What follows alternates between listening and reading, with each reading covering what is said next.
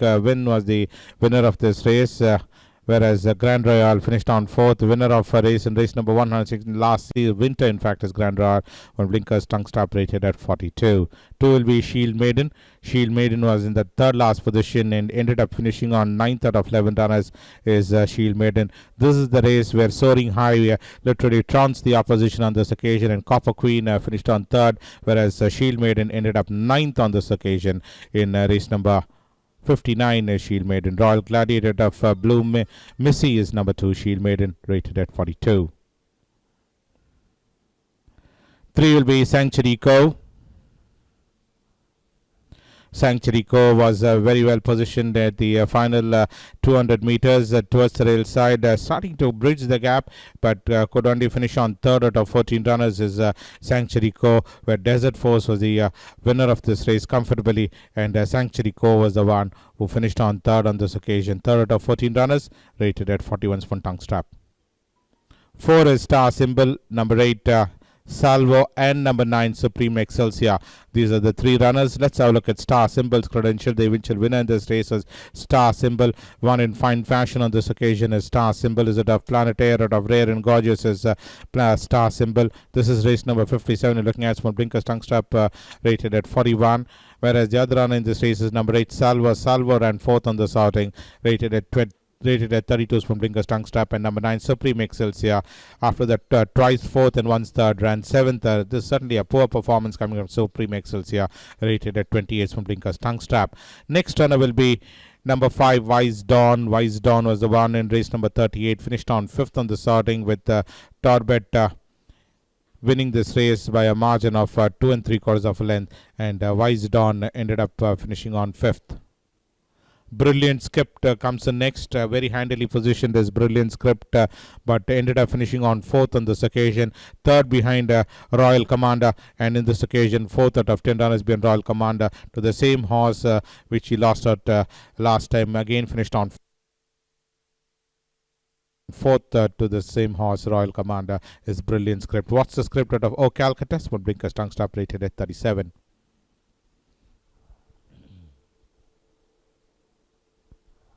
7 will be Divina.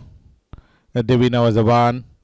The colors of blue with the yellow V, blue sleeves with the yellow spots and spotted cap is Divina. Sedgefield out of Dixie Dahalin is Divina, who started off his campaign with a 5th behind Wakeful, and in this occasion 3rd out of 11 runners. Tifosi was the eventual winner, rated at 32. Sporting drop nose band is number 7 Divina.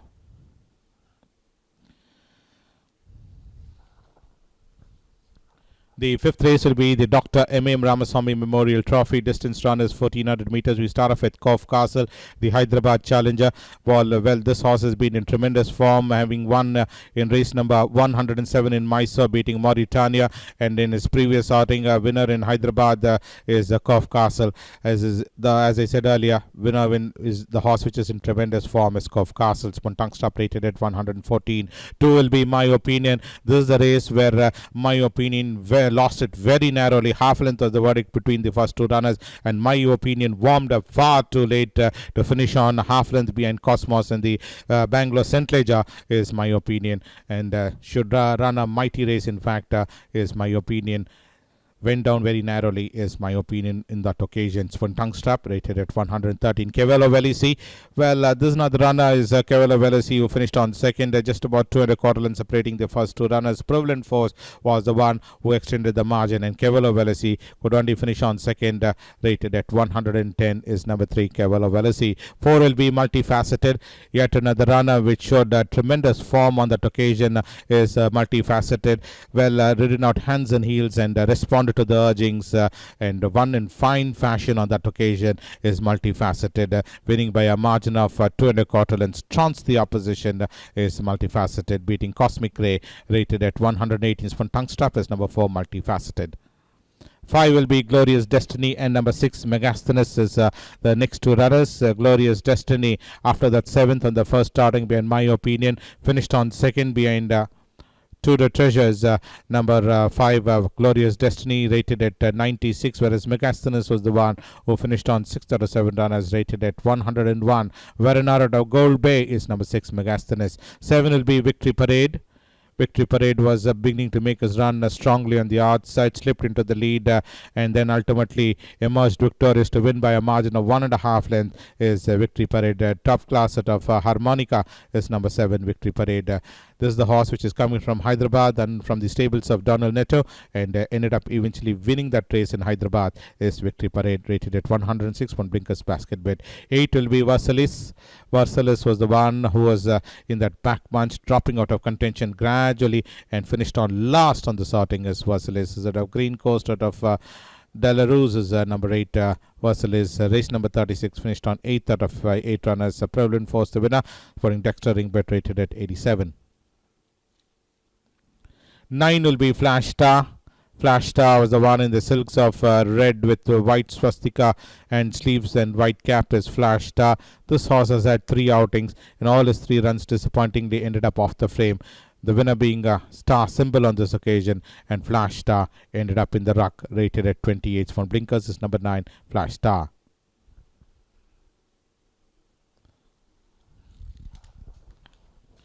Welcome back, ladies and gentlemen. We move on to the feature event of the day, the running of the South India Derby Stakes Grade 1. Distance run is 2,400 meters for terms for Indian horses 4 years old only. We have a look at number 1, Bold Legend.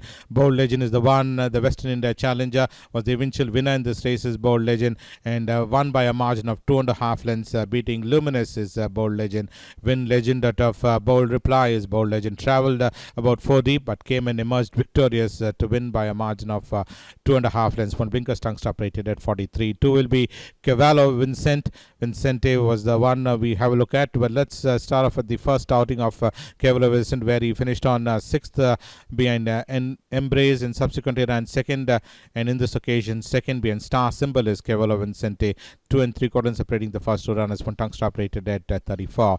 3 will be Giant Star. 4 Hope Island, and number 8 Timur, and number 9 Vachan. These are the 4 runners we look at. Giant Star was the one which put in that spirited run and came and finished on a fine 3rd on that outing, just about long neck shorted separating the first 3 runners.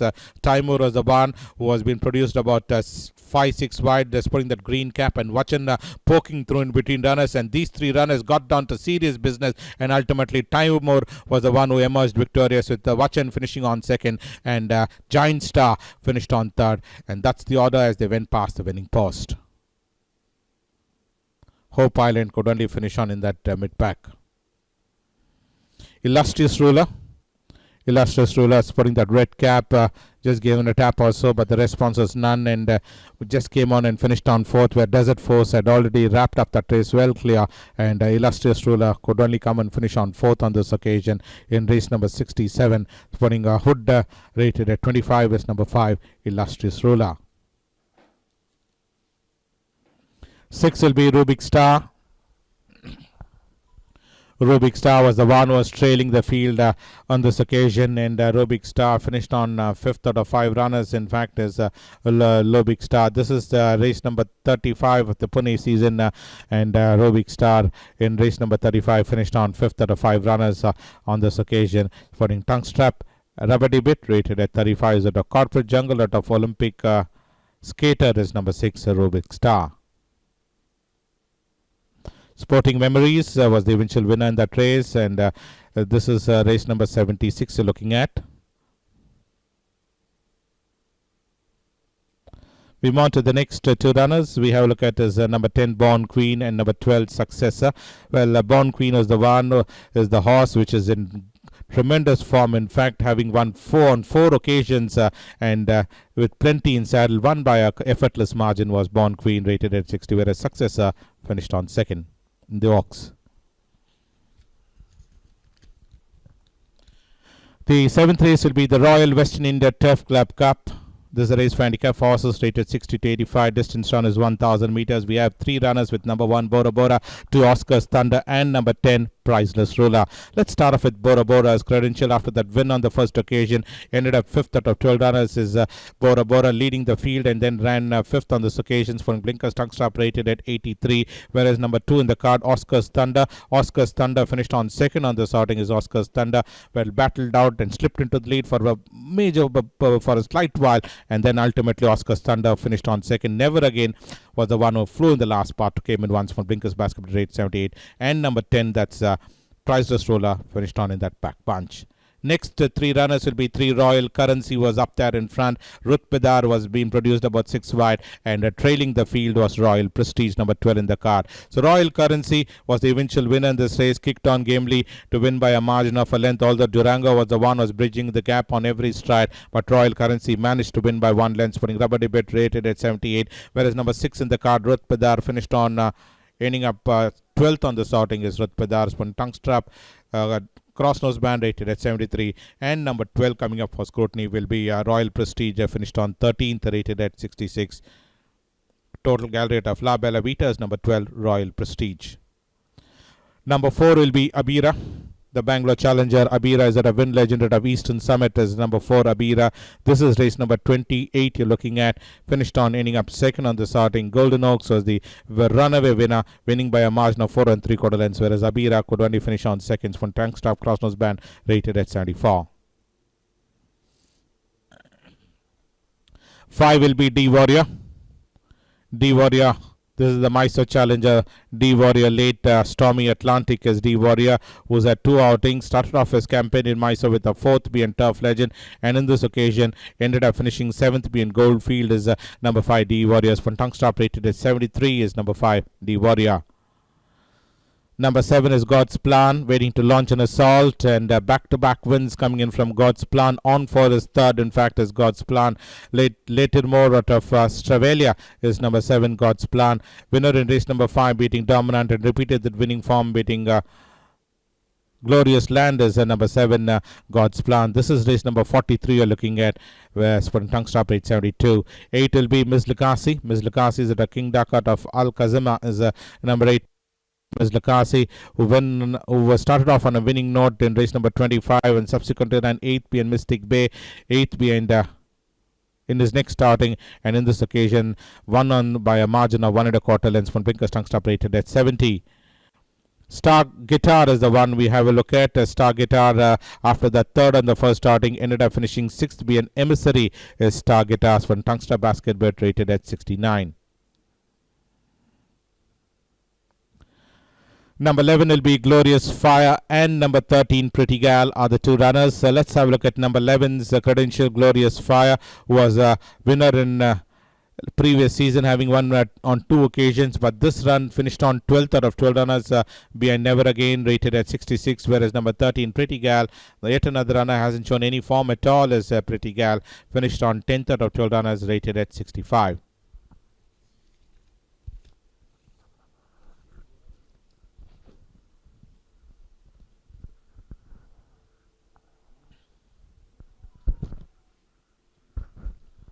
We move on to the last race, the Turf Authorities Cup. Handicap horses rated 40 to 65. Distance run is 1400 meters. We have a look at the first runner coming up will be Breaking Bonds.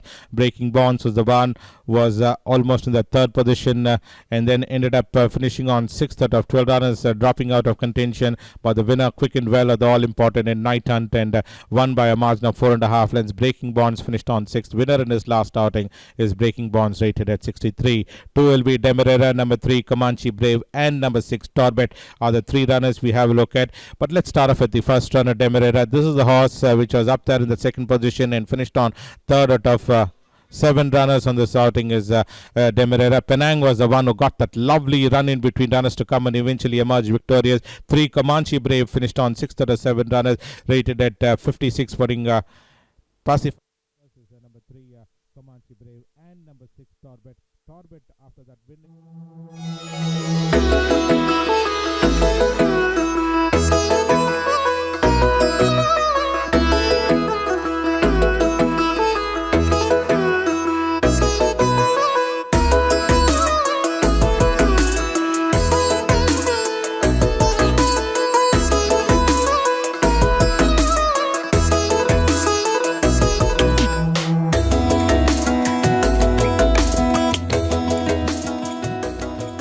Bed India Races சார்பாக உங்கள் அனைவருக்கும் எங்கள் இனிய பொங்கல் நல்வாழ்த்துக்கள்.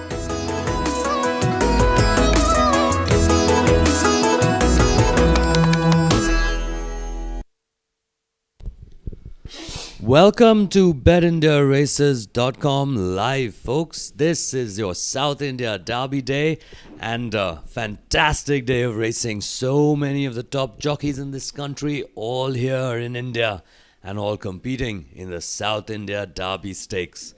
For now, we're starting the day off with the AMM Arunachalam Memorial Cup. This is for maiden 3-year-olds and it's a 5-furlong race. 7 will contest because number 2, Royal Eminence, has been withdrawn. Now you could just see MP Vishesh there with Shrikant Kamble. Those are the connections for Ginger Snap. In your picture now is Subjugate. RN Darshan rides this daughter of Phoenix Tower for KS Mandana. She's had a run as Subjugate. She's run 4th in her last start and her only start in fact. She's one of only 2 horses who've had a run benefit. Amendment. That's number 4. That's a nice filly as well. Tagula out of Fossimo Simple. Oh, some nice silverware that's on display. Shrikant, welcome to the studio once again on Pongal Day. And hey, that looks like some pretty nice stash there. Thank you, Niyal. Oh, very well. I would, if it was possible, I could take all that silverware home and decorate my cabinet show. Well, they started to leave the paddock here, folks. Number 1, Ginger Snap. Shrikant Kamble has just left the paddock. Now, there's number 2, that's Tudor. Now, Tudor has had the run benefit and run 2nd on debut as Tudor. There's number 4, Amendment. Akshay Kumar is up. There's number 5, Annexed. C.A. Brisson rides that for B. Suresh. Here's Elegant Touch then. That's number 6, S. Zarwan in the saddle. Royal Treasure with Nakat Singh.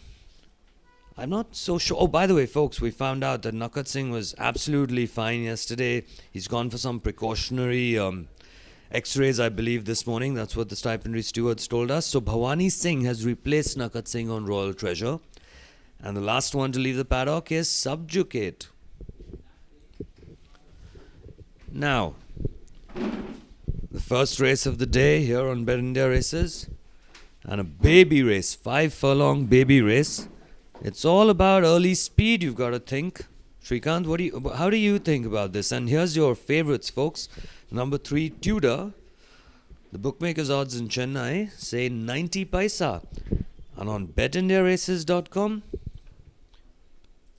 not much different. Tudor is definitely the favorite here on Bet India Races, but paying 14 rupees for a tenner. Number 4 is your second favorite, paying 57 rupees for a tenner, and that is Amendment. Now, Tudor had a very nice first start, did the son of Lucifer, Sam. He ran 2nd on debut to a very, very decent type horse in Race for the Stars. Now, that was a Robert Foley trained horse, and he was very close, just 1 3/4 of a length. Definitely showed us that, he's got some zing about him. He's put on a bit of weight as Tudor from his last start, 8 kgs up, and Subjugate also has put on some weight. She's 9 kilos up. Not any particularly heavy horses here, you've got to think. Not very large horses. And for a sprint, small, compact, light horses are the way to go, you've got to think. Now, we do have our racing correspondent who's taken some interviews. Let's go straight over to Sohail Mohammad and find out who he's got with him for the first race of the day. Ladies and gentlemen, while wishing all our viewers a very happy Makar Sankranti, we'd like to welcome you to Madras Race Club for the big day, running of the South India Derby Stakes Grade 1. 8 races for the day, and let's see what happens during the course of the day. While we talk to our professionals, we have once again with us our expert Fahad Khan. Wish you all a very happy Pongal and a happy Sankranti, and hope you have a wonderful day today. Well, moving into the first race, the AMM Arunachalam Memorial Cup for maiden horses 3 years old only. Here, a horse number 3, Tudor, which has already had a run this season, ran a good second last time out in the Christmas Cup. holds an advantage over Subjugate. These two horses have a good advantage over number 4 Amendment, a got abroad, working very well. But here, I feel horse number 3 holds an advantage, and it should be a 1, 2, 3 from 3, 4, and 8. Horse number 3, Tudor, has also got benefit of run along with horse number 8, Subjugate. There you are, ladies and gentlemen. You heard what our expert said, and let's go down to the Madras Race Club and join the live action there. Thank you so much. Well, that's there, folks. You heard from Fahad himself. Happy Pongal to everyone. Let's start this day with an exciting race. This is a 5 furlong race. Only 8 horses running. It'll be show of speed. Only 7 horses running, with Royal Eminence being withdrawn. Well, it all depends on the rider, how he leads up to the starting gate, and also that is Elegant Touch. Zervan has taken his legs out of the stirrup and hacking on his way to the starting gate. Okay, this is going to be a nice experience for the horses, and very well run race. As soon as the gates open, they just go to the post. Like, there is nothing, there is no strategy, no pace. Whoever hits the front will get the running in the straight and finish well. And the experience matters, folks. Now look, Tudor has had a run second. Tudor knows exactly what the track feels like. He's been in a hard race. His owners, Mr. Arunachalam and Sanskrit Stud Farm Private Limited, should be very, very, well, for lack of a better word, bullish. Because Tudor is the horse to beat here. There's no doubt about that. Now, having said that, there are so many unexposed horses here, right? Like Royal Treasure, she looks like a very nice filly. Does the daughter of Gutefan out of Fleeting Affair. She's just there in your picture right now. She's a nice, big, strapping filly. Elegant Touch with Zervan, Corporate Jungle out of Matilda, and Subjugate. Let's not forget Subjugate. Subjugate's had a run as well. So now here's all the change of jockeys, folks, because Nakat Singh, obviously a very popular jockey, so he had a ride in virtually every single race. Those are all the jockeys who will be replacing him after his stumble yesterday, but I can assure everybody, Nakat Singh is absolutely fine. He's just gone for some precautionary x-rays. He's walking in a hospital himself. He's walking out himself. So absolutely nothing to worry about there. And we touch wood and pray for him as we say that. His fall looked very bad yesterday, and the race was even declared null and void. Well, yeah, it looked bad, and all the jockeys are trained to roll over after falling, and he did exactly that and saved himself from any mishap happening.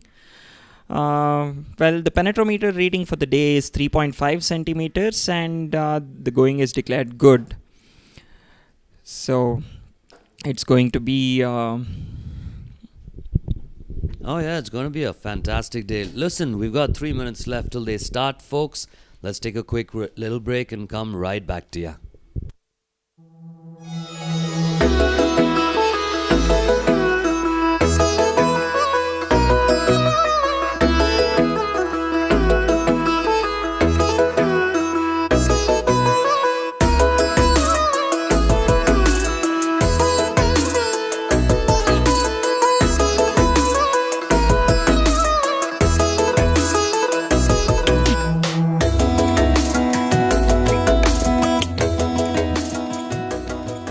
Bed India Races சார்பாக உங்கள் அனைவருக்கும் எங்கள் இனிய பொங்கல் நல்வாழ்த்துக்கள்.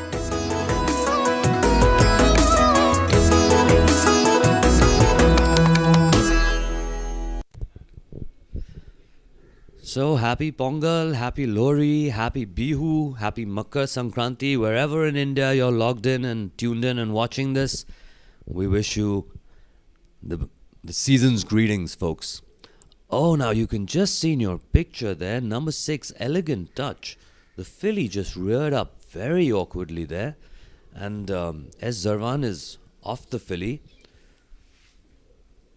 He's gone into the frames of the gate now, S. Zarvan. He's going to be drawn 3. The rest of the horses are just walking around very calmly, very peacefully.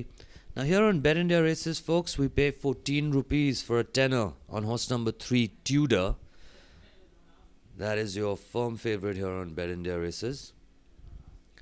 And I can understand why. He's had a start, he's run second in that. Logic says that he would have improved on that a little bit. So, and it's one of the big days. Mr. Arunachalam, he's a steward at the Madras Race Club. So you'd expect this horse to put in a good performance and start the day on a winning note for B. Suresh and for Mr. Arunachalam. A few of the jockeys have dismounted. Zarwan most certainly has. I think the rest of them are up, and I do believe that I can see Mr. Shapur Mistri's colours as well, sitting in draw number 2.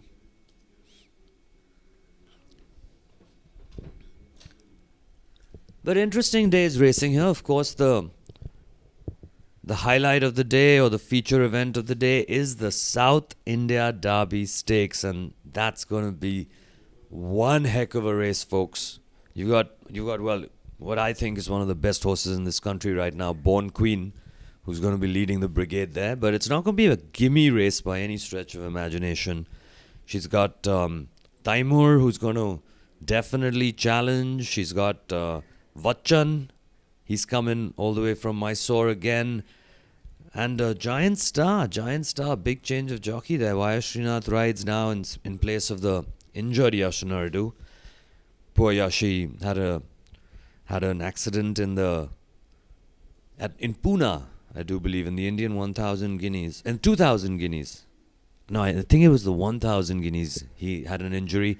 He's broken his collarbone, unfortunately, poor chap. We do wish him a speedy recovery. Now, most of them are getting in. Now, here we go. Zarwan's mounted back up on Elegant Touch and trying to move forward towards draw 3. Whereas RN Darshan is waiting in the frames of the gate for Subjugate to come and join him in there. Zarwan's horse was the one who just reared up. Well, they're almost all in there, folks. Let's go over straight to the commentator for the first.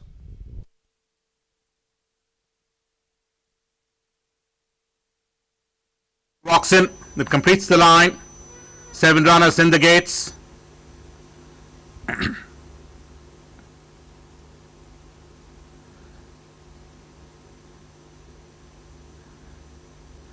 Status orders and off they go for the running of the AMM Arunachalam Memorial Cup. And on settling down to race, Tudor on the far side, Subjugate towards the rails as they fight for supremacy. And up there in front, it's now Subjugate now decides to take it up by about a length in front of Tudor in second. Right on the haunches comes the next is Amendment. The one on the inside is Elegant, being joined on the outside by Annexed. Then comes Royal Treasure, close last. Tailing the field is Ginger Snap as they come towards the home straight.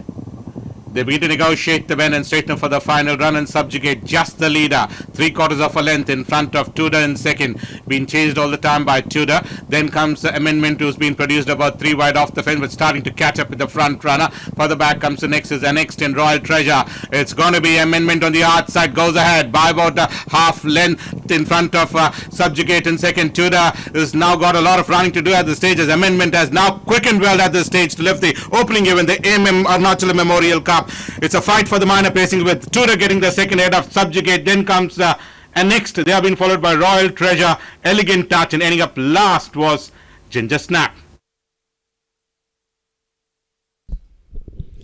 Well, we have an upset in the first race, and this is what happens on the big day. Everyone wants to bag a race and take the winnings back home, and the glory too.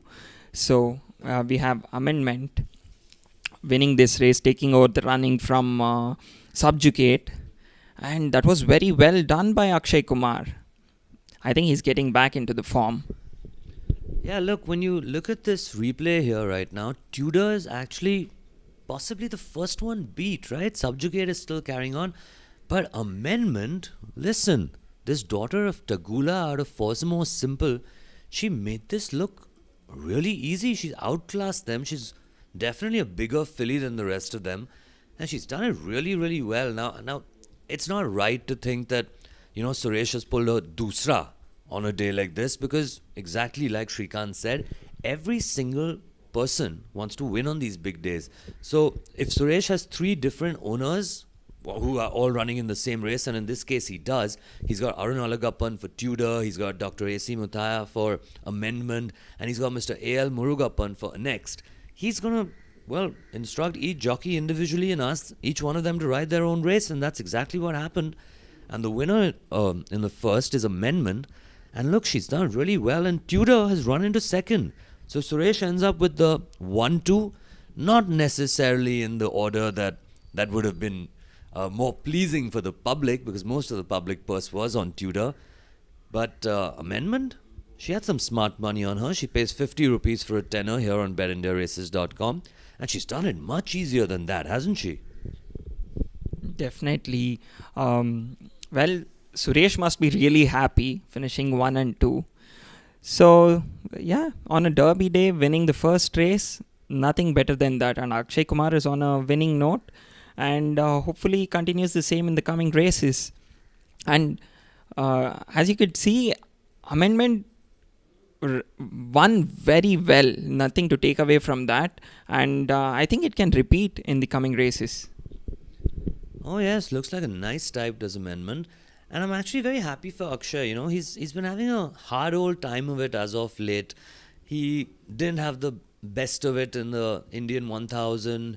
He got he got replaced in the Indian 2000, and he's not exactly been coming out and winning big races. You know, he's been running into seconds. He ran second even in Hyderabad in the 1000 guineas.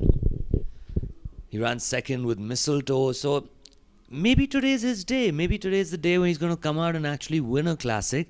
He rides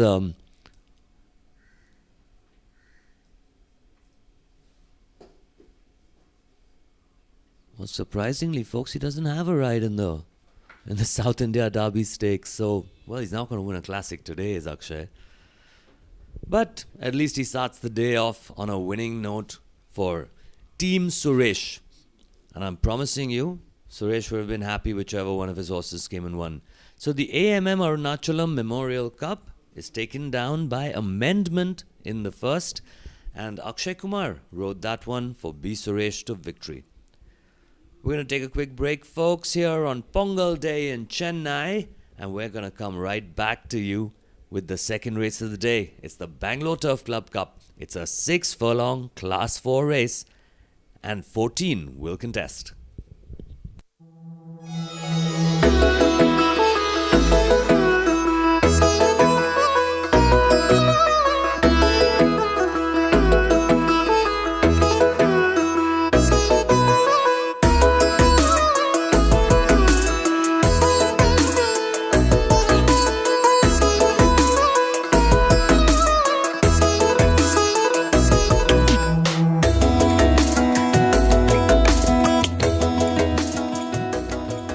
bed India Races சார்பாக உங்கள் அனைவருக்கும் எங்கள் இனிய பொங்கல் நல்வாழ்த்துக்கள்.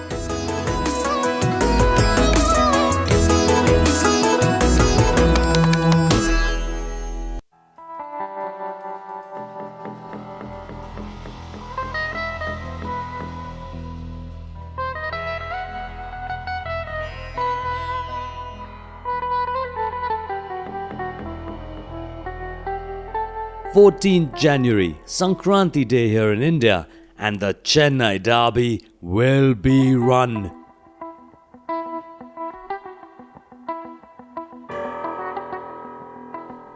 You've got one of the best fillies in the country in Born Queen taking on the winner of the 2000 guineas in Taimur. What a matchup this is going to be. What a fantastic race. Live and exclusive in Chennai on betindiaraces.com. You don't want to miss this one. She has got a beautiful temperament that there you win half of the race itself. Like people say, you have a good jump, you win half race. If the horse has got a good temperament, you win half the race. So she has got the best temperament, and that is the biggest advantage of that filly. Yeah, by God's grace, she has won all her starts, and by God's grace, I hope that she wins the South India Derby also. She has proved herself the only filly in that company to win 1.5 miles. which I have a better advantage over the other horses. They have only run 1000 and 2000. I have run the Oaks and I have won the Oaks. So the same company will be running, except for the new horse are the 2000 guineas runners, some of them. And I am confident that I will win. It all depends on the run of the race. If the run of the race was a little fast, she would have clocked much better timing. The run of the race was slow, so obviously the timing is going to be. Distance races.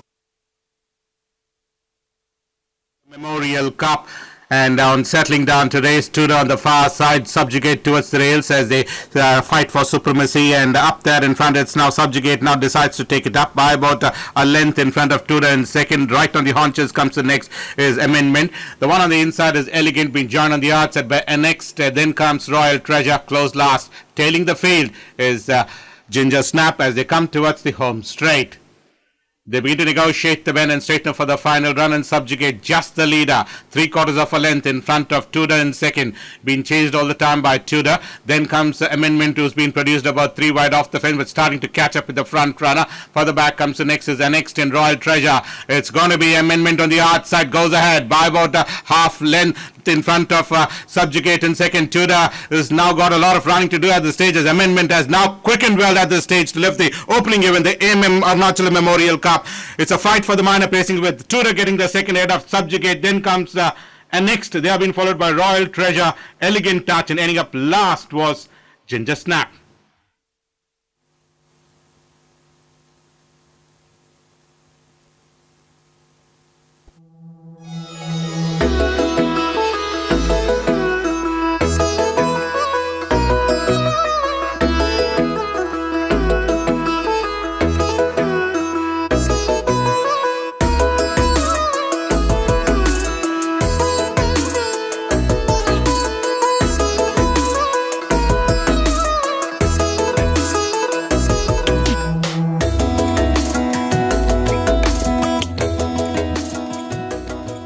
Bed India Races சார்பாக உங்கள் அனைவருக்கும் எங்கள் இனிய பொங்கல் நல்வாழ்த்துக்கள்.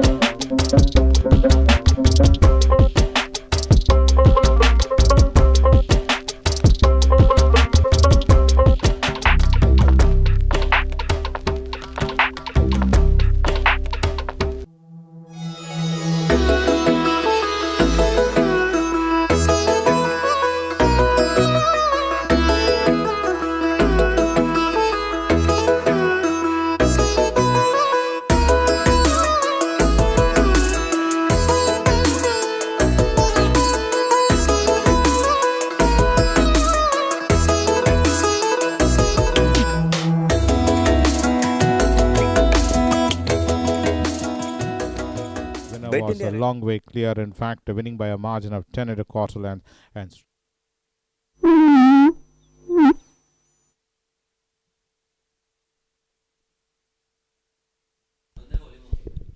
well, we have the presentation for the AMM Arunachalam Memorial Cup, and we have all the stewards present over there looking good. All are prepped for their looks for the Derby Day, and hopefully that's how beautiful it is looking out there, like in your pictures. Oh, that's a nice silverware too. Well, Suresh seems happy to receive the silverware. All congrats to the team of Amendment. Well, Suresh is also receiving the trainer silverware. We have Akshay Kumar, who's going to be riding in the Golden Brown in the next race. Do not confuse yourself with on Amendment. He was riding on Mr. A.C. Mutaya's colors. Well, there you go. We'll get back to you with the Bangalore Turf Club Cup Division 2 soon after a break.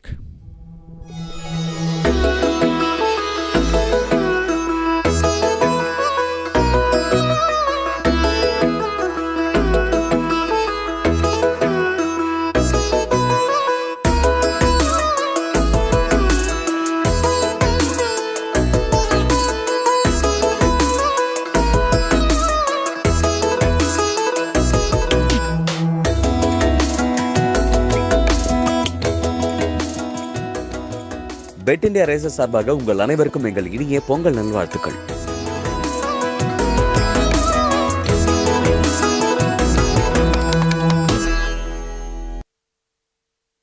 Coir came and eventually won on this outing by a margin of 3/4 lengths, slipped into the lead, hard at work, given a couple of reminders, and ultimately just managed to win by closest of margins. 3/4 lengths was the verdict between the first two runners, but did manage to win. Is Coir Arabian Gulf out of intrigue as Tonguestrap rated at 38. 2 will be Royal Dreams. Royal Dreams was the one who was in that mid pack, was Royal Dreams, sporting that brown cap, bouncing on the saddle, and Royal Dreams after that win in race number 31 ended up finishing on 5th out of 10 runners as Royal Dreams, sporting Blinkers Tonguestrap rated at 38 as number 2 Royal Dreams.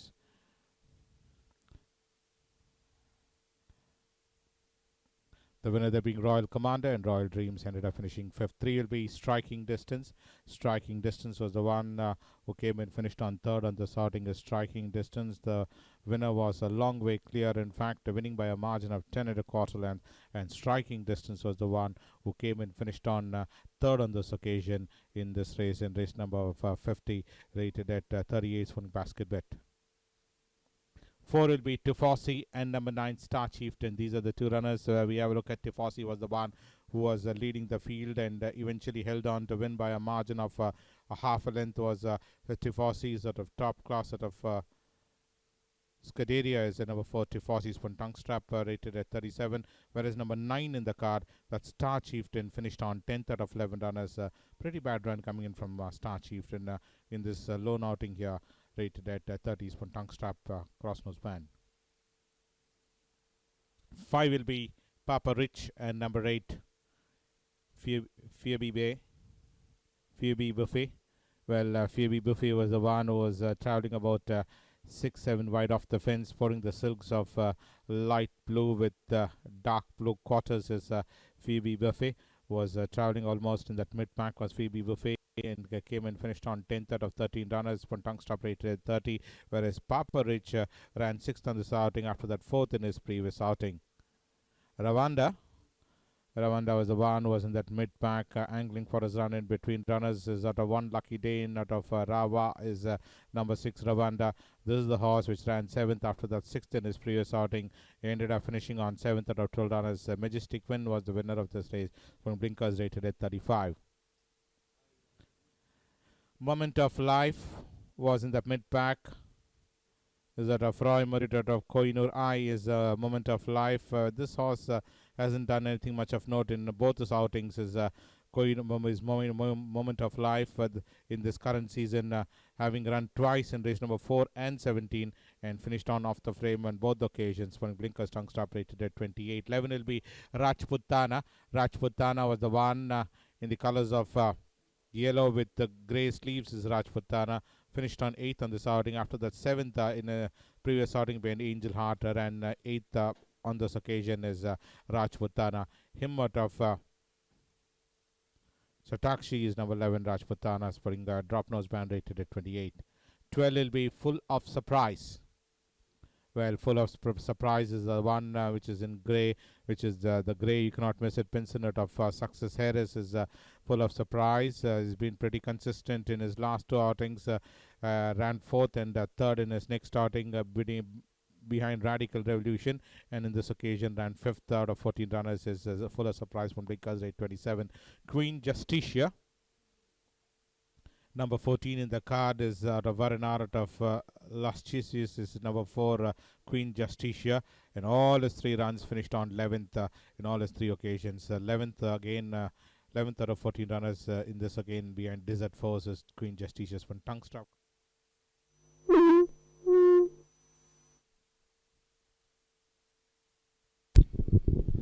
Well, that was a very long preview, simply because there are 14 contesting in this race, folks. Now, here's number 1, that's Choir. Asfar Saeed rides that for Fahad Khan. Here's Royal Dreams. Now, Akshay Kumar will take some confidence into this race with Royal Dreams. He's just won the last. Here's Striking Distance. Trevor's riding that, and he's waving, saying hello to everyone. He's probably wishing everyone a happy Pongal. All our patrons here on Bet India Races. And if you're watching us from up north, like I'm sure people like Mr. Tegbir Brar and the other folks at Sarainaga are, then we wish you a very happy Bihu as well. Now, this is going to be a very competitive race, folks, because, you can see the bookmakers' odds there. That's in Chennai, and you've got three of them, virtually all at the same price. Number 4, number 3, number 2. Now, on Bet India races,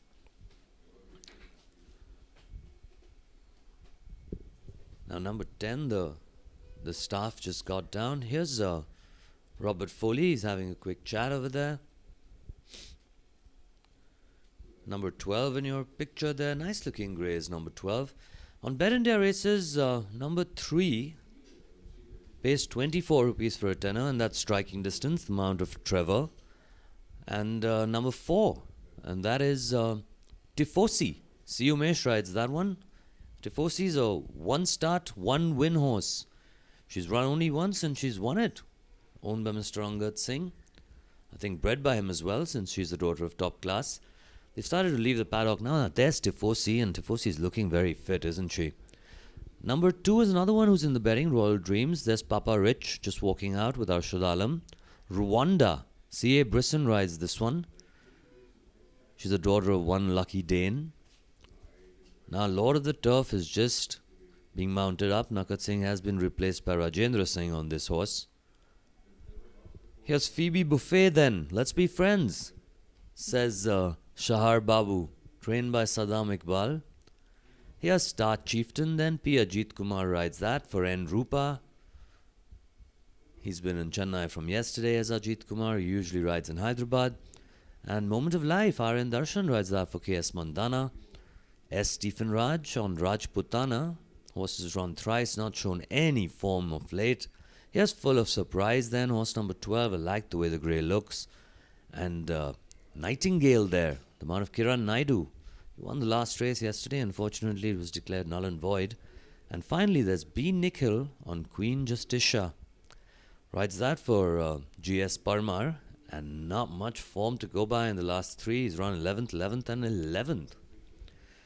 So, the man of P. Trevor, that's striking distance, trained by J. Sebastian. She's a 5-year-old daughter of Dean's Kitten. She's run 3rd in her last start at striking distance, and she is your firm favourite here on betindiaraces.com, paying 22 rupees for a tenner. But hey, what do we know? Let's go find out what one of the experts thinks is going to come out and win. Our racing correspondent has got Mr. Fahad Khan with him to find out exactly what is what in Chennai. Let's have a quick listen to them. Second race, the Bangalore Turf Club Cup. Ladies and gentlemen, there are as many as 14 runners in this race. We shall start off discussing with Fahad, and Fahad has got horse number 1, Choir, which won a race, I wouldn't say very impressive, but it was a hard-fought race, and he started off the challenge by winning the race 3/4 of a length. Fahad, your views? Yes. Well, moving to the second race, the Bangalore Turf Club Cup. I have a good runner into this race, number 1, Koya. Yes, definitely penalized after her last run, and that's why me taking allowance again with the same boy on. But now she has a stiff opposition with horse number 3, Striking Distance, with jockey P. Trevor on board. It's going to be an exciting race, and I just hope my Hopefully runs true to her merits, to her form. She's been working very well, and she lives up to my expectations and be a winner in this race. But the horse definitely a danger would come from number 3, Striking Distance, and horse number 2, Royal Dreams, who's been little inconsistent running the 2000 meters last time, again coming back to a sprint. But I feel sprint is his ideal distance, being from La Bella Vita line. I feel she should only sprint in this particular race. So I think the 1, 2, 3 is clear, like 3, 1 and 2 can be anything. Alright, the top 3 are the 3, 1 and 2. Our expert says, ladies and gentlemen, keep that in mind while we'll take you to the Madras Race Club. Thank you so much. Well, folks, you heard it there from Fahad. 3, 1 and 2. He doesn't include number 4, Tifosi, in that, but we will. Now, let's show you the carried forwards that are there today. All the brought forward amounts on the 14th of January here in Chennai. In the first race, we had 8,935 bucks carried forward. Now, directly straight in the fourth race, we got almost 2.5 grand. Fifth race, $2,200. But the seventh race is the big one, yeah? $9,000 that has been brought forward in the seventh race. And that's the exotic pool that you want to go out and put some money on.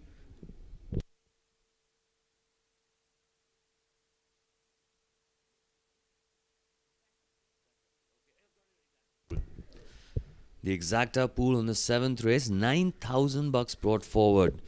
So definitely go out there and take a chance on one of these exotic pools. Let's go back to the live pictures now. Now here we go. Here's your favorite, folks. Striking distance with Trevor. Cantering down rather, now just broken into a trot. Nice blue sheepskin noseband. It matches up with the colors of the owner. And in Chennai, well, 4.5 to 1 is striking distance, and your favorite is Tifosi with number 3. Striking distance, I beg your pardon, is second favorite there, just about 4.25, and Royal Dreams 4.5. Now, Fahad made a very valid point there, Shrikant, that the La Bella Vita, the Dam of Royal Dreams, she's by David Livingston out of La Bella Vita, that's an out-and-out speed line. And Royal Dreams has won, not on the previous start, but won before. Ran 5th on her previous start as Royal Dreams. The only problem here is, will a filly be able to carry 60 and give weight and a beating to other horses that are, well, actually just turned 4? So they're 3-year-olds technically. Well, I can certainly explain what would have run through the connection's mind.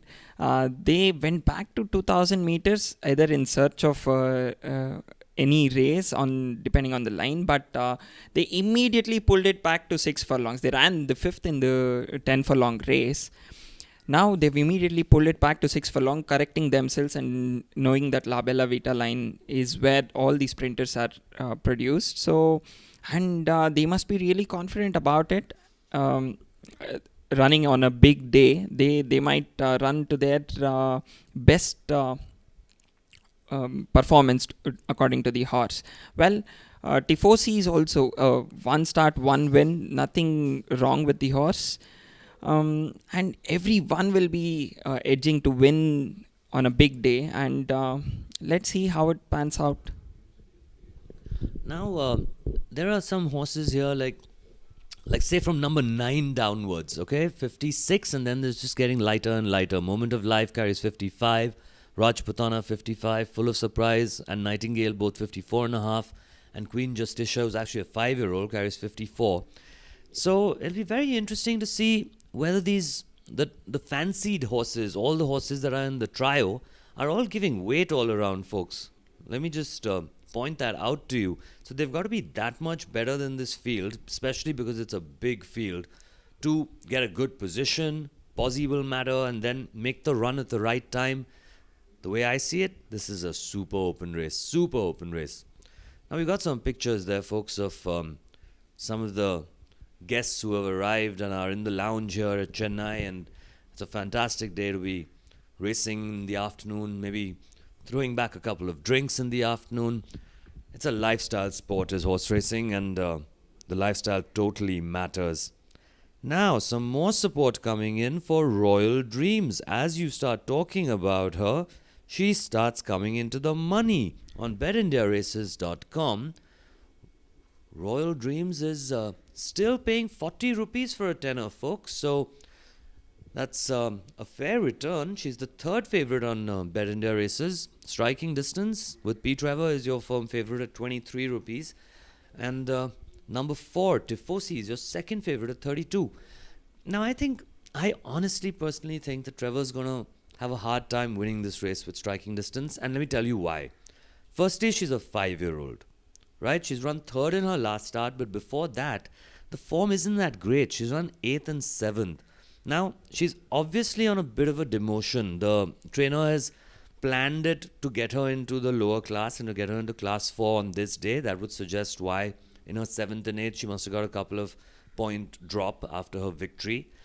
But I don't know, I just feel that carrying 60 and giving younger horses weight is going to be a tough task and a tough ask, in fact, for striking distance today. Trevor Patel will, of course, do his best, and I'm certain that a good jockey in the saddle improves a horse's chances. But hey, I keep saying it's called horse racing for a reason. and the horse has to do most of the work, if not all of it. So, striking distance a bit suspect for me. I'm totally in favor of Royal Dreams. I think that she's going to be the one that they're all going to have to beat. Akshay is going to take the confidence of his last race victory into this. And it's those colours, aren't they, Srikanth? In Chennai, on Chennai Derby Day, you're always going to sentimentally sort of tilt towards the golden brown, Dr. Ramaswamy's colours. This was his home track. He's won more classics here than anywhere else in the country. And he is your unofficial Guinness Book world record holder as far as classics go. 600 odd was the last count, if I remember correctly. And boy, no one's going to catch up with him. Not even Sheikh Mohammed. There's very, very little chance of that happening. They've started to load here then in the second, and fair few of them getting in there. Lord of the Turf moving into draw number 1. Nakat Singh has, of course, been replaced by Rajendra Singh.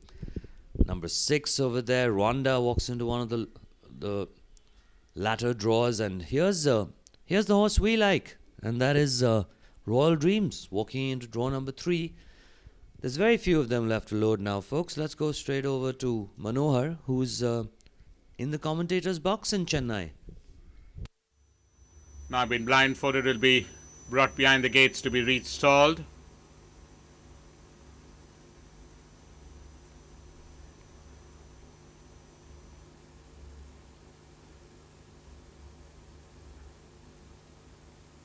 Will be backed in is Coir. Coir has been backed in. They're all in. 14 runners in the gates.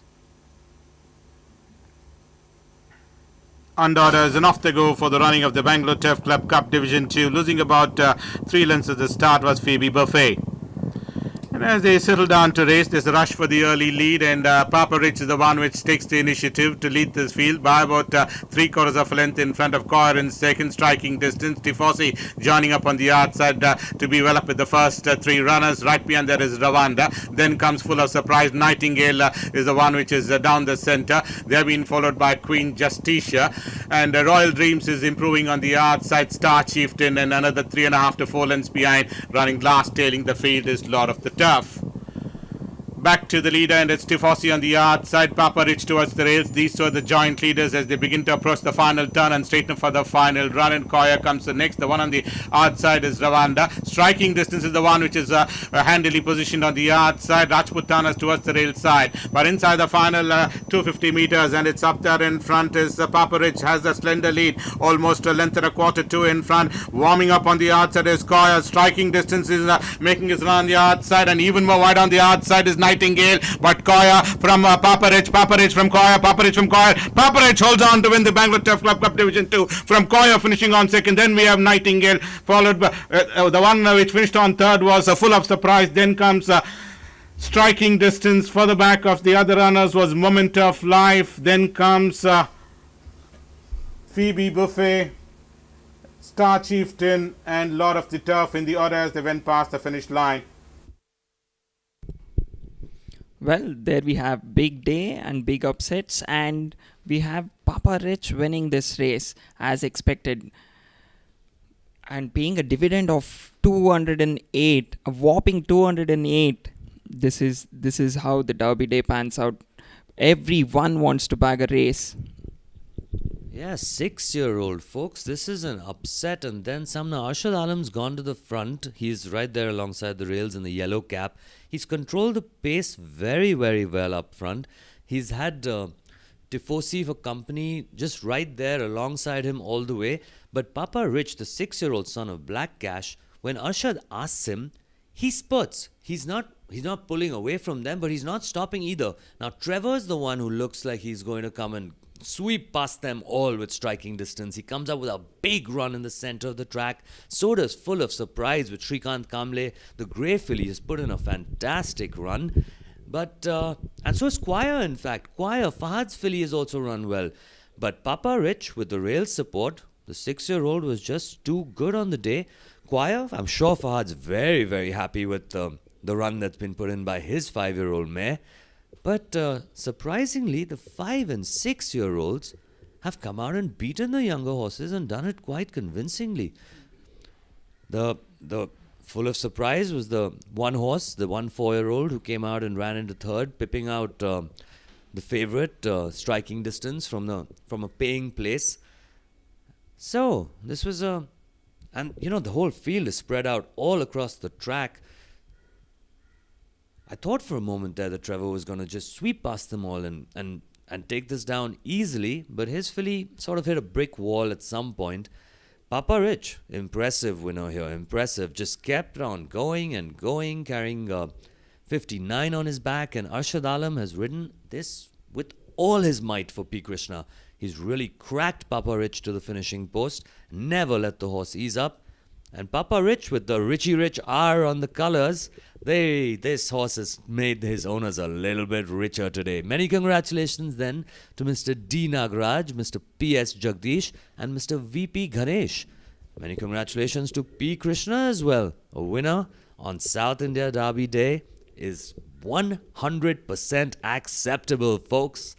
Any stable will take it. Any stable will take it. And when you've paid 208 rupees as a dividend, that is fantastic as well.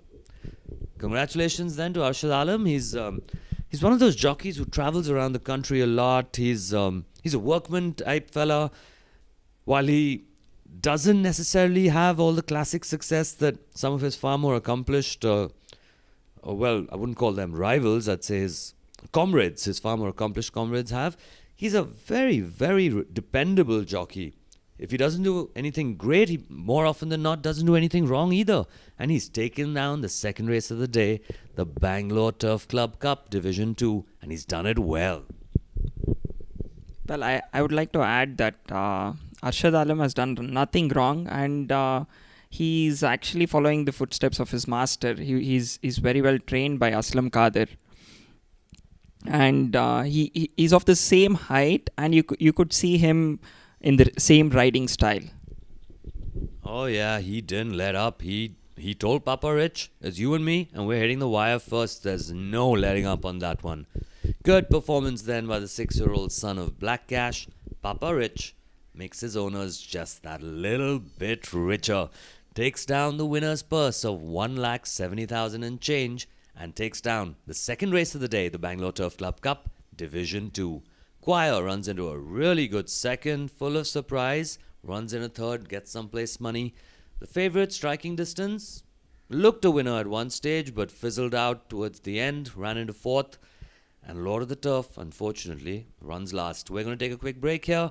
We will come back to you then, folks, with the third race of the day, and that is the Bangalore Turf Club Cup, Division 1.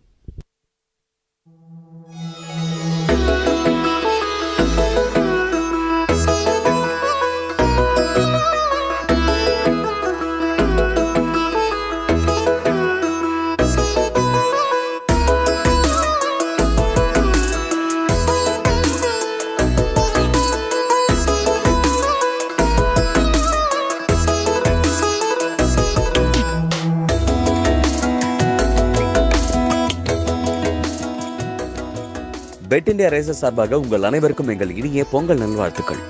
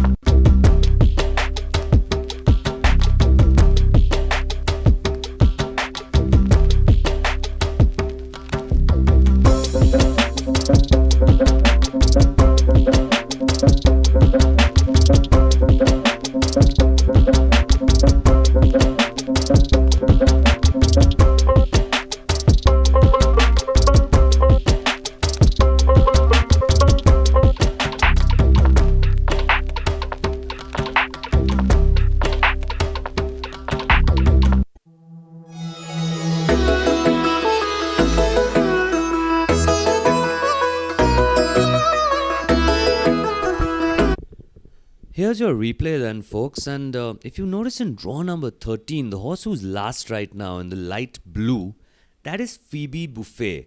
Now, Shahar Babu has jumped a bit slow. He's dead last right now. The horse in the light blue, dead last. Your winner is up front and is now moving to take over the running is Arshad Alam. Shahar Babu, in the meanwhile, has started making a big move on the outside. He's slingshotted around the entire field. Just notice the light blue in the white cap. He's set his horse alight very early. He's travelled the longest way. Again over here, he comes on the outside of the grey, full of surprise. He's really, literally travelling, I don't know, maybe about 5, 10, 15 lengths more than anyone else at this stage. Now at this point in time, he ducks back in. He's gone back in because the horse doesn't have that much left in the tank to offer. She starts hanging in. And from that position, folks, Shahar Babu runs into 5th on Phoebe Buffet. So Phoebe Buffet is definitely one for your notebooks then. Now here we go. The winner does it very well. Another one for your notebooks is full of surprise. The horse was run 3rd, the trained by MP Vishesh. And your winner was just too good on the day, was Papa Rich. We're going to take a break and come back to you once the horses are in the paddock for the 3rd.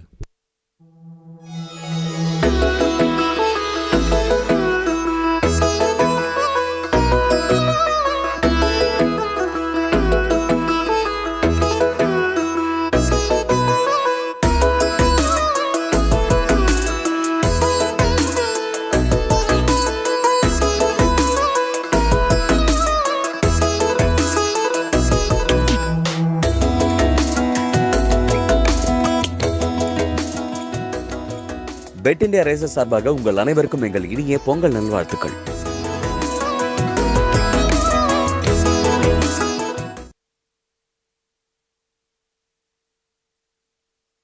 Right throughout and finished on the 3rd itself is the Copper Queens from Tungstop rate 45. 3 Starfling after the second in his first starting ran 6th out of 4. 11 runners in his next starting behind soaring high is the Starfling. From Blinkers Tungstop rated at 43. Number 6 coming up for scrutiny will be Shalem. Shalem ran second after winning the race in his next 2 outings, ran second rated at 42. And also number 11 in the card Highland Light finished on 10th out of 11 runners rated at 33. Putting Blinkers and Crossnose Band is number 11 Highland Light. 2 will be Star Convoy and number 10 Absolute Authority. Star Convoy was the one who finished on 3rd on this occasion. This is race number 62 you're looking at. Finished on 3rd out of 13 runners.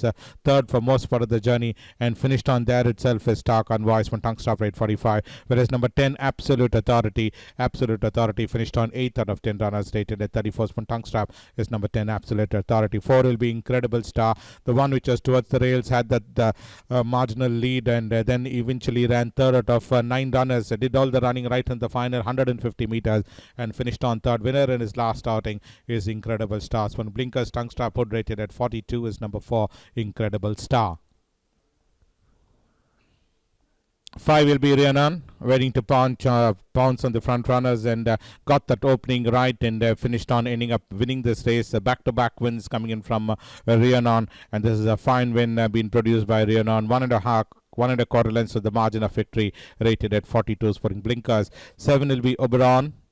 Oberon is at a Phoenix Star out of Oasis Gold. Is Oberon finished on 7th, just one outing this season, and finished on 7th out of 11 runners, 3rd for most part of the journey, and ended up 7th out of 11 runners. Star Wishes was the winner, whereas Oberon finished on in that pack punch for Tungstar basket bid rated at 41.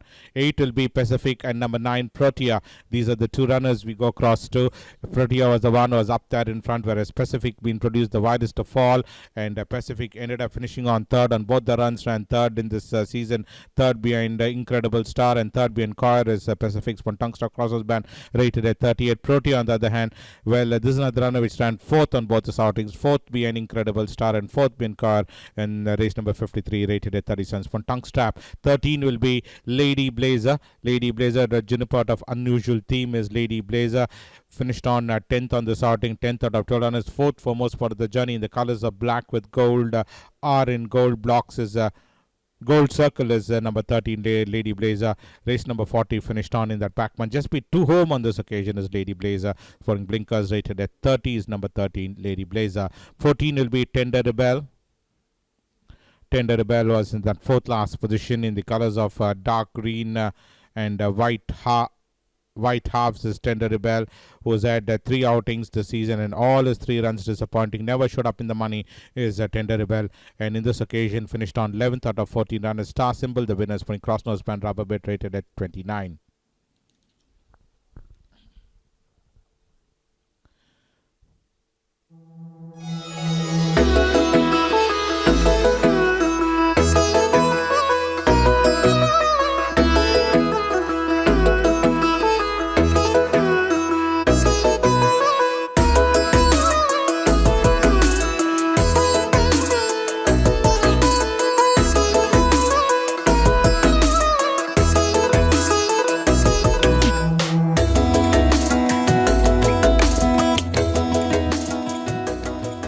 Bed India Races சார்பாக உங்கள் அனைவருக்கும் எங்கள் இனிய பொங்கல் நல்வாழ்த்துக்கள்.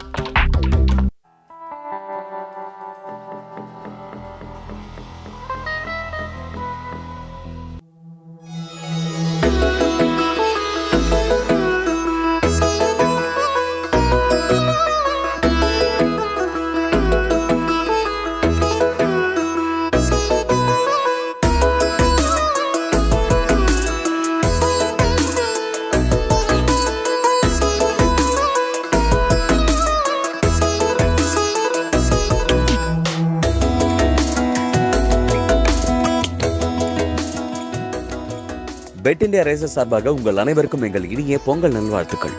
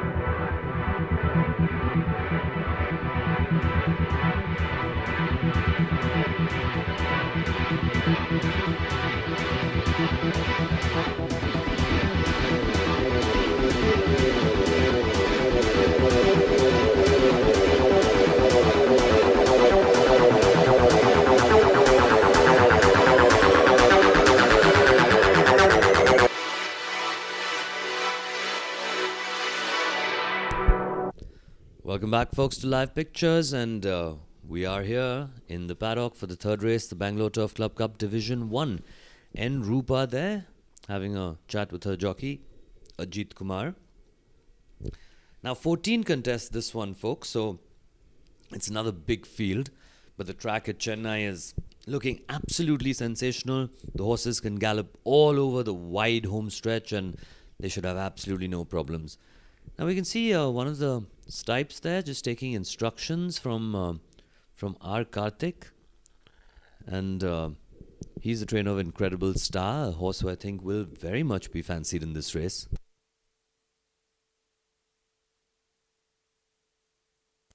So as the runners and riders are still waiting to mount up, folks, on Bet India races, Shalem, that's horse number 6, is your favourite, paying 19 rupees for a tenner. Number 1, that's Copper Queen, in the colours of Mr. Palya, Mr. Cyrus Palya, is your second favourite, paying 48 rupees for a tenner.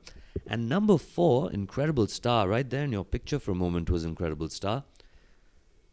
The 5-year-old daughter of Win Legend out of Integrate, paying 64 rupees for a tenner. Now let's have a quick listen to what the racing manager for the MAMR stables, Mr. Vincent, thought of Incredible Star's chances in this race. We are on to race number 3, ladies and gentlemen, horse number 4, Incredible Star. If one looks at the statistics, in her last 7 starts, she has been very, very consistent. What do you expect from Incredible Star this race? This filly started sporting hoods from this season, and with the hoods, she won the first outing. And the last race, she tried to steal the race away in a start-to-finish tactics. But yes, there are some good horses to face, and handicap, we were in the top-weighted range. So that did cost her in the last furlong. We plan to have a different tactic this time and handle the set in a better way. And as you said, she is a very, very consistent filly.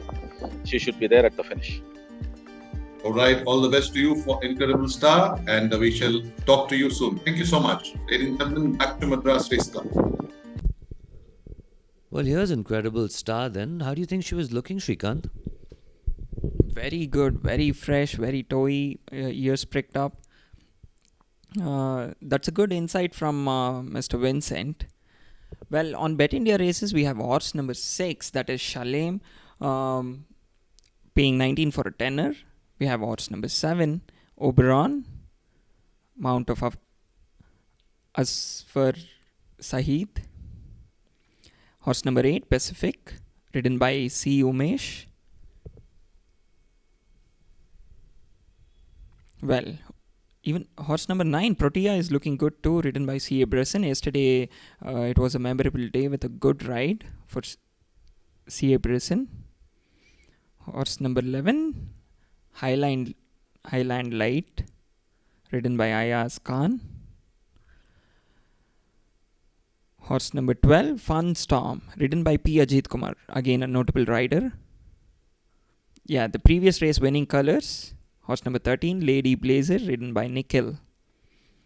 Horse number 14, looking good, carrying bottom weight of 52, ridden by Kiran Naidu, trained by MP Vishesh.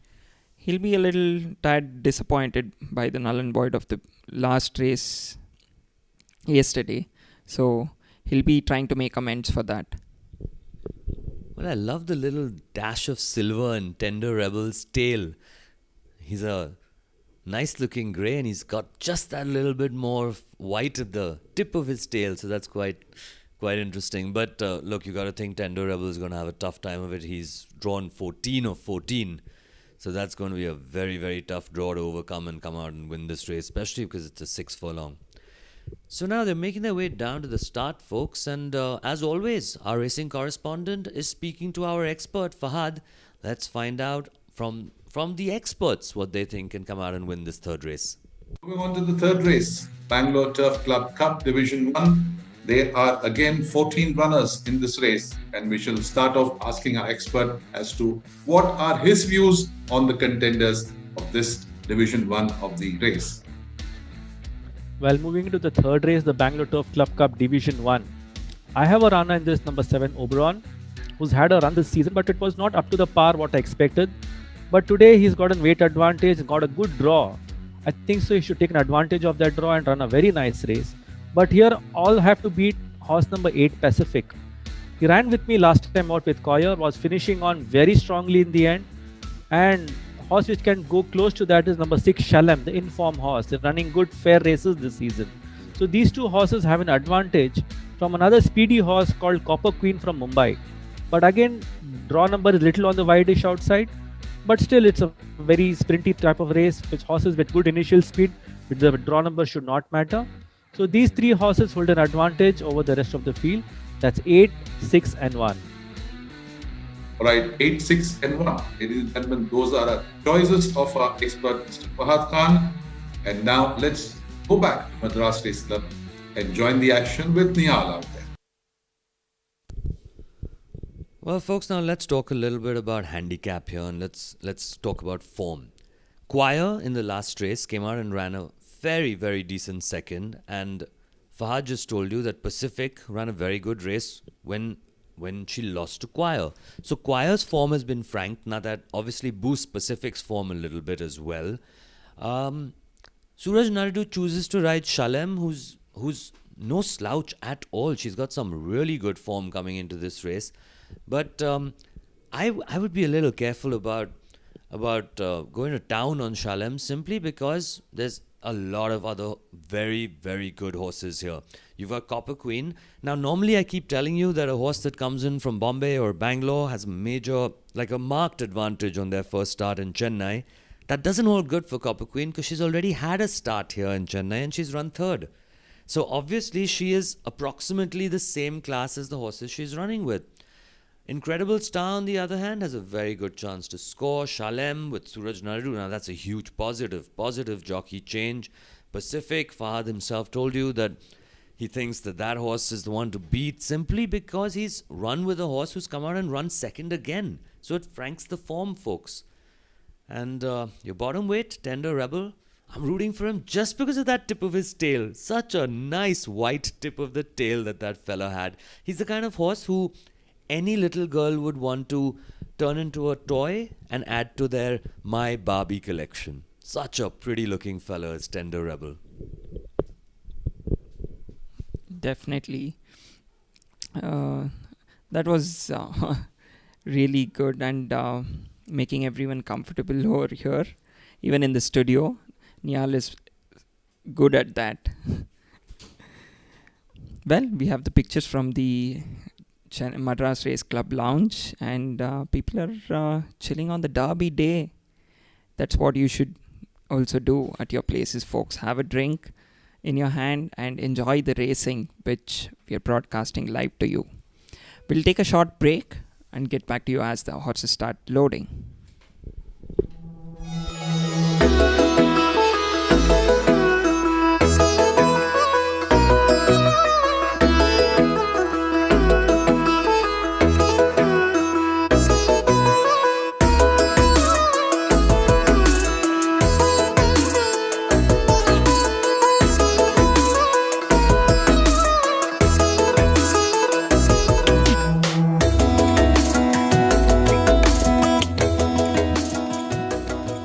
Bed India Races சார்பாக உங்கள் அனைவருக்கும் எங்கள் இனிய பொங்கல் நல்வாழ்த்துக்கள்.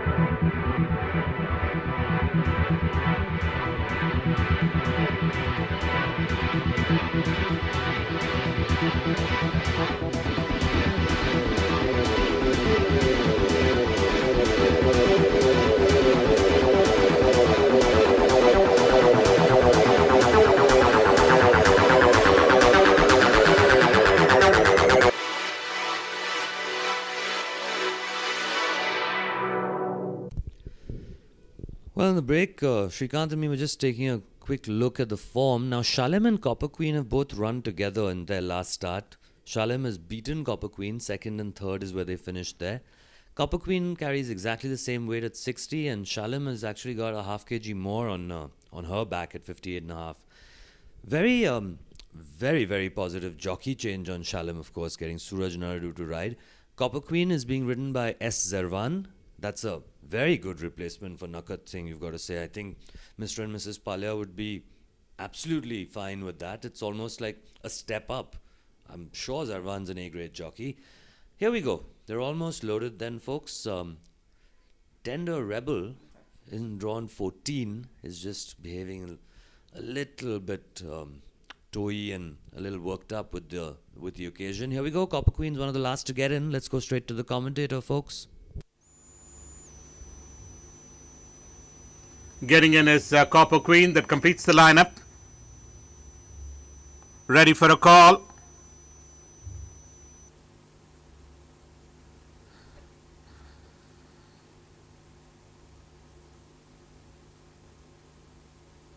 They are away and racing for the Bangalore Turf Club Cup, and losing almost about 3 lengths as a start was Fun Storm.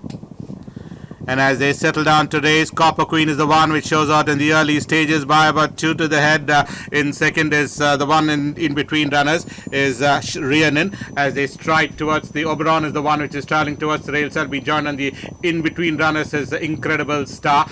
And Rhiannon is the one which is traveling about 3 deep off the fence. Right behind there comes the next is Starfling. Further back another 3/4 lengths behind is Protea. Pacific is next. Then comes Star Convoy. 2.5 to 3 lengths behind is Tender Rebel. Highland Light is the one which is keeping company on the outside. Further back another length behind, trailing the field, running last at this stage as they begin to negotiate the bend is Lady Blazer. They are well over into the straight, little over 400 travel. Copper Queen comes in on first, still has that lead about 3.5 lengths in front of Oberon in second. Incredible Stars being a couple of reminder. Pacific is maneuvering in between others. Shalem is also working his way on the outside and almost been produced about 5 wide off the fences Protea, but Copper Queen has wrapped up the stage almost 5-6, and is the rider looking back to see any possible threat. Well clear to lift the Bangalore Turf Club Cup. It's a fight for the minor placings with Shalem taking the second. Right behind there in third was Protea, followed by Pacific. Then comes Fun Storm. Then comes Incredible Star, Oberon. They have been followed by Starfling, Highland Light, Rhiannon, Lady Rebel and Lady Blazer and Tender Rebel as they went past the finish line. Well, Copper Queen sprouts wings. She destroys them, carrying top weight on her back. Zarwan had a lot of confidence in this filly. Jumped, went to the front, made every post a winning one. And Shalem, Suraj Naradu did nothing wrong, but the filly just wasn't good enough. Copper Queen has definitely improved on her last start in Chennai, her last start third. Huge reversal of form with Shalem. Now Zarwan in front has controlled the pace really, really well. Incredible Stars sticking to him in second. You've got Oberon who's there in third. Now Suraj Naradu in the meanwhile, he's just bringing Shalem off the rails and gets a lovely gap there between Incredible Star and the other horse. But it is all in futile chase because Copper Queen is cantering away from them. Zarwan gives her one pat on the neck. He's not even riding her, Shrikant. He's riding her now just because he doesn't want her to stop. He knows the race is all but in the bag. He sneaks a couple of glances round, stops riding her again. Boy, very, very confident, dominating victory here. And Suraj Naradu had to pull out all stops on Shalem to just run into second. Now that's exactly why we said that, Shalem might not justify the favoritism here. Absolutely not taking anything away from Suraj's ride. It's just that filly didn't look like she was going to be coming out and winning here today. There was a lot of reasons for her to get beat, and she did. I just didn't think she'd get beat in such a manner by Copper Queen.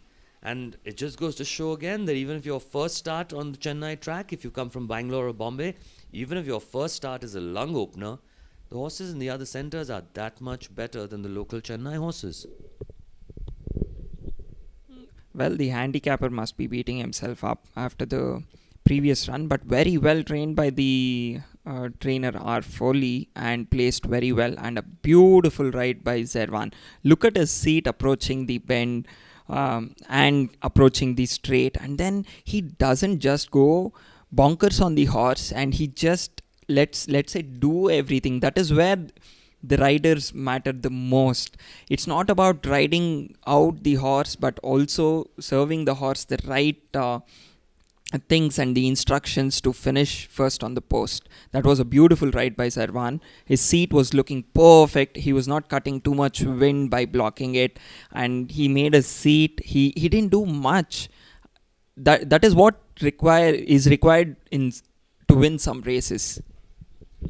Oh yeah, there's no point in pushing a horse to the maximum limit, because let's all accept that, you know, jockeys and trainers, they like to save the handicap. They like to try and come out and repeat, and Copper Queen is absolutely in line for an encore. Make no mistake about that. The wily old silver-haired fox Robert Foley, he also is a man who on the big days puts in the big shows. And many congratulations to Mr. and Mrs. Cyrus Palya. Their 5-year-old daughter of Zaphany out of Bay of Roses has put in a very pleasing performance right here on South India Derby Day. Robert Foley, well, he's a man who can do no wrong here in Chennai. He's got all the records that you can think of. And listen, folks, he's a top-class trainer, top-notch, seriously top-notch trainer. There's a reason why he's had all the success that he has in his career, albeit most of it in Chennai. But, well, that was the way the cookie crumbled. Dr. Ramaswamy kept him there. Didn't mean that he wasn't one of the best trainers in the country. Absolutely he was, and he's showing it to us over and over again. Copper Queen then wins the Division 1 of the Bangalore Turf Club Cup and does it very impressively. Does it in a manner that you've got to think will surely lead to an encore. Shalom runs into second, Protea is third, and those were your first three paying places. Protea now number 9 with Brisson. That would have paid a pretty penny in place. 46 rupees for a tenner in place on Protea. And if you had that horse in your third horse pool, as in if you backed her to come into third, she would have paid you 95 rupees for a tenner. So Protea, some very good dividends there, and Mr. Angad Singh must be fairly satisfied that he's got a good one here and that she's consistent at least. Your winner though today was too good. Copper Queen, 6.5. Easy, on the bit. Almost like a morning workout. That's what Zarvan basically reduced this race to. I mean, he just never looked like he was going to get beat at any point. So Copper Queen is your winner of the third. We'll come back to you folks once the horses are in the paddock for the fourth race, the Hyderabad Race Club Cup. It's a class 4 mile and only 9 will contest. Now here's your photo folks for the third, fourth and fifth places. So you can see it was kind of close there between Protea and number 8, and that's specific. But Protea definitely had her neck in front.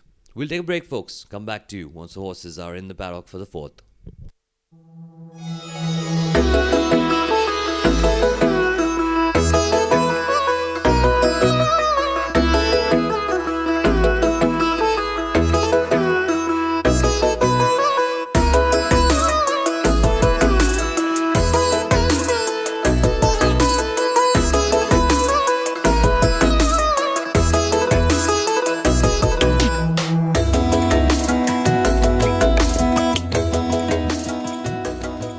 Bed India Races சார்பாக உங்கள் அனைவருக்கும் எங்கள் இனிய பொங்கல் நல்வாழ்த்துக்கள்.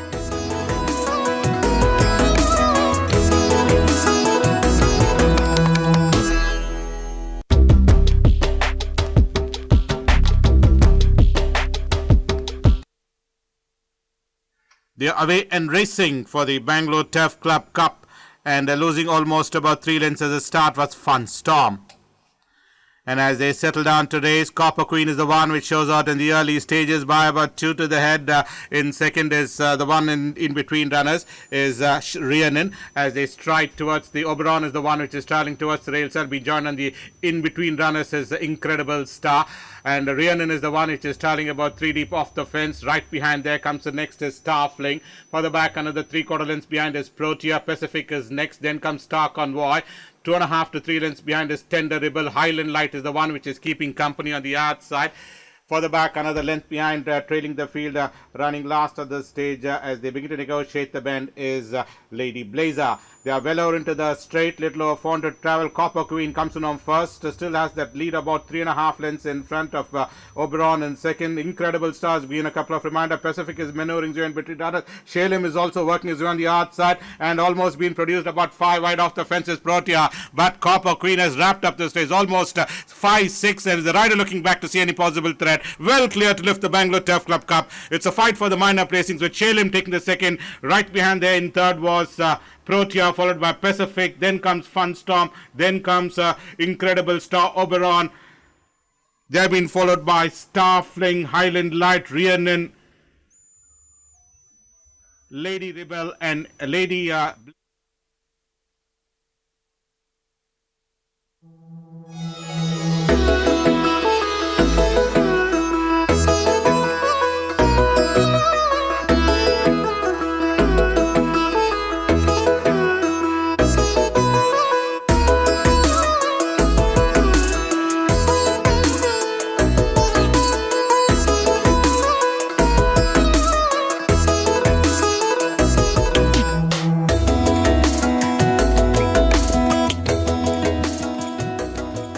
Bed India Races சார்பாக உங்கள் அனைவருக்கும் எங்கள் இனிய பொங்கல் நல்வாழ்த்துக்கள்.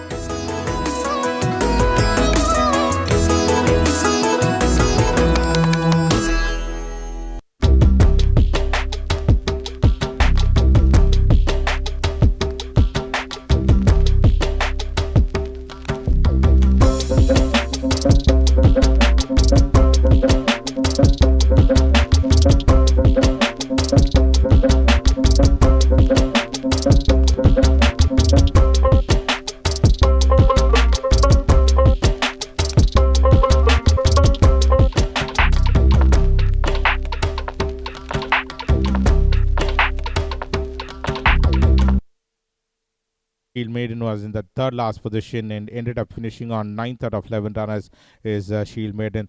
This is the race where Soaring High literally trounced the opposition on this occasion, and Copper Queen finished on third, whereas Shield Maiden ended up 9th on this occasion in race number 59. Shield Maiden. Royal Gladiator of Blue Missy is number 2. Shield Maiden rated at 42. 3 will be Sanctuary Cove. Sanctuary Cove was very well positioned at the final 200 meters towards the rail side, starting to bridge the gap, but could only finish on third out of 14 runners is Sanctuary Cove, where Desert Force was the winner of this race comfortably, and Sanctuary Cove was the one who finished on third on this occasion. Third out of 14 runners, rated at 41 spoon tongue strap. 4 is Star Symbol, number 8 Salvo, and number 9 Supreme Excelsior. These are the 3 runners. Let's have a look at Star Symbol's credential. The eventual winner in this race is Star Symbol. Won in fine fashion on this occasion is Star Symbol. Is it of Planet Air, out of Rare and Gorgeous is Star Symbol. This is race number 57. You're looking at small blinkers tongue strap rated at 41. Whereas the other runner in this race is number 8 Salvo. Salvo ran 4th on this outing, rated at 32 from blinkers tongue strap, and number 9 Supreme Excelsior. After that, twice 4th and once 3rd, ran 7th. This is certainly a poor performance coming from Supreme Excelsior, rated at 28 from blinkers tongue strap. Next runner will be number 5 Wise Dawn. Wise Dawn was the one in race number 38, finished on 5th on the sorting, with Torbet winning this race by a margin of 2 3/4 of a length, and Wise Dawn ended up finishing on 5th. Brilliant Script comes in next. Very handily positioned is Brilliant Script, but ended up finishing on 4th on this occasion. 3rd behind Royal Commander, and in this occasion 4th out of 10 runners behind Royal Commander to the same horse which he lost out last time. Again finished on 4th to the same horse. Royal Commander is Brilliant Script. What's the script out of Calcutta? Would blinkers tongue stop rated at 37.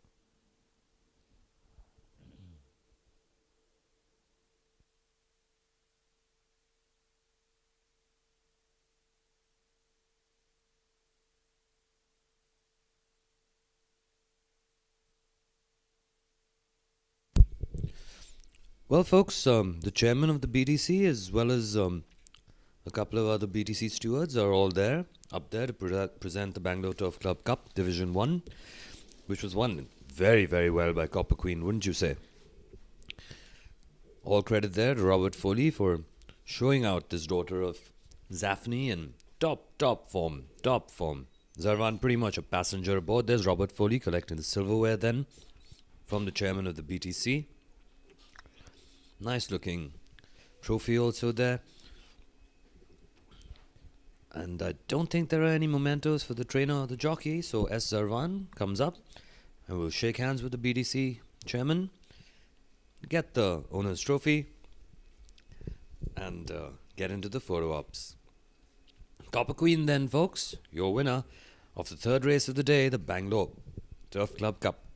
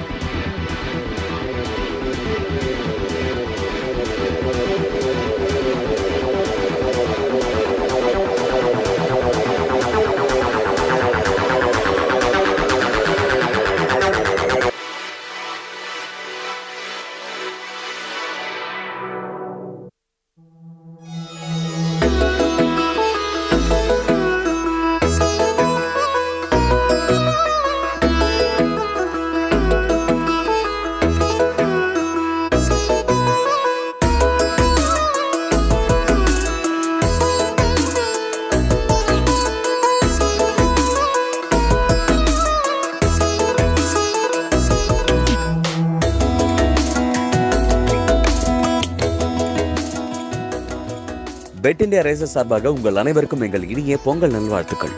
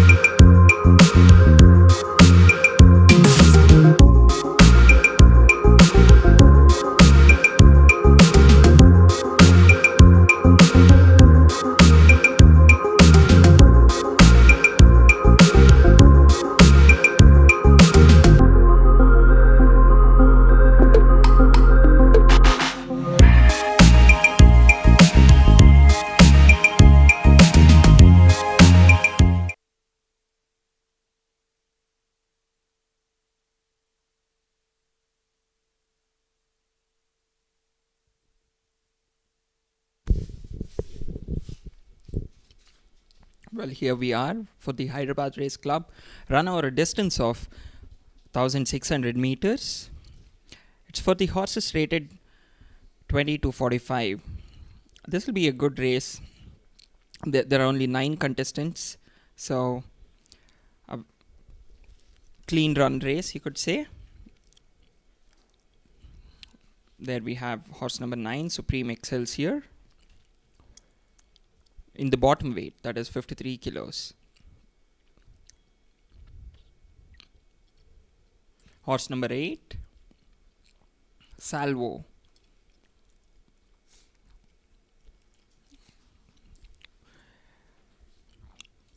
Now, Supreme Excels here will not be ridden by jockey Nakat Singh, but will be ridden by Shahar Babu.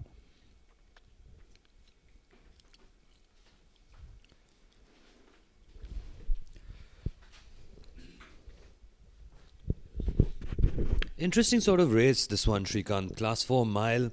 You've got a few well-performed horses here. Grand Royal, he's a horse who's won in just about 3 starts ago. He's run 4th in his last start.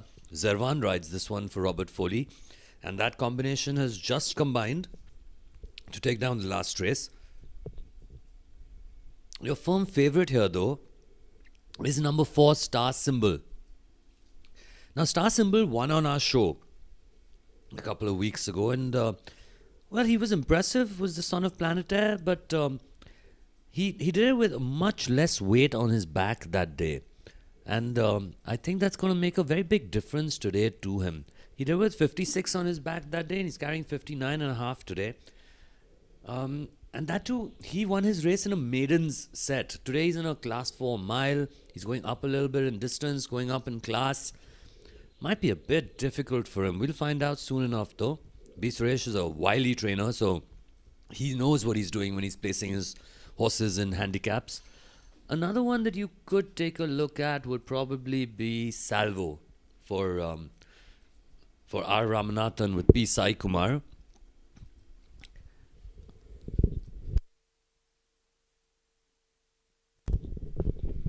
Well, also to mention Star Symbol, he won on the bet.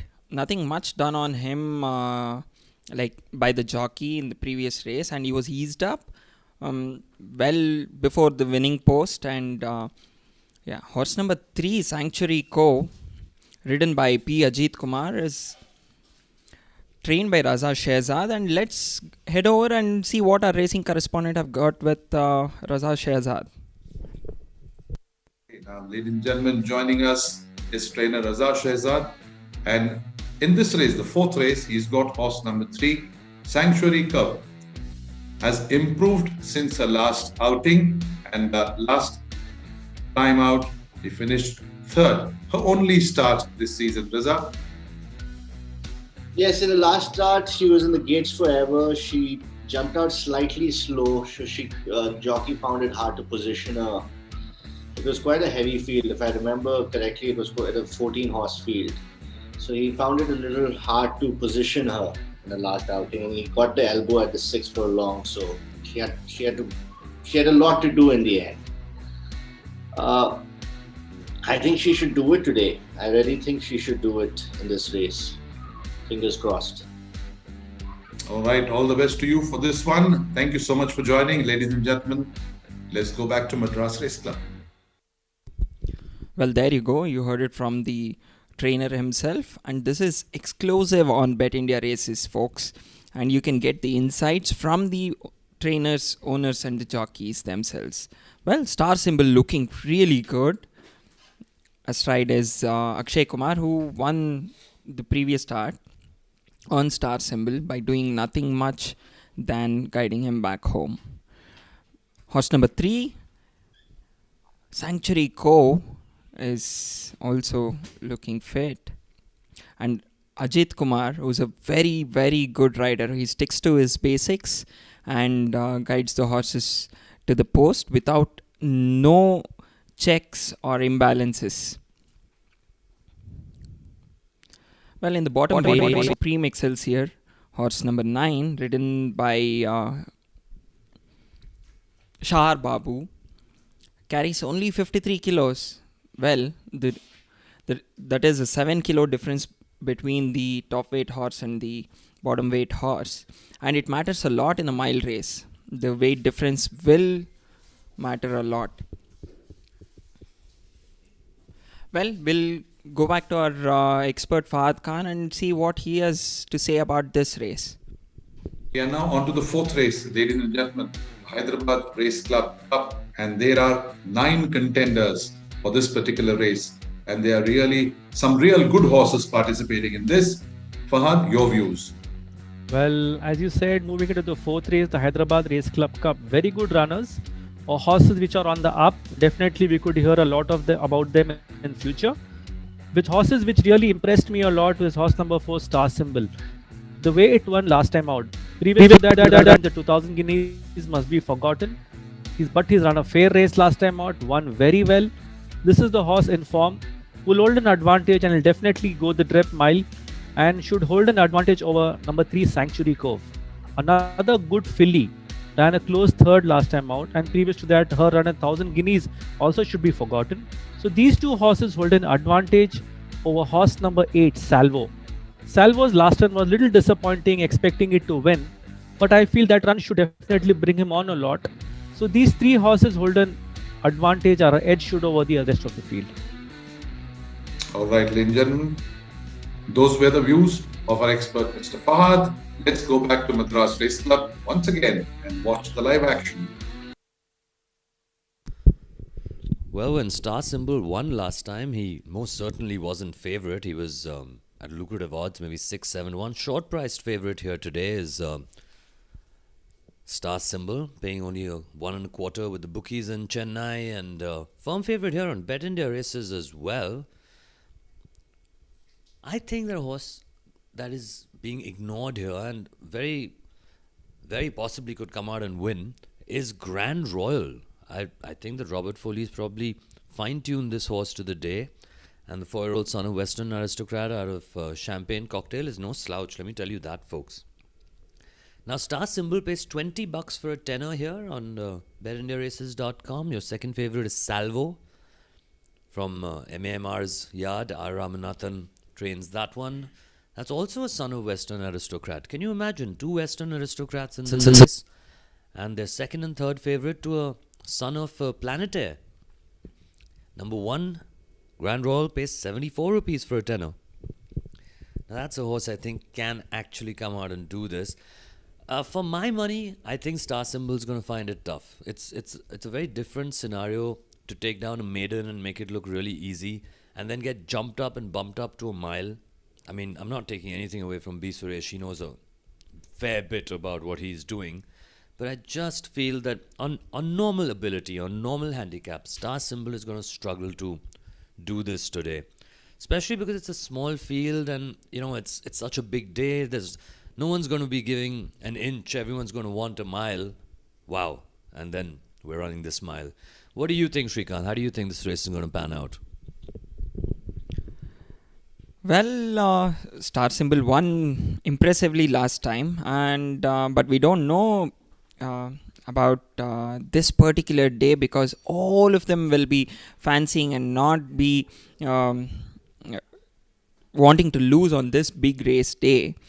So everyone runs with a chance over here. It is going to be a very close run race. Yes, Star Symbol has an upper hand because of the way it won. It caught everyone's eye, even us in the studio. Oh, absolutely. There's no doubt about it. When he won last time, we were very impressed. But it's just that he's running in such a short time. Now here in the fourth race, folks, your exacta pool, 2,338 rupees, has been carried forward. So take advantage of that and place a bet, folks, on the exotic. Some amazing dividends to be had over there.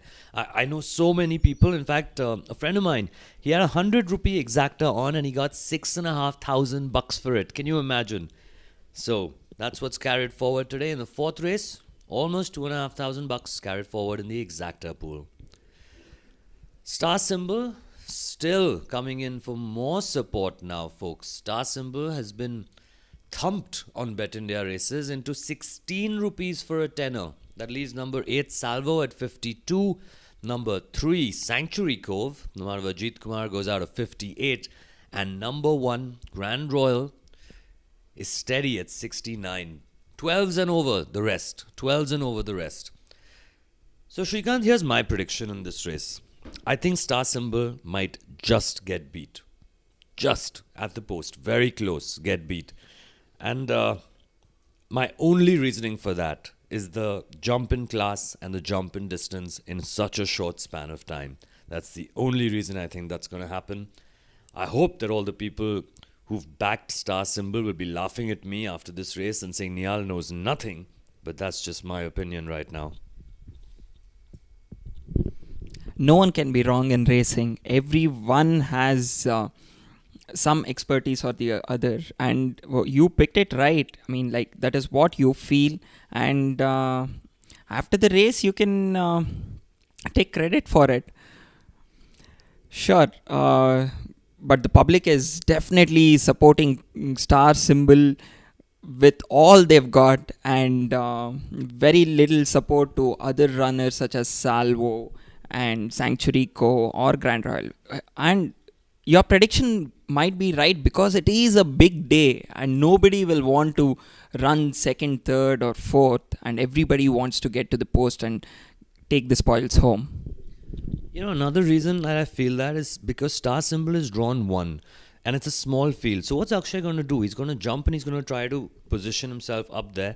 Whereas the day Star Symbol won, he came from behind and then pulled away from them. So that was a big difference on that day. Today, I think he's going to find himself up in front and have no option but to travel up there, and it's just going to be a different style of race for Star Symbol in comparison to the victory that he had. They're almost loaded there, folks. Just the favorite then, Star Symbol, left to come into draw number 1. Here we go. Oh no, that's still draw number 2 there. I think that's Wise Dawn getting into draw number 2. The camera is literally going to be in Akshay Kumar's face when he enters the gates. It's going to be like, we're going to get a massive close-up of Akshay Kumar's face. We can find out what face cream he uses. Here we go. Akshay Kumar's in. We're just waiting for horse number 7, and that's Divina to move in. I think this is a good time to go over to the commentator in Chennai. Divina is stalled. That completes the line. 9 runners in the gates, awaiting the starter's call.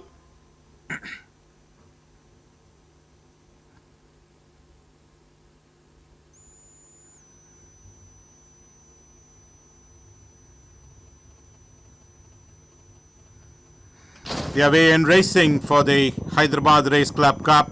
Almost to a level start by all the runners. And it's Salvo the one which shows emergency to go into the lead by about 2.5 to 3 in front of Shield Maiden in second. Grand Royal is the one which is hugging the rails at the 1400. Sanctuary Co is another 2.5 runs behind. Right behind on the haunches comes the next is Supreme Excelsior. Brilliant Script is starting about 2 deep off the fence. Divina is the one which is making headway on the yard side. Then comes Star Symbol, and a close last, another 1.5 to 2 lengths behind is Wise Dawn.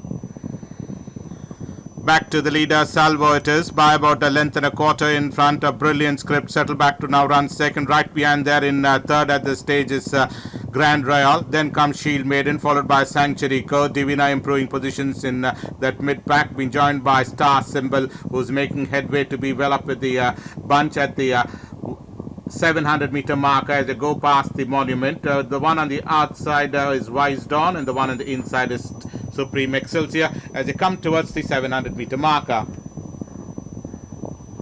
The field is closely bunched up together at the 500-meter marker, and it's a Salvo just the leader from Brilliant Script. Then comes Divina, who's been niggled at this stage. Grand Royal towards the rails, being produced in between runners as they begin to approach the final 300-meter marker. And the widest of all is Star Symbol inside the final 200 meters, and it's still there up in front. Salvo has that lead about a length in front of Brilliant Script. Grand Royal hard at work, now being produced on the outside is Divina, and further back is Wise Dawn, Shield Maiden. But inside the final 50 meters, and it's Salvo all the way to the winning post. Who's going to lift the Hyderabad Race Club from Divina finishing on second. Grand Royal ending up the fourth was Brilliant Script, followed by Sanctuary Co. They have been followed by Wise Dawn. Then comes Supreme Excelsior. Second last was Shield Maiden. Ending up last was Star Symbol.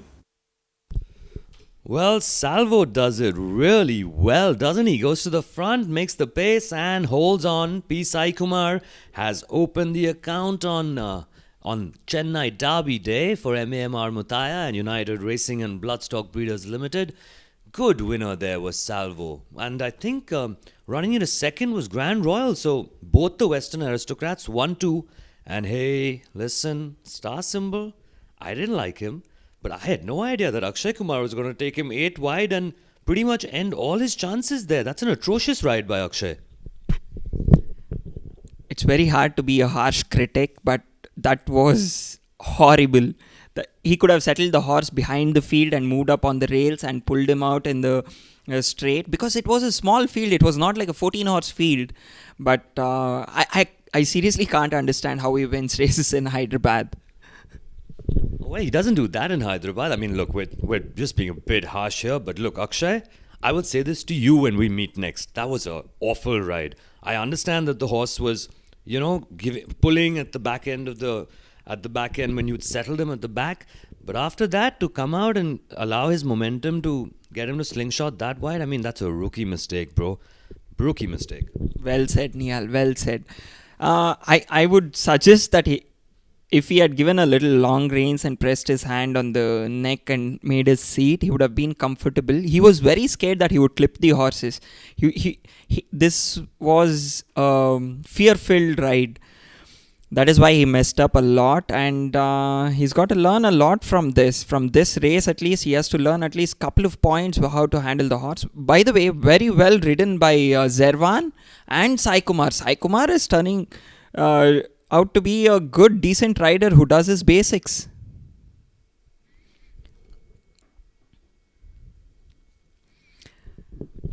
Well, absolutely. Sai Kumar is a young jockey who's on the up, and he did nothing wrong in this race. He gave Salvo every chance, went to the front, rode the horse out at the right time. And I do stand corrected. I don't think that Grand Royal ran into second. I think Grand Royal ran into third and was pipped into second by Brilliant Script. We'll wait for the official results from the judge. But your winner here, folks, Salvo, opens the account for URBB and for Mr. MAMR Mutaya. And that's always a good thing when the chairman and one of the biggest breeder owners in the country manage to have a winner on a big day like this. URBB, of course, has Born Queen later on in the Chennai Derby. She's the piping hot favourite there. And a horse that we definitely think very, very highly of. In fact, I'm going to ask the studio to set up an interview that we took with Satish Naradu earlier in the day. And we're just waiting. I think Mr. MR Mutaya must be getting congratulated by so many people on his way down from the lounge to the track that it's taking him a bit longer than usual to come to lead in. R. Ramanathan then, look, I'm a fan of R. Ramanathan. I've seen him pull off doubles and trebles with amazing ease. He's a gentle, soft-spoken man, and he's a really, really good trainer. Now, here you go. MAMR has brought friends and family with him to come out and lead in Salvo. So he's also in an enjoyable mood, and he's enjoying his day here at the races. He's got family out there, and Vincent is right there with him. And I mean, this is the kind of thing. You should be enjoying a day at the races with the family, and it should turn into a complete family affair. It always has been back in the day. It shouldn't be any different now. There we go. He's calling them all to come into the photo ops. Is Mr. MAMR Mutaya. They're all coming in there. And I do believe that's his son there with him. I can't say for sure. Well, he's trying to get the girls to go onto the other side, just balancing out the photograph a little bit. And they're very happy to do that. And the girls, of course, straightening out their hair, making sure that they look good, because this is going on Facebook and Insta. You know it's going out on Facebook and Insta. So, folks, your winner there for the fourth race of the day is Salvo, owned by the chairman and being led in by members of his family and Vincent. We're going to take a quick break here, because this photo op looks like it's going to go on for a while. We're going to take a break and come right back to you. And while we're in break, let's show you what Satish Naradu had to say about Born Queen as well.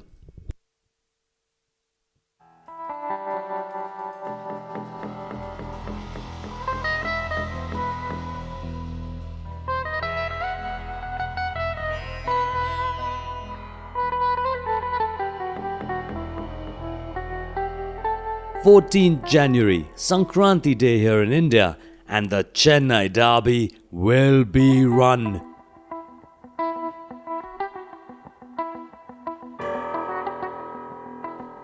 You've got one of the best fillies in the country in Born Queen taking on the winner of the 2,000 guineas in Taimur.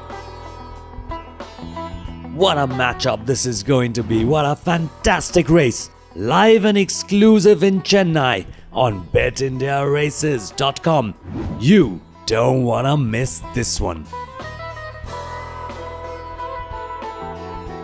She has got a beautiful temperament that there you win half of the race itself. Like people say, you have a good jump, you win half race. If the horse has got a good temperament, you win half the race. So she has got the best temperament. and that is the biggest advantage of that filly. Yeah, by God's grace, she has won all her starts, and by God's grace, I hope that she wins the South India Derby also. She has proved herself the only filly in that company to win mile and a half, which I have a better advantage over the other horses. They have only run 1000 and 2000. I have run the Oaks and I have won the Oaks. So the same company will be running, except for the new horse are the 2000 guineas runners, some of them. And I am confident that I will win. It all depends on the run of the race. If the run of the race was a little fast, she would have clocked much better timing. The run of the race was slow, so obviously the timing is going to be. Distance races probably mostly that it depends on the pace of the race. And she has proved and she has beaten the same lot. So I am confident. After the Chennai Derby, then the target would be the Indian Derby, obviously for any trainer.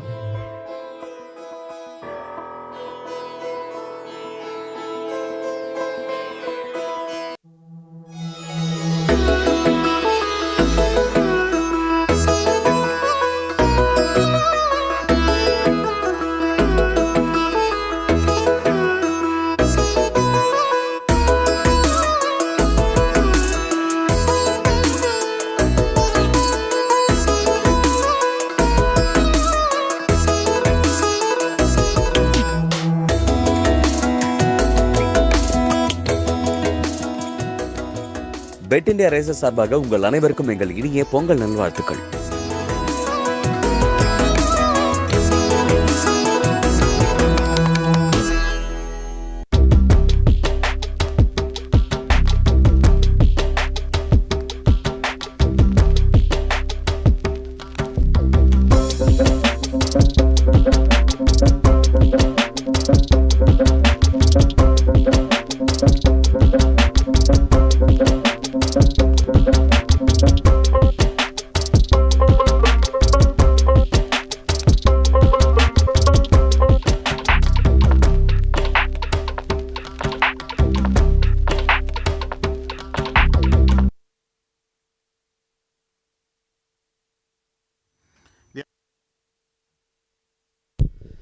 So here's the replay then, folks, and I do believe that Akshay Kumar's mount had burst a blood vessel in the last race, so I think maybe we were a bit harsh on him.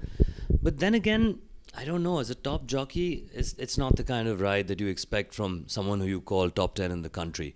Now your winner up front, P. Sai Kumar on Salvo, he's settled beautifully there. He's got the other Western aristocrat, Grand Royal, just in a second. Zarwan is there. He's got Sanctuary Cove coming into third, a clear third. Brilliant script with Arshad Alam has started to move up and moved into second spot. Now, here, look at this, folks. At this stage, you can see Akshay is having a bit of trouble right at the back there. He's not being able to hold his horse in that position. And after fighting for a bit, he says, forget it. He just pulls the horse out and he starts to, well, he's traveling 3 wide here.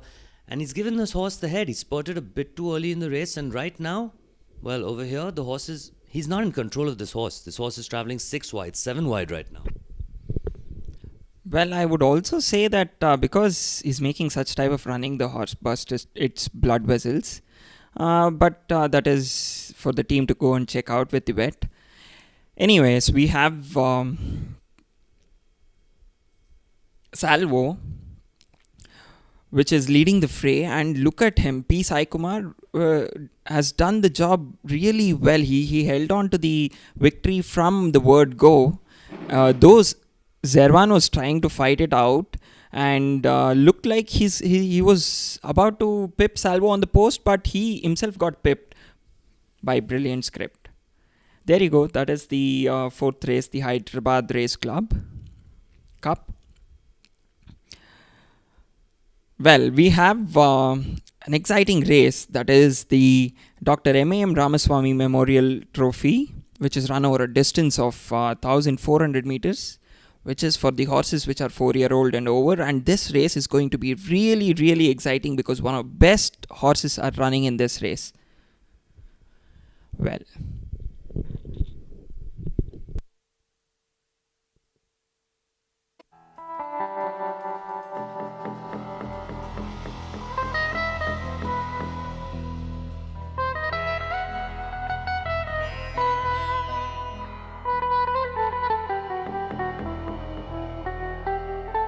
14th January, Sankranti Day here in India, and the Chennai Derby will be run.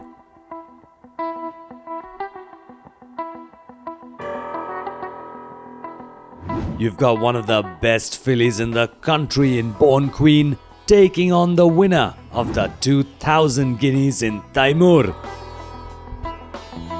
What a matchup this is going to be. What a fantastic race. Live and exclusive in Chennai on Bet India Race. MMR Muthaya and Mrs. United Racing and Bloodstock Breeders Limited.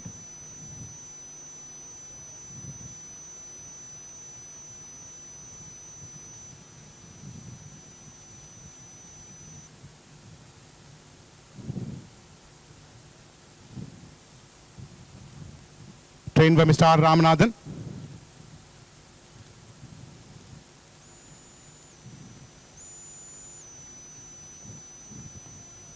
And ridden by jockey P. Sai Kumar.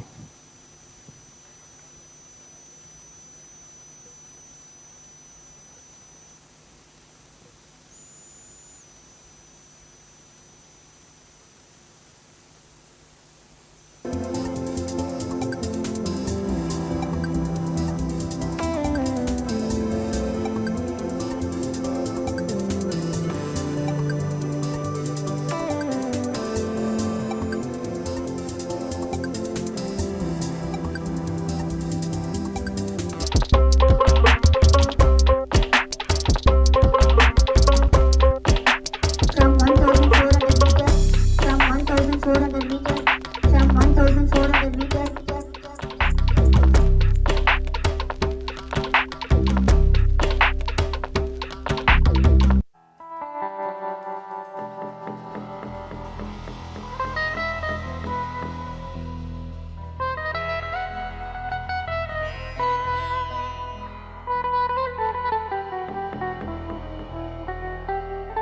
"14th January, Sankranti Day here in India, and the Chennai Derby will be run."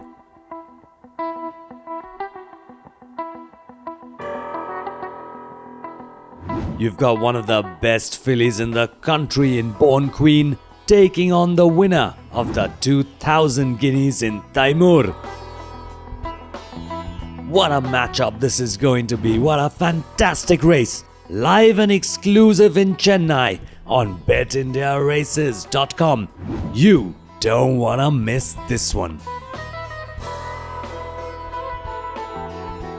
She has got a beautiful temperament that there you win half of the race itself. Like people say, you have a good jump, you win half race. If the horse has got a good temperament, you win half the race.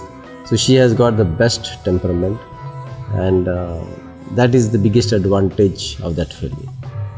Yeah, by God's grace, she has won all her starts, and by God's grace, I hope that she wins the South India Derby also. She has proved herself the only filly in that company to win mile and a half, which I have a better advantage over the other horses. They have only run 1000 and 2000. I have run the Oaks and I have won the Oaks. So the same company will be running, except for the new horse are the 2000 guineas runners, some of them. And I am confident that I will win. It all depends on the run of the race. If the run of the race was a little fast, she would have clocked much better timing. The run of the race was slow, so obviously the timing is going to be. Distance races probably mostly that it depends on the pace of the race. And she has proved and she has beaten the same lot. So I am confident. After the Chennai Derby, then the target would be the Indian Derby, obviously for any trainer.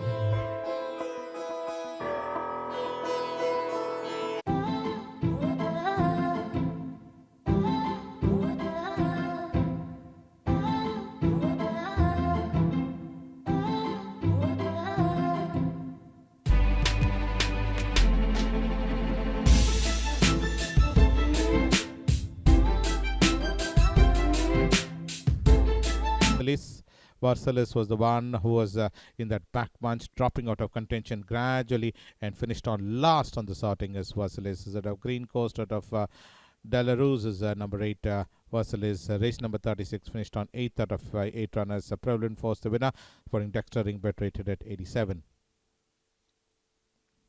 9 will be Flash Star. Flash Star was the one in the silks of red with white swastika and sleeves and white cap is Flash Star. This horse has had 3 outings and all his 3 runs disappointingly ended up off the frame. The winner being a star symbol on this occasion, and Flash Star ended up in the ruck, rated at 28. From Blinkers is number 9, Flash Star.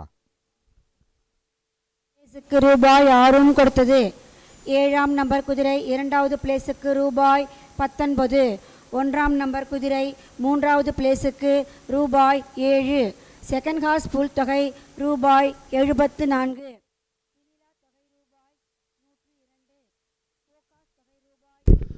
Well, folks, we come now into the 5th race of the day, the Dr. M.A.M. Ramaswamy Memorial Trophy. This is a 7 furlong, and some of the best performed horses in the country are contesting. You've got Corfe Castle, My Opinion, Cavallo Veloce, Multifaceted, Megasthenes. This is a serious bunch of horses, folks. Serious bunch of horses. Now, there's new pictures number 8. That's Versailles. R.N. Darshan rides that for K.S. Mandana. 5-year-old daughter of Green Coast. Here's some of the stewards at the Madras Race Club looking on into the paddock there. Here's number 8 again, that is Versailles. We just saw that horse.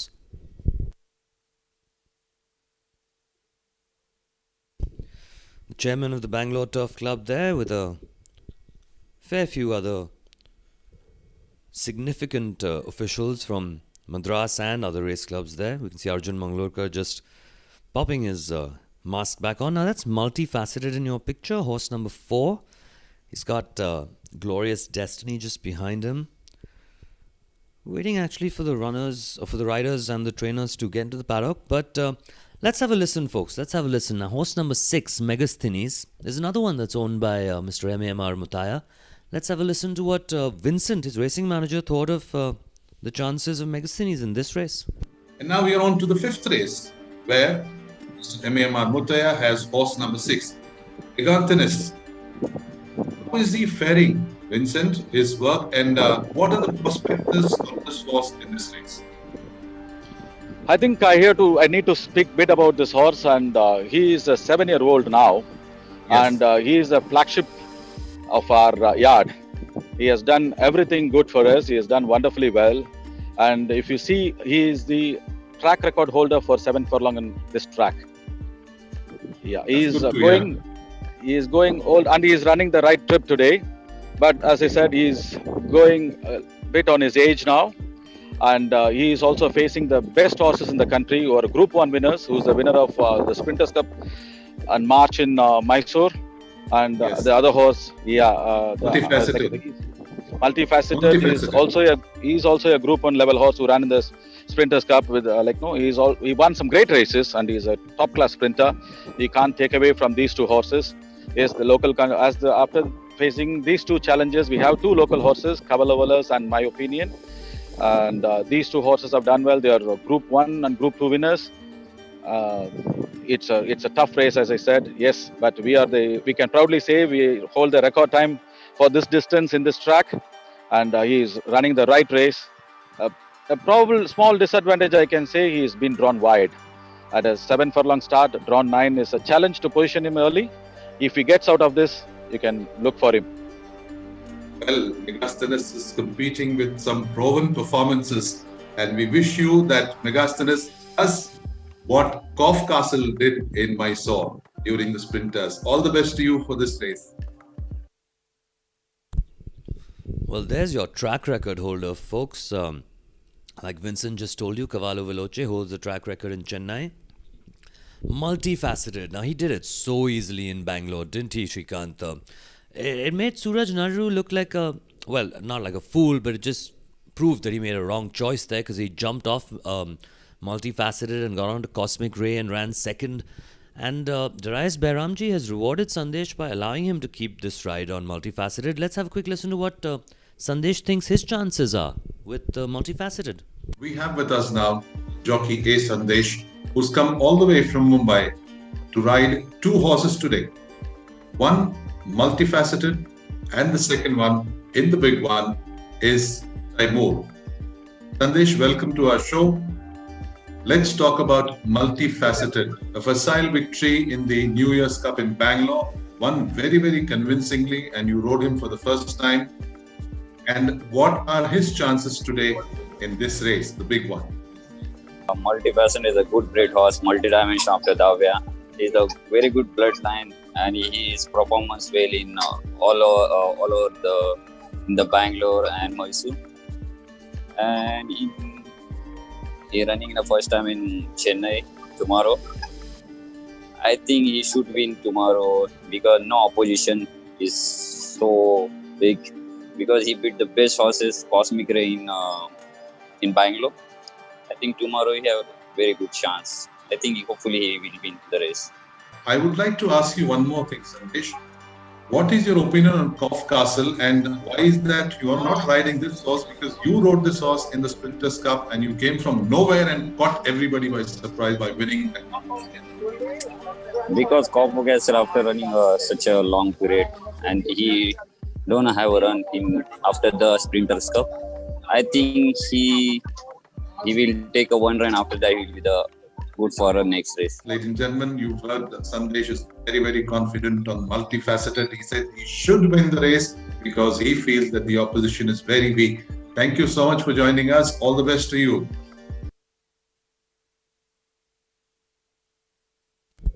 Well, we heard it from the jockey himself, and the last win by Multifaceted really surprised me. If there was a time machine, I would go and not let myself fall and come back and take this ride. It was such a nice view. I would give up anything to ride Multifaceted, because it's not because I want to win the race. It's the feeling that you get in these type of horses, which are like the class 1 horses, which have performed really well. And the ride, I could say it would be a joy ride, and that is the thing that we want to experience as professional jockeys. Well, we have another interview from our expert Fahad. Fifth race now, ladies and gentlemen, the Dr. M.M. Ramaswamy Memorial Trophy. 9 contenders vying for the top billing, and this is for 4 years old and over. Fahad, your take on the contenders of this race. Well, moving into the 5th race, the Dr. M.A.M. Ramaswamy Memorial Trophy. Well, again named after the thespian Dr. M.A.M. Ramaswamy. And this race, we have some very good runners. Starting from number 1, Coffee Castle, to horse number 2, My Opinion. We have all these multi-classic runners in this race. But here in this race, the horse in form was a little off his striking thing, multifaceted, but again he's come back to form with his last run, and he's a horse who shows initial speed, settles well, and such a horse does well in Madras track, which is the fastest track, and this horse holds an advantage over number 1, Coffee Castle. These two horses are very, should I say, upfront. These two horses should run good race, and a horse which the winner last time out the same particular race is horse number 3, Cavallo Veloce, a game runner, runs well with Imran Khan. These 3 horses hold an advantage over the rest of the field. Multifaceted win was a very facile win last time after the 2 losses that he suffered, and also who can forget Coffee Castle's victory at Mysore. Came with a late dash and got everybody by the surprise at the post. All the best to all the connections, and to all our viewers, let's go and watch the action. Let's see who's going to cross the winning post first in this particular race. Thank you so much, ladies and gentlemen.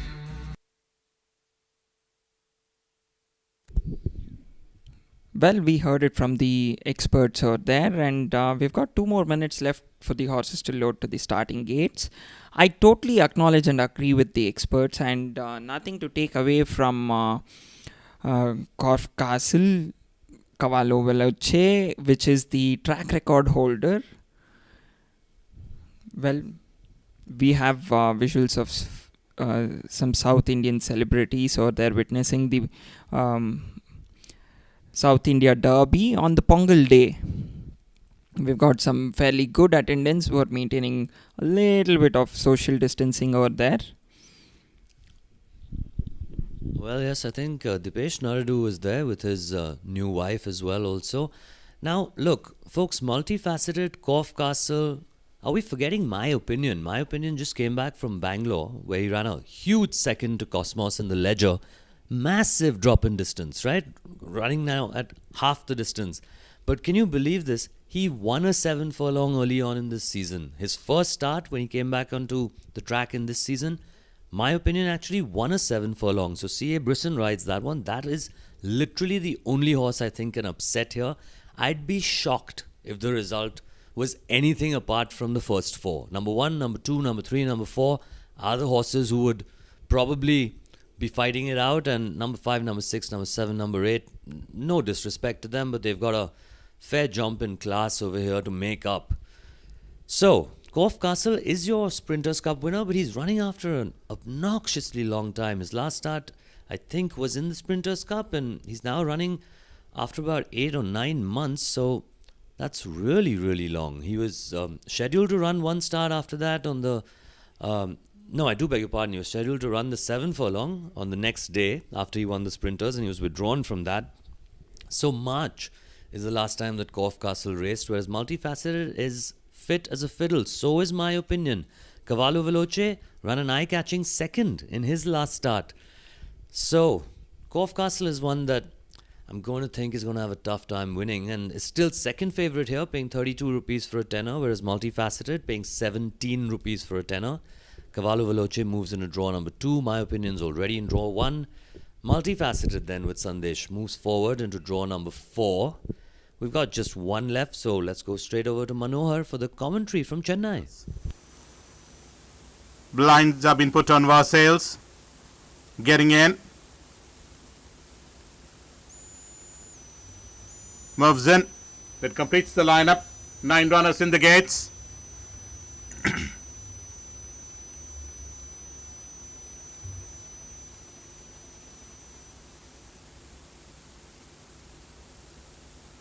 And they're off for the running of the Dr. M.M. Ramaswamy Memorial Trophy. Slow into the stride was Megasthenis. And on settling down to race, there's a rush for the early lead, and it's Varsales is the one which shows out, goes into the lead by about a length and a quarter to 2 in front of Multifaceted in second. Close in attendance is Cavallo Veloci as they're approaching the 800-meter marker. Right behind there comes the next is Glorious Destiny, being joined on the outside by Victory Parade, the Hyderabad Challenger, and behind them comes the next is Corfe Castle. Then comes My Opinion, being joined on the outside by Flash Star. Megasthenis is trailing the field. Back to the field and up there in front of the monument, and it's still there in front as well. Sales leader Multifaceted is the one which is joining up on the outside. Cavallo Veloci is also making some improvement on the outside to be well in close third at the stage. Then comes Glorious Destiny, My Opinion. Victory Parade is the one in the center. Corfe Castle is the one which is holding the fence. Then comes Megasthenis as they begin to negotiate the bend and straighten up for the final run. And trailing the field is Flash Star. They are well out into the stage. 300 to travel in the Dr. M.M. Ramaswamy Memorial Trophy, and it's up there in front is Multifaceted. Cavallo Veloci is the one which is charging in on the outside. Victory Parade is also coming into contention, but inside the final 100 meters, Multifaceted now being collared on the outside by Cavallo Veloci, and it's going to be Cavallo Veloci, the winner of the Dr. M.M. Ramaswamy Memorial Trophy from Multifaceted. Victory Parade finishes on third, ending up fourth was Glorious Destiny. Corfe Castle, they have been followed by My Opinion. Then comes Megasthenis, Varsales, and ending up last was Flash Star. Whistle Podu for Cavallo Veloce, the track record holder in Chennai, wins the 7 furlong, and he's just a shade off the track record. Big run by Multifaceted. Poor fellow got beaten into second by a seriously genuine good horse. Many congratulations to Mr. Arunalagappan. This is some horse. This is the horse that put Chennai racing back on the map, if you ask me. As a 4-year-old, he was the first horse from Chennai to come out on invitation weekends and perform well. And dude, at 7, he is still such a consistent performer. Now talk us through this race as you saw it, Srikanth. Well, Sandesh did nothing wrong. That was well poised. He was on the bit throughout the race, but Imran Khan knew that he had to beat Multifaceted. He's tracking him. Though he's going a little wide, this doesn't matter because it's not an handicap race. So Look at Imran Khan aggressively changing the whip to the right and then giving couple of cracks. Even Sandesh feels it on his haunches, and he tries to niggle the horse and not let it go easily like how he did in the Bangalore track. Well, both of them went on fighting, but Cavallo Veloce, it proves that it likes this track and it has beaten the track record and took it from multifaceted. This was amazing to witness. This is what we come here for, to witness these type of races, and a beautiful ride by Imran Khan. No, absolutely. Fantastic ride, fantastic horse. Look, folks, I'm a fan of this horse, Cavallo Veloce. He is a pillar of consistency, and you might think that why is Sandesh not started riding out earlier? Now, let me tell you this. Multifaceted is the kind of horse who travels really well when you ride against him. The minute you give him his head, he tends to do that little bit too much for a couple of strides and then stops. That's why Sandesh has waited till as close to home as he can to actually start riding him out, because this is just it's a habit that Multifaceted had. Now he knows Sandesh is keeping on sneaking at Cavallo Veloce. Imran Khan knows that the minute Sandesh starts riding Multifaceted, that's when his best chance of actually getting Cavallo to go by is. And look, he's timed it well, and all credit to Cavallo Veloce. What a horse, what a heart he's got, this chap. I'm so pleased to have him come out and win again. And at the age of 7, he's a fraction of his own track record. Amazing, amazing athlete. These are the kind of horses everyone loves. Wow, look at those colorful things on his mane. Imran Khan did something tricky over there. He tried to, when he was close to Multifaceted, Cavallo Veloce was not like taking over the running, but when he moved a little away, you could see that he was tightening his left rein and was swinging his whip to shy the horse little to the left, and then when he moved away from it, then only he took over the running. Mr. Arunachalam there, I assume that's his son with him. They're both pleased as punch. Cavallo Veloce, he's got a ragamuffin theme happening. He's got some braids in his hair, man. But he's a serious horse, this fella. A 7-year-old son of Lucifer Sam out of Mink Mitten. Man. Now listen to his record, folks, right? In his last 6 starts, he's won 4 times, he's run 4th once, and he's run 2nd once. So if this isn't a fantastic horse, I have no idea what you consider fantastic. His 4th, by the way, was in Bangalore. In Chennai, he is the king. Nothing beats him over 7 furlongs in Chennai. He holds the track record. And look at them. He's still got his ears pricked up, and it's just a pleasure to look at performances like this from equine athletes like this. It's quite incredible. Now, Suresh obviously has a lot of blue sheepskin nosebands because he's got so many of Mr. Arunachalam's horses, and the entire stable staff wants to get in there for the photo ops. And I understand why. These are the kind of horses that you say are a horse of a lifetime. Fantastic fellow Cavallo Veloce. I salute your performance. You've beaten some of the best in this country, and you've done it on your home track, on your own terms. And honestly, you are a bit of a legend in my book. Cavallo Veloce then. He wins it. Corfe Castle, disappointing, but that was expected, running after this long layoff. Imran Khan there gives his old friend a good pat on the neck. And this is a performance that we're all going to remember for a while, aren't we? Cavallo Veloce beats Multifaceted into 2nd. I think there was a huge run by Victory Parade, a horse that had come in from Hyderabad to finish 3rd. I'm not too sure about that. We'll wait for the judges' placings. But your winner here is horse number 3. Oh yeah, there we go. Victory Parade did run into 3rd. Big run from Victory Parade. And I would assume that the son of Top Class would be stationed in Chennai only now, because if he can run a close 3rd in this company, boy, it's just a matter of time before he finds a winning bracket again over here. Donald Netto, keep Victory Parade in Chennai. He's going to probably win you a race here. Glorious Destiny runs 4th. Corfe Castle is 5th. My Opinion 6th. Megasthenes 7th. Versailles 8th. But what a fantastic race this was, Shrikant. Absolutely amazing Dr. M. Ramaswamy Memorial Trophy. Absolutely fitting for a memorial for the great man. A great race for someone who's well, done more for Chennai than most people can imagine. We're going to take a quick break, folks. We'll come back to you with the replay and the trophy presentation. And then we've got the big one, the South India Derby Stakes. Group 1 is next.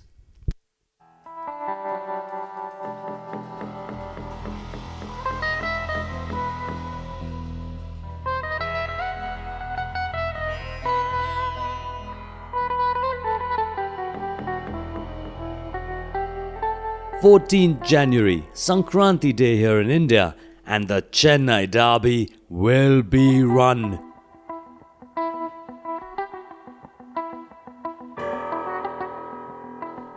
You've got one of the best fillies in the country in Born Queen taking on the winner of the 2000 guineas in Taimur. What a matchup this is going to be. What a fantastic race. Live and exclusive in Chennai on betindiaraces.com. You don't want to miss this one. She has got a beautiful temperament that there you win half of the race itself. And they're off for the running of the Dr. M.M. Ramaswamy Memorial Trophy. Slow into the stride was Megasthenis. And on settling down to race, there's a rush for the early lead, and it's Versailles is the one which shows out, goes into the lead by about a length and a quarter to 2 in front of Multifacet in second. Close in attendance is Cavallo Veloci as they're approaching the 800-meter marker. Right behind there comes the next is Glorious Destiny, being joined on the outside by Victory Parade, the Hyderabad challenger, and behind them comes the next is Cough Castle. Then comes My Opinion, being joined on the outside by Flash Star. Megasthenis is trailing the field.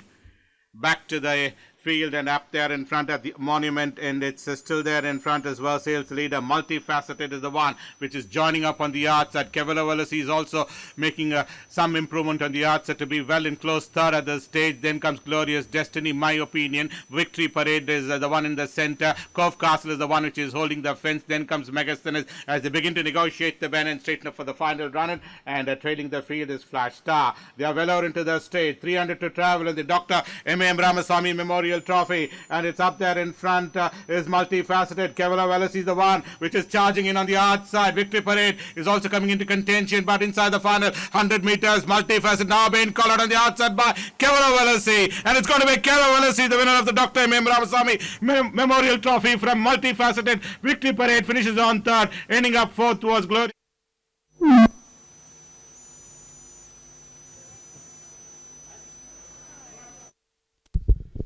Here's the trophy presentation then, folks, for the fifth race of the day, the Dr. M.A.M. Ramaswamy Memorial Trophy. And Dr. M.A.M. Mutaya will be presenting that, a trophy in his father's memory. B. Suresh, listen, I don't know how, I honestly, if I was B. Suresh, I'd be taking photographs of Cavallo Veloci and posting it on social media every day, just saying star. Absolute star is what Cavallo Veloci is. It's quite incredible, the record, the performance, and the attitude of that horse. I don't think there's any doubt I'm a very, very big fan of Cavallo Veloci.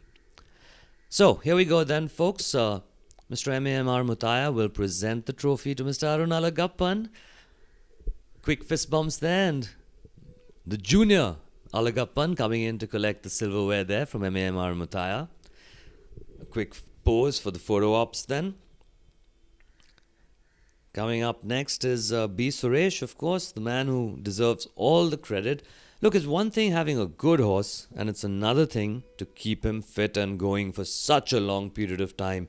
Horses aren't easy to train and easy to keep their form at a high level of performance, especially when you're talking Group 1 performance and Group 1 levels. It's very, very tough. There we go. The man of the moment, the man who deserves all the accolades, B. Suresh. And here's your jockey, A. Imran Khan. He's someone who's won so many races in Chennai, and he's partnered Cavallo Veloci for a large part of his career. He knows the horse very, very well.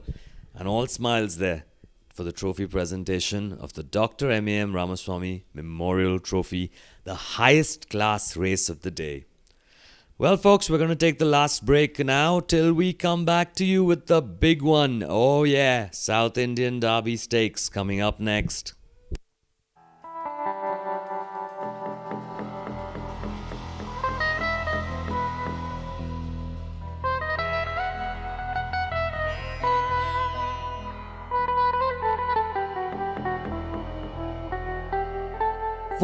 January, Sankranti Day here in India, and the Chennai Derby will be run.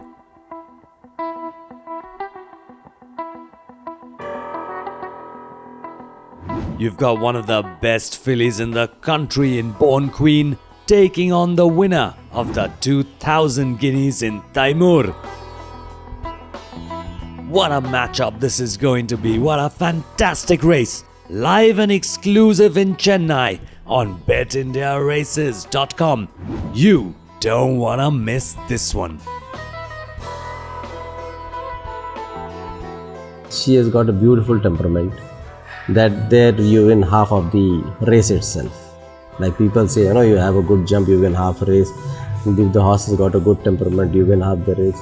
So she has got the best temperament, and that is the biggest advantage of that filly.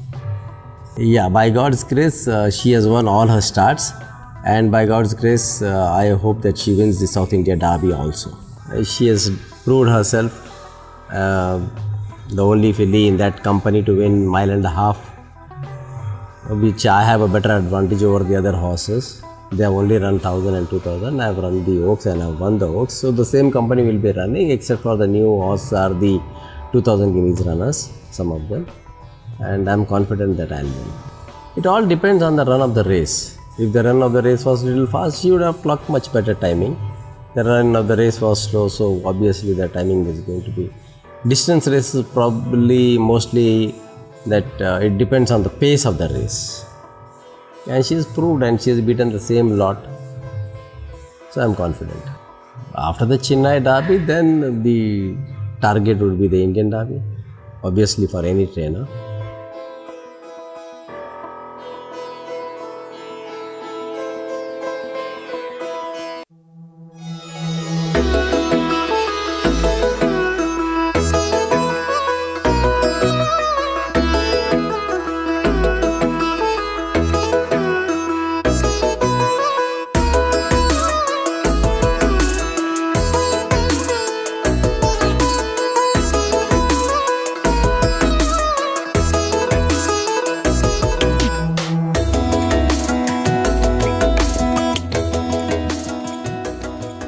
Bed India Races சார்பாக உங்கள் அனைவருக்கும் எங்கள் இனிய பொங்கல் நல்வாழ்த்துக்கள்.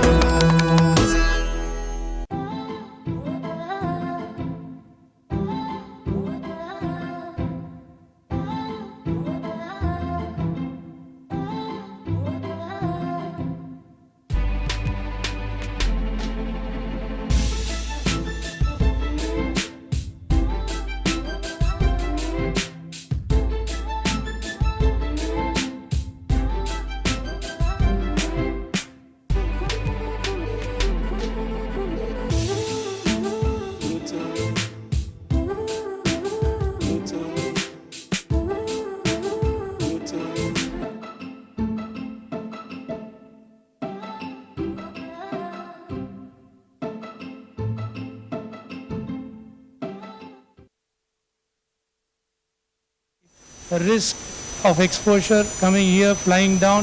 So I thank on behalf of the Board of Management for being here with us and making this Derby weekend a big one. Now, with your request, can I hand over a bouquet to Vinod Shivappa, BTC Chairman. So, ladies and gentlemen, the Chairman of the Madras Race Club, Mr. Well, there we go, folks. The chairman of the Madras Race Club presenting a bouquet to the chairman of the Bangalore Turf Club. As you just heard him saying, he's very grateful that they made the trip all the way from Bangalore down to Chennai during these tough times of COVID, where there are so many restrictions in place. Let's have a quick listen to what the chairman of the BTC says. To all the people of Chennai, It gives me great pleasure on behalf of the Bangalore Turf Club to be here. I think Mr. Muttaya and the management committee has made a habit of sorts. I was also one last year at the same time, happy to inaugurate one of the facilities. I thank them profusely for having done so. I'm sure that the facility given by the Madras Race Club is of great importance, and it's a leader I should always mention, but your chairman always says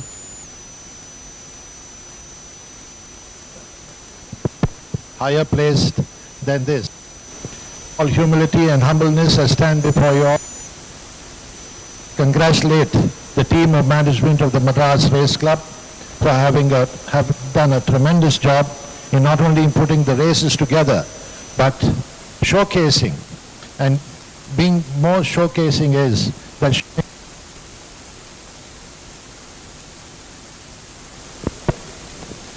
the other clubs to follow them.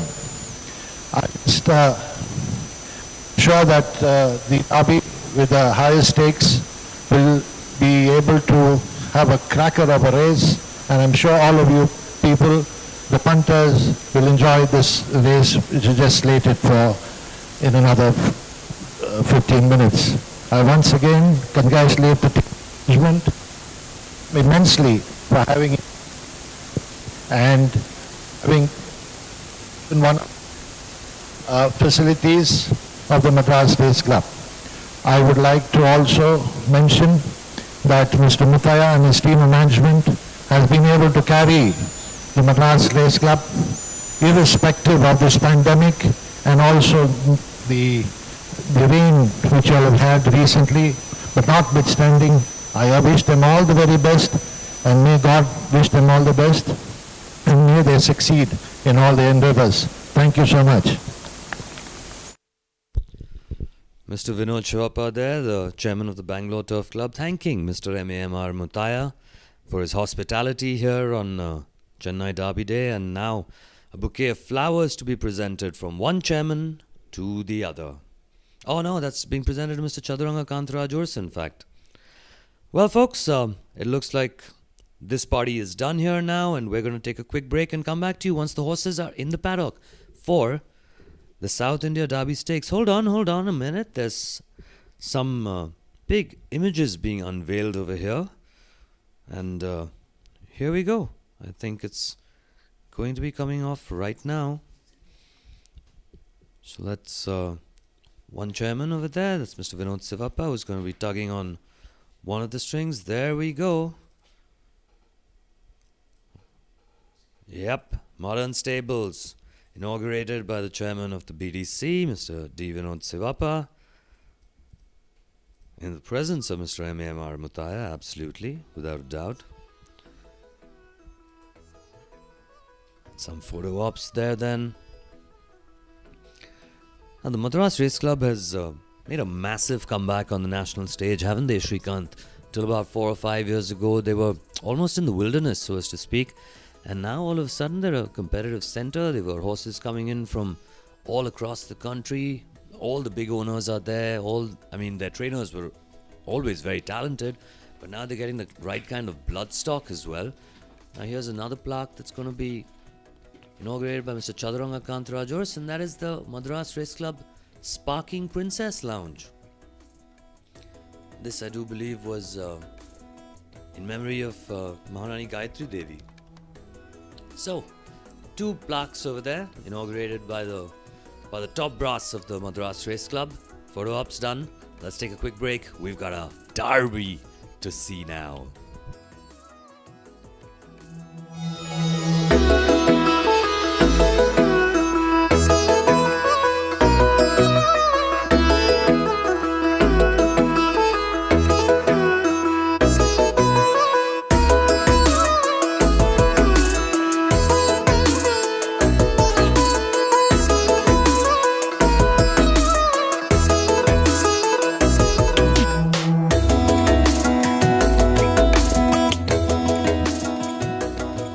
Bed India Races சார்பாக உங்கள் அனைவருக்கும் எங்கள் இனிய பொங்கல் நல்வாழ்த்துக்கள்.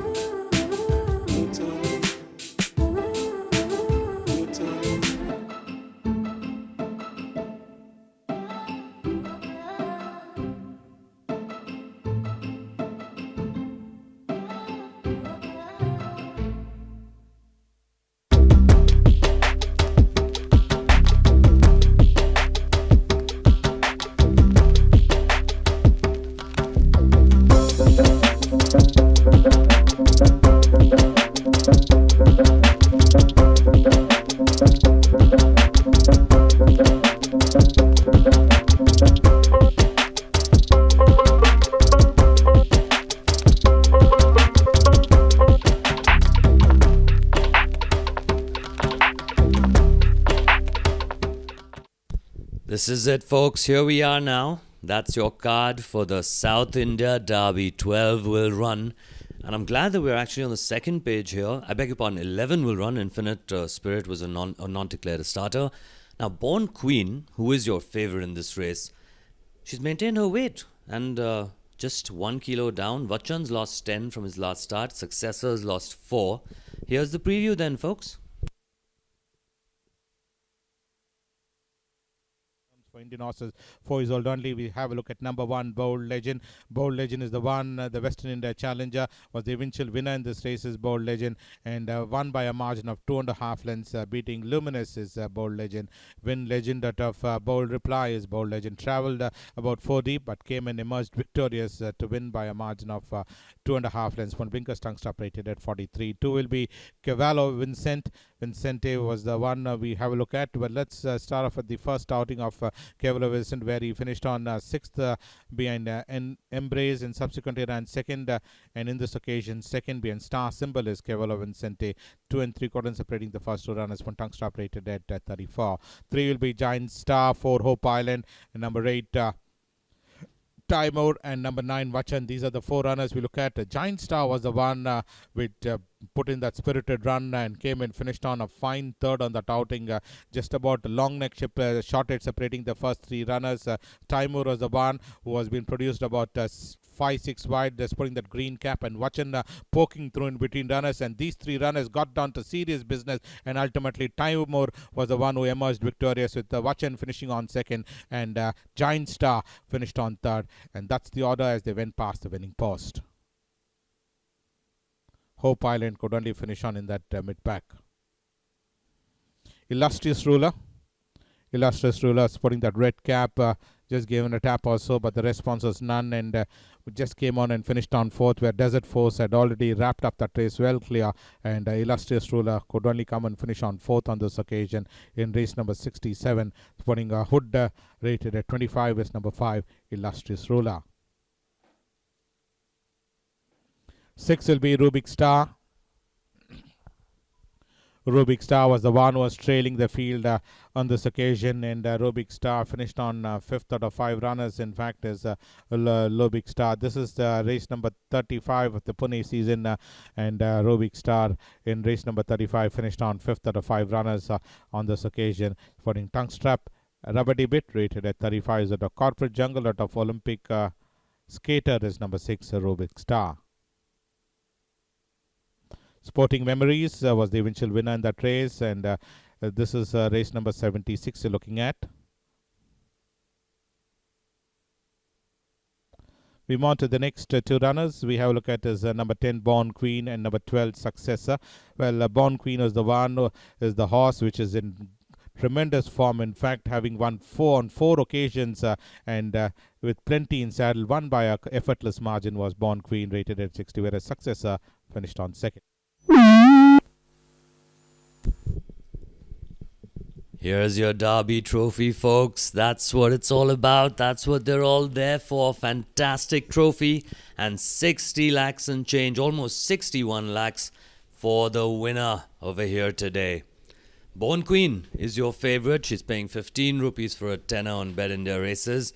She has done absolutely nothing wrong in her career. She's a wonderfully, absolutely. But today will be the sternest test that she has been put up against. Well, you can see some folks over there. Those are the connections of Giant Star, I do believe. And Giant Star is the property of Mrs. Saldana, Dr. Shashi Chand Jain, and Mr. Faisal Qureshi, and Mr. Khushru Batiwala. Why Srinath? Now that's a very positive jockey change. I understand that Yash was injured and that's why the change was forced. But look, if you're replacing Yash Naradu with YS Srinath on Giant Star, nobody's going to complain. Now here's the smallest men with the biggest job in racing walking into the paddock. The jockeys have made their way in. A couple of them yet to come into the paddock there. Bowl legend, I think, P.S. Chauhan was there and Suraj Naradu just behind him. A few of the horses also making their way into the paddock yet. They're not all in. Let's have a quick listen then to what our racing correspondent discussed with the connections of the trainers who had runners in this derby. Ladies and gentlemen, we have with us now the young talent from Royal Western India Turf Club Limited and members of the very famous Naradu family, Mr. Deepesh Naradu.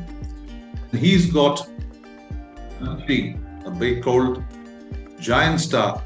Giant Star is a special horse for me, considering he's given me my first Derby runner. A runner which is running with a very good chance to win. He's worked well after his last run in Chennai itself, and I've kept him back in Chennai because I didn't want to do the travel up and down. Touchwood, he's keeping well, he's fresh. I hope he gets the Derby distance and hoping for the best. And you're confident that he will go that extra 4 furlongs, he'll take it easily?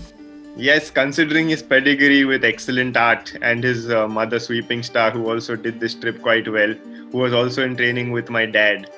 And the sweeping success line, as we all know, is the 2-4. So I hope he stays and proves us all right. There is a change of jockey this time. YS Srinath has been given the assignment. What is the reason for putting YS Srinath on?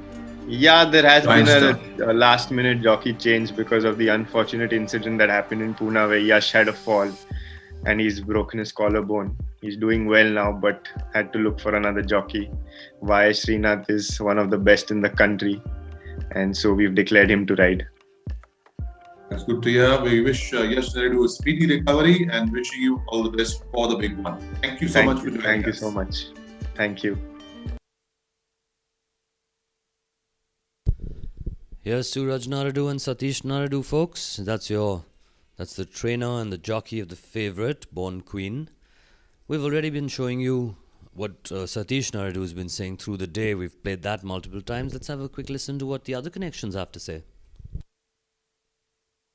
Ladies and gentlemen, we have with us trainer Karthik Ganapati, who's come down specially from the Royal Western India Turf Club. Karthik, let's talk about Rubik Star. Rubik Star is a maiden and he hasn't travelled beyond 1400 meters. Please tell us, has he been prepared to take on the 5 additional furlongs? Yes, he's definitely been prepared. He ran second to Forest Flame in the Breeders' Produce.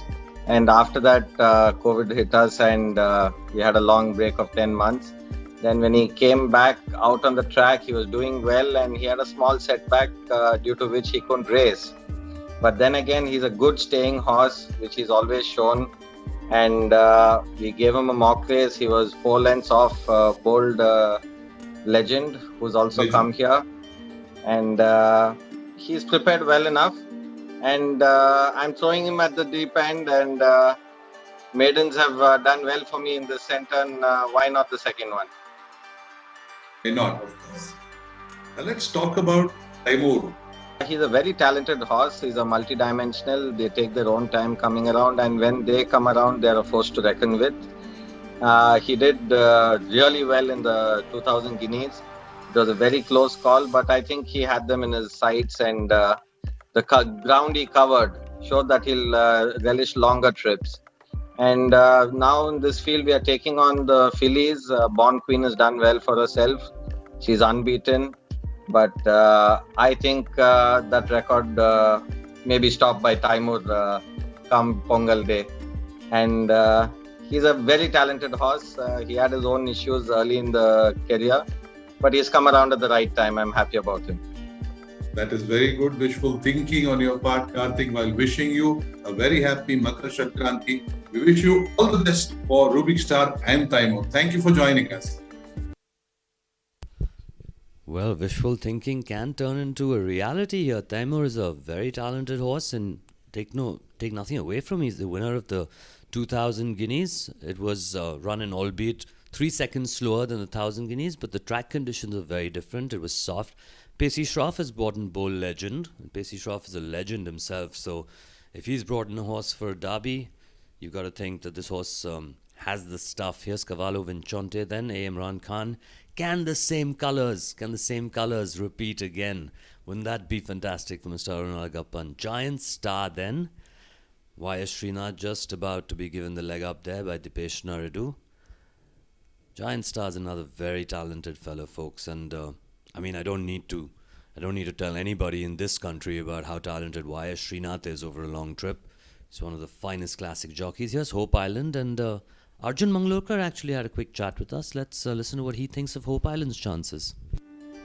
I have two runners on Pongal Day. One in the Derby that is called Hope Island. He's worked well, and in a strange year of not having form, I thought let me take a shot at the Derby. I ran a little of an aggressive race last time in the Guineas. I shouldn't have done that.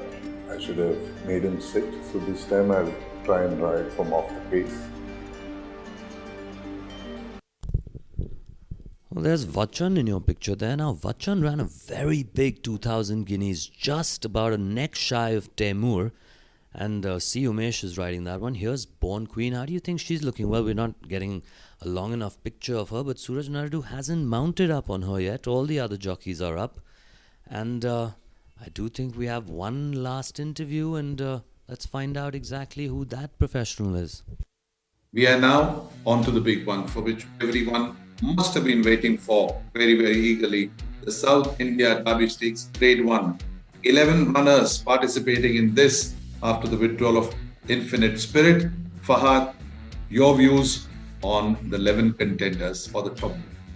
Well, moving into the big race of the racing calendar in Chennai, the South India Derby Stakes, the race which you all have been waiting for.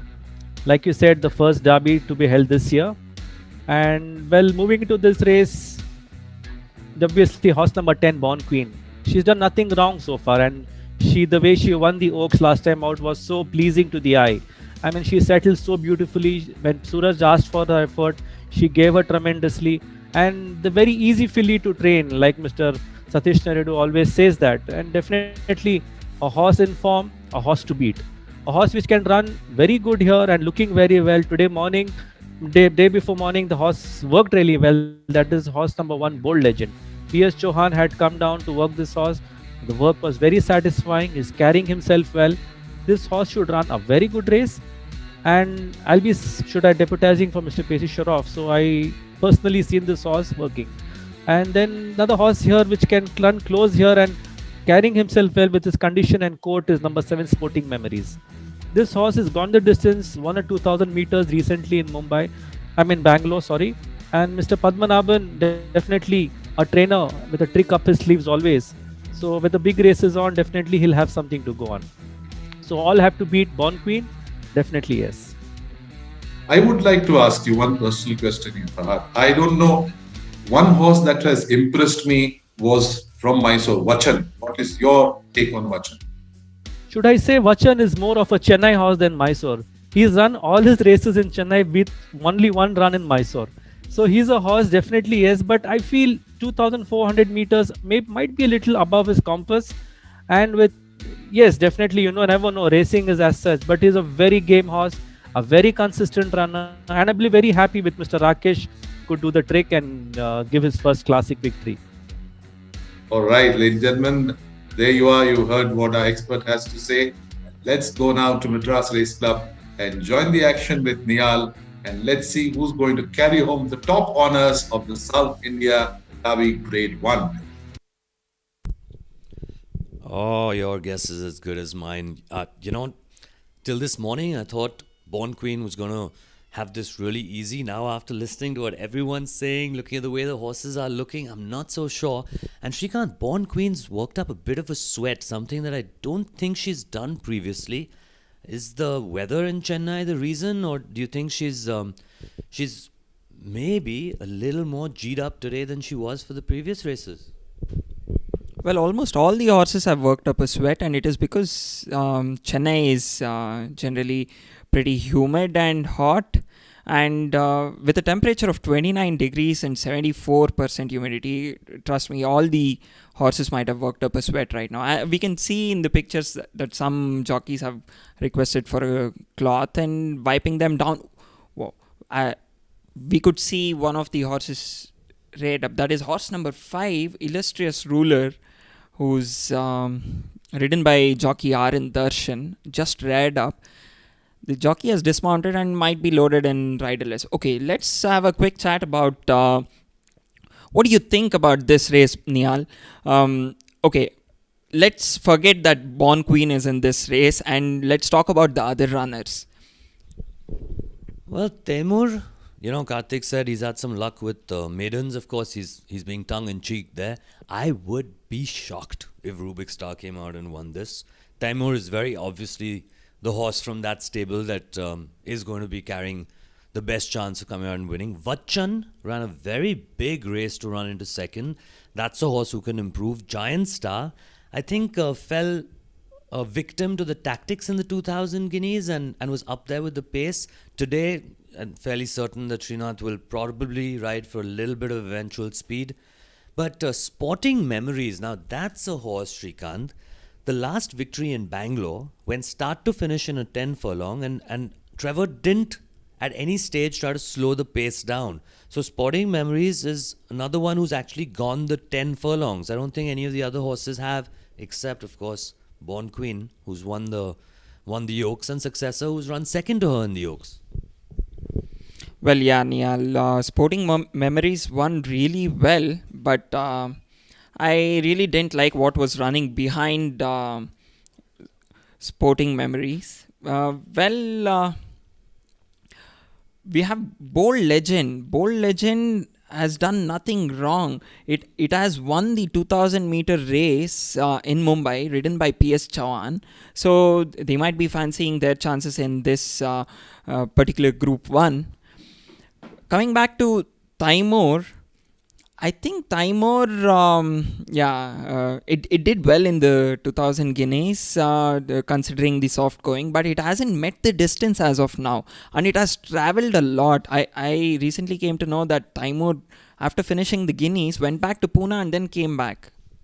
I feel that is a lot of travelling to a big horse like Taimur. Well, Born Queen is the only one who has proven that distance doesn't matter. It has all the class. It has taken the distance. While some critics say that Born Queen's 2,400 meter run was pretty slow, so it is not a true test of staying abilities. What do you think about that?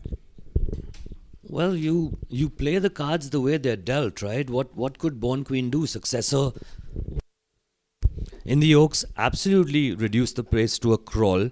There's not much to be said about that. Born Queen did nothing wrong. It's like how Satish Naraidu said, if the pace was faster, she would have won better. He really believes that. And look, with Taimur, I agree with you. Travel fatigue is a real issue with horses. There's no doubt about that. But I also, knowing Karthik Ganpati, I'm sure he would have thought this one through. He probably figured that he would have a better chance of training Taimur and getting him to train on in Pune rather than keeping him here in Chennai. Maybe it's got something to do with the weather. I have no idea. I can't say for sure. But I don't know. Maybe the travel will be a factor. I have no idea. Look, Giant Star is another one who can only improve on his last start. And I'm saying this again, folks. I think, look, we were discussing in the break. Sporting Memories is probably going to jump and make the running. It's the style of training that S. Padmanabhan, and he's a master trainer, it's the way he trains his horses by and large. He gets them to go real hard from the gates and maintain a good steady gallop all the way through. And Sporting Memories won the 10 furlong in Bangalore very well and beat some very decent horses at that. Gave them weight and a beating in Bangalore. Definitely, that's a good observation. Sporting Memories has to hit the front, and that is their general type of running of the race. But there'll be some policing work done by Illustrious I'm sorry, by Rubik Star. I think according to my analogy, Rubik Star will be doing some policing work where if Sporting Memories doesn't hit the front, or if it tries to slow down the pace, Rubik Star might take over the running, and the rest of the bunch might stay behind them and then form into a two-file. Where do you think Born Queen, Timur, and Giant Star be placed in the early stages of the race, Niyal? Look, it's tough to tell, right? Now, Y.S. Srinath, Suraj Naradu, these guys know each other well. Neeraj Rawal, you've got Trevor Patel in there. Look, why can't Trevor go to the front? Why would Trevor on Successor not try to go to the front and control the pace again? What he's done last time out with Successor has helped him to run into second. So it's tough to tell. Look, I can tell you one thing. Born Queen is so versatile that gives Suraj Naradu the great luxury of being able to look left, look right, and then decide what he's going to do and adapt to the situation. I don't think Sporting Memories has that luxury. I don't think Successor has that luxury. Giant Star. Now, Giant Star is the one that you need to watch out for, folks. And look, you got to think that Taimur is gonna be ridden for eventual speed again. If that's the way he won the Guineas, I see no reason for that tactic to change. We'll find out. We will find out. Oh, listen, I'm getting butterflies in my stomach, Shrikant. It's Derby Day here in Chennai. Well, yeah, everyone's experiencing that. Mostly the jockeys who are astride all the horses over there waiting to get loaded. Yeah, we've given out every information possible and the strategy possible. Let's see what turns out well and come on the other side of the post and see who takes the spoils home. Yeah, folks, one last look at the way they bet here on Bet India Races. Still, number 10, Born Queen, your firm favorite. And look, Illustrious Ruler is in no mood to get in. He's absolutely in no mood to get in as the 4-year-old son of corporate jungle out of Spiritual Star. But he's important. He's important to the potential team tactics of the Ramaswamy camp. So I'm sure they'll try their hardest to get him in. Born Queen still looking fairly composed behind the start, and she still pays 15 rupees for a tenner. Number 8, that's Taimur, is your second favorite, paying 47 bucks for a tenner. Number 3, Giant Stars, your third favorite, paying 63 rupees for a tenner. And Successor is your fourth favorite, paying 90 rupees for a tenner. 12 to 1 and above the rest, folks. 12 to 1 and above. So Born Queen, folks, she's the one to beat. She's got the form. She's got the informed jockey. She herself is a fantastic equine specimen. And you've heard her trainer, Satish Naradu, talk about her. He's very, very confident of winning this. He's already talking about his chances in the Indian Derby. He's looking at the Chennai Derby literally as a stepping stone to the Indian Derby. So we'll find out soon enough. Listen, I'm really genuinely got butterflies in my stomach, Shrikant. Let's go over to the commentator. I want to enjoy this race. So Illustrious Ruler is still with his quarters out. Raise up and backs out quickly is Illustrious Ruler.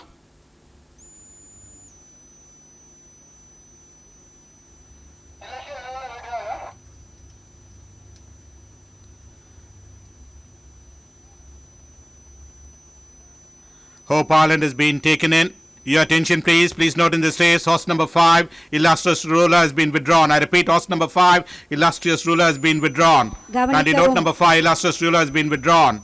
கவனிக்கவும் ஆறாவது பந்தயத்தில் 5ஆம் number குதிரை Illustrious Ruler. Hope Island gets in, Born Queen stalled. That completes the line. Bold Legend is already moved in. So 10 runners in the gates.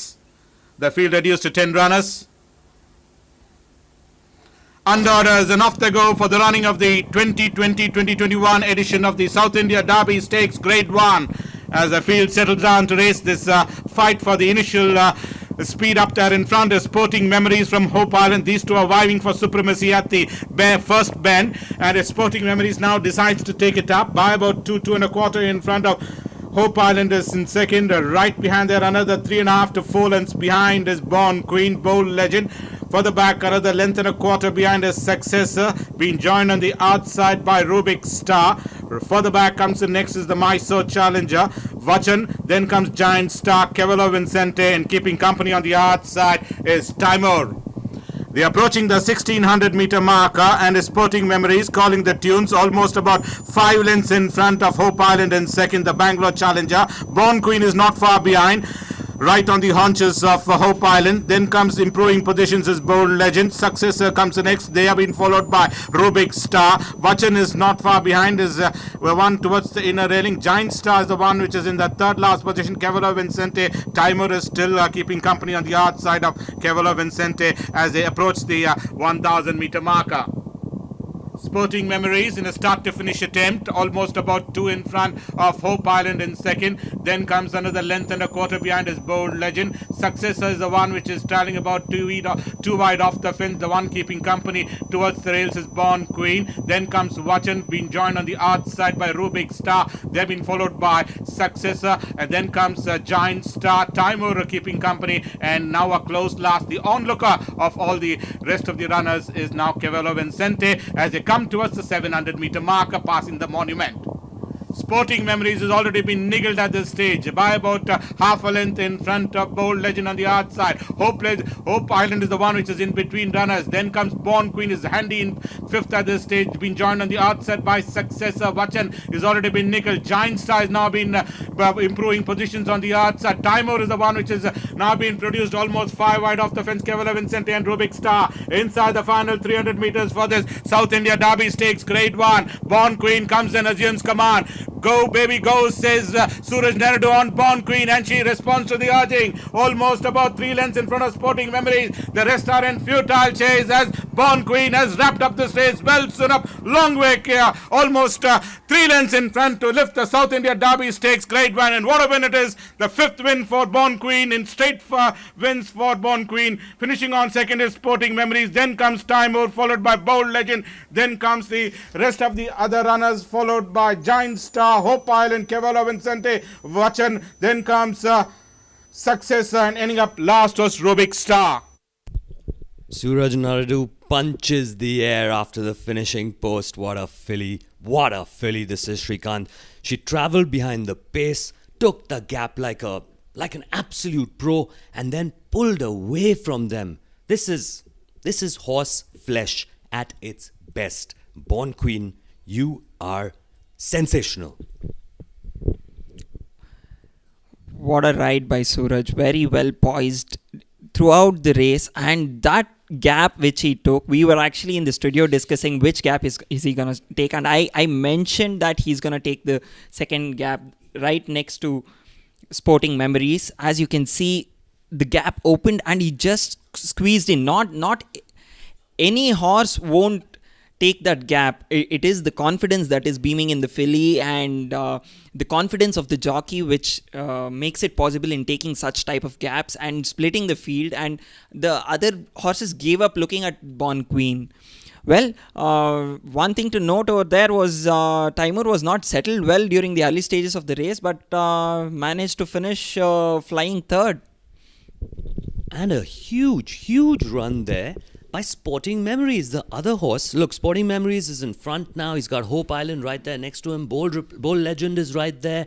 They're almost boxed in Born Queen there. Now, Sandesh with the red cap in the Ramaswamy colours, he travels just behind Giant Star. Giant Star is absolutely following in Born Queen slipstream. Srinath is trying to take the same path as Suraj Naidu. But all of them have to go on the outside because there's no gap there, right? But Born Queen, she's the kind of filly you point her at a gap and she's gone through it in a trice. And it's all over there. She changes gears as Suraj Naidu puts her through that gap. You can literally see her legs start to pump at a faster pace. She has absolutely outclassed them. I've been saying this for a while. She's a very, very special filly. And I'm so glad that she keeps proving me right. Suraj Naidu, yeah, he pumps his fist up in the air, gets a fantastic photo there on the finishing post. And just look at Born Queen. You know, when you get horses like this, with this kind of temperament, with this kind of ability, and then you couple them up and pair them up with the best jockey in the country at the top of his form, man, that's a formidable combination, you've got to say. Satish Naradu has been saying it all week. He's been shouting it from rooftops. I will win the Chennai Derby, and his next target now is the Indian Derby. Even money then with the bookmakers. That was generous for Born Queen. She pays 15 rupees for a tenner here on Bet India Races, and there's Satish Naradu. He's come out and he's giving his assistants a big hug. That's his staff over there. They're all getting big hugs from the trainer. They're the ones who actually spend all the time with the horse. So they're the ones who are worthy of all the accolades and the praise. The Naradu stable is very, very, very aware of the fact that you can't do it alone. You need a team. High fives then from Satish to Suraj, and the family's out again. His mum is there. I think that's I think those are the daughter-in-laws. I'm not too sure. But, yes, of course, those are the daughter-in-laws there. Satish Naidu's brought his family out, and I understand he gives Born Queen a big kiss. This is a special moment for them. Many congratulations, of course, to URBB. Best investment of 2020 ever. This honestly, if we had a competition for the best investment of 2020, URBB could enter that and say Born Queen. What a beautiful sight over there. I wish Suraj does a Frankie flip mounting down from the horse. But let's wait and watch.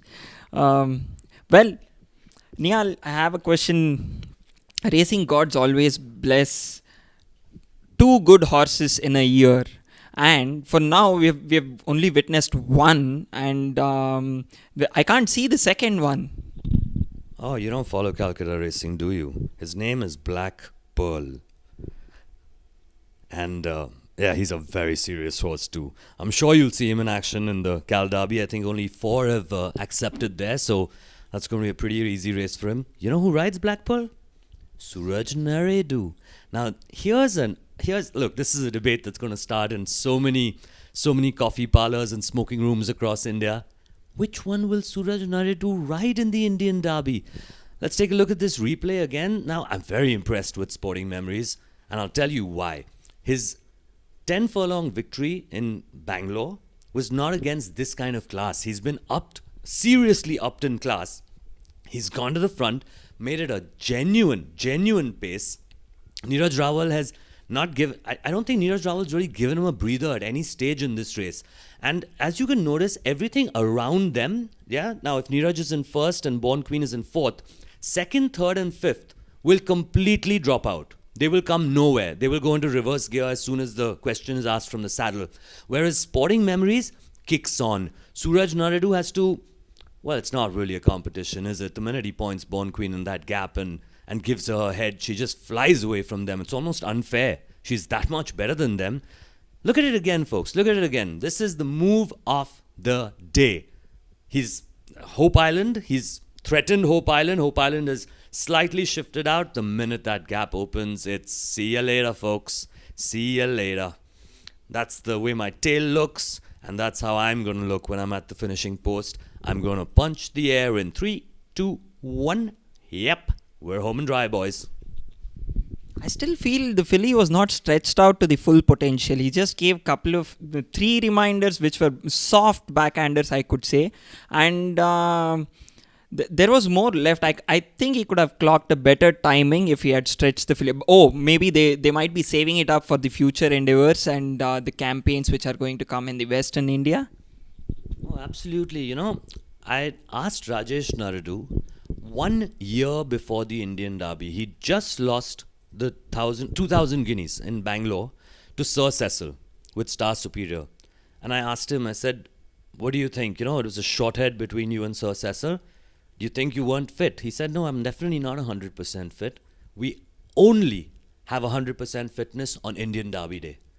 And that was just amazing that if Born Queen is following that same trend from their stable, if she's doing this at say 80 to 90% fitness, it's unbelievable.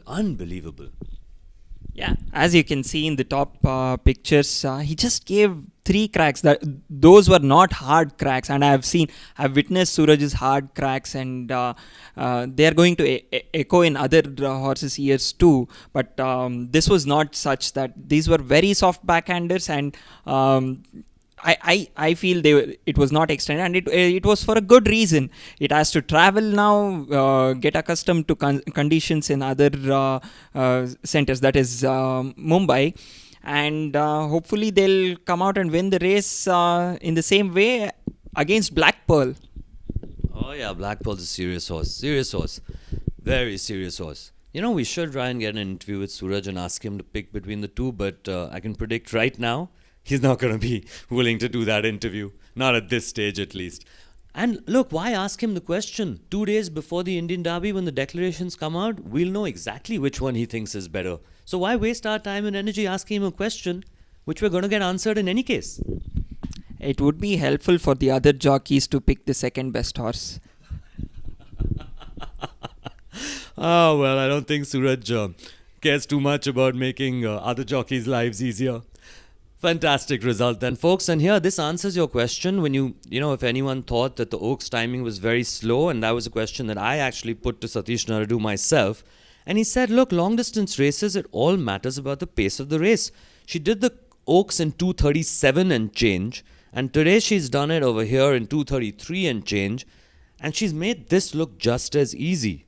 Believe me, she hasn't really been pushed out of her comfort zone. She's just outclassed them, and that's what makes this filly so special. Absolutely so special. Now let's take a look at the other horses here, the other fancied runners. And Taimur at the back, Sandesh in the red cap has once again ridden for eventual speed. He's gently moved up in positions. He's following Giant Star into the straight. And he's traveling a bit wide. Now, I think Taimur maybe likes to travel on the outside. He maybe doesn't like to stick to the rails. He's followed Giant Star, then pulled out outside of Giant Star. This is pretty much the same point in the 2000 Guineas where he made his move. But Taimur's hanging a little bit today. He's not galloping with the same fluency that he did. He's on the extreme right-hand side of your picture. He's in the top picture, you can see he's on the wide outside. He's had to come round Successor as well. But no hard luck stories for Taimur. He had a clear passage all the way through. He just didn't have the acceleration that Born Queen did. She's put, I think, about 8 or 9 lengths between her and Taimur. And I'm telling you, the horse who's going to go away from this race with a lot of hope and with a lot of, definitely a thought that, look, we definitely could have a chance in the Indian Derby is Sporting Memories. Definitely. Sporting Memories running out in the front, that is the strategy from the connections, and they stick to that strategy. And well, they have seen some good results previously, but from now on, Sporting Memories will be leading the field and finishing behind Born Queen is what I would expect. But Taimur, if it was settled a little better and came out in the straight, might have beaten Sporting Memories, might have really close, but in no way could have touched Born Queen. Yeah, she's very special, this filly. Very, very special. Well, we've seen her do this for the last 5 or 6 times, and every time I'm watching it, I'm just getting more and more impressed. This is a very special filly, folks. We'll take a quick break here and come right back to you with the trophy presentation for the South India Derby Stakes, won by Born Queen.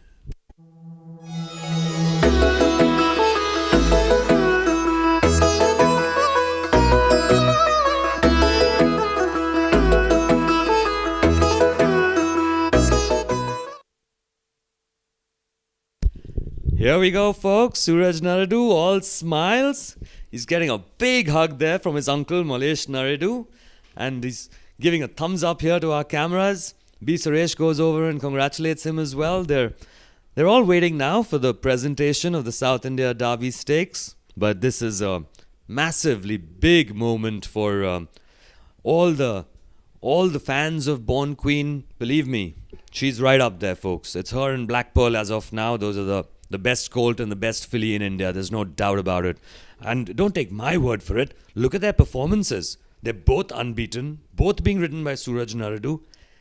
And boy, the $1 million question that I know he will not want to answer. and that the whole country wants to know which one is better. But look, believe me, when declarations happen 2 days before the Indian Derby, you're going to have a definitive answer. Suraj and Satish give each other a big hug and a kiss. The entire Naradu family is very, very close-knit. They eat, breathe, sleep and live horse racing. It's such an amazing feeling to come out and have a result like this. And I'm also so pleased that with what we've been doing with Bet India races, the initiatives of asking all the professionals to share the information, I'm so glad that someone like Satish Naradu, for 1 week, we've had like promos and packages out for the last week. He's confidently said, I will win the South India Derby. And from there, I'm moving straight to the Indian Derby, and watch out Black Pearl and watch out anyone else who thinks that they can dethrone a queen. In this Game of Thrones, this one was the born queen. And the Black Pearl, well, he's gonna be under a little bit of pressure now because, look, he's got his derby in Calcutta and just around the corner. There's only 4 over there, so you don't think that that's going to be a fast-run race. And I think it's inevitable that they will clash in the Indian Derby, Shrikant. It's absolutely inevitable. And Suraj Naradu is in the envious position of choosing which one he wants to ride. So all the stewards making their way out now onto the main track where the trophy presentation for the South India Derby will be. Satish Naradu has been there. Suraj Naradu has been there just last year. They took it down last year for Mr. Daulat Chabria and the other partners, Dr.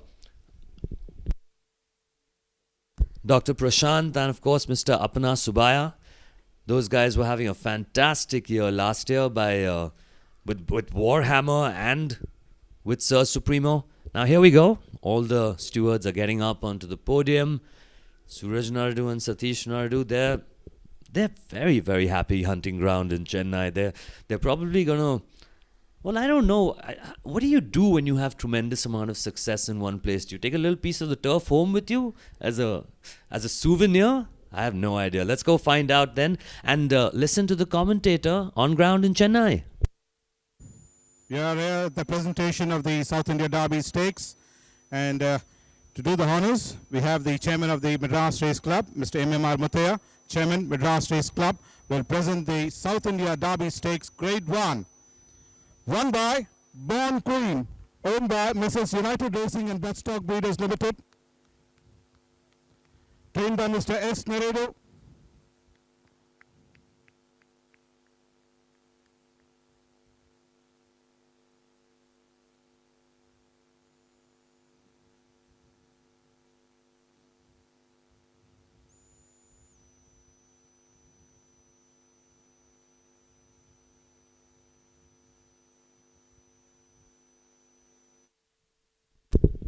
Satish Naradu there collecting the trophy on behalf of URBB. He's getting it from Mr. Vinod Sivappa and Mr. M.A.M.R. Muthaya, the two chairmen presenting the trophy for the Chennai Derby Stakes 2021.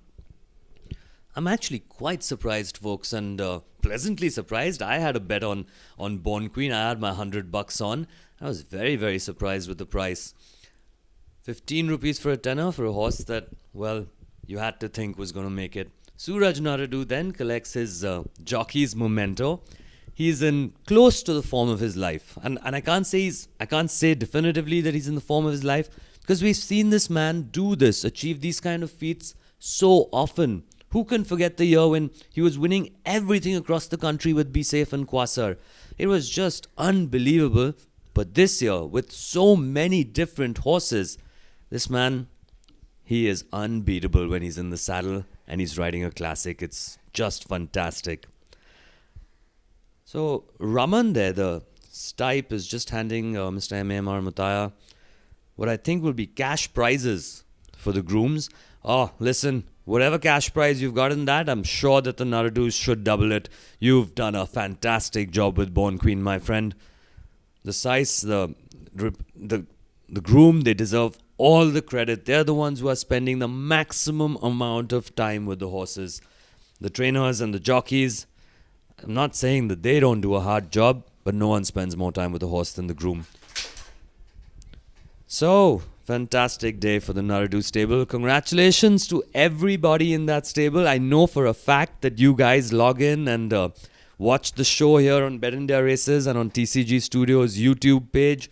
So many congratulations to you guys. You deserve all the happiness and the success. And I'm pretty sure that there's going to be a big party at the stables tonight. I have no doubt about that one. Suraj there. Photo ops then once again with his father and with the two chairmen. And Born Queen's obviously not being paraded. I don't see her being paraded. So maybe she's just been sent off for a cool down. Nice new trophy there that will be undoubtedly added to the collection at Kunigal with URBB. Let's have a listen to the comments on ground. How does it feel? It feels great, and I would like to thank the owner of Born Queen, because he was the one who took the decision to run this filly here. I was a little dicey about running this derby. I thought the forecast was showing rain, so I was a little dicey, but he gave me the confidence, and I really thank him, and she's shown that she's brilliant. So what next for Born Queen, Satish? Obviously Indian Derby. All the best for you. I'll go to Suraj Naradu. Suraj, at the bend, you're almost sitting third for most part of the journey. And what was your response? Did she respond instantly, or what was it? She's been terrific all her runs, and with every run she's keep improving, and the same turn of foot or probably even better than what she was doing before. She was traveling too good in the race, and I knew when I pressed the button she's going to take off. All the best for you for your future rides. Shrikant, the commentator on ground, Manohar, he knows exactly what you and I know. It's not worth asking Suraj Naradu right now, do you ride Born Queen in the Indian Derby? Because he's going to just look at him and say, I need to make that decision closer to the race.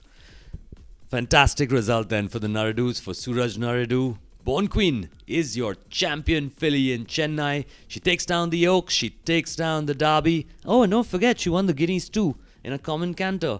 What a horse, what a horse, what a horse. Many congratulations again to the URBB team. There's a big old cup coming to be added into the trophy cabinet at Kunigal, Mr. Mirza. Better make some space. Big Chennai Derby trophy coming your way.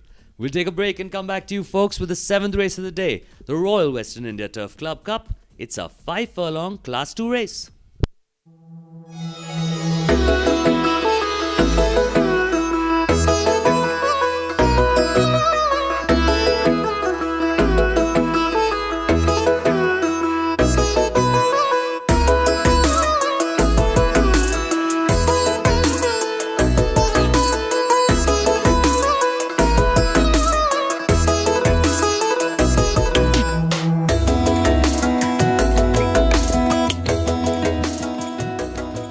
Bed India Races சார்பாக உங்கள் அனைவருக்கும் எங்கள் இனிய பொங்கல் நல்வாழ்த்துக்கள்.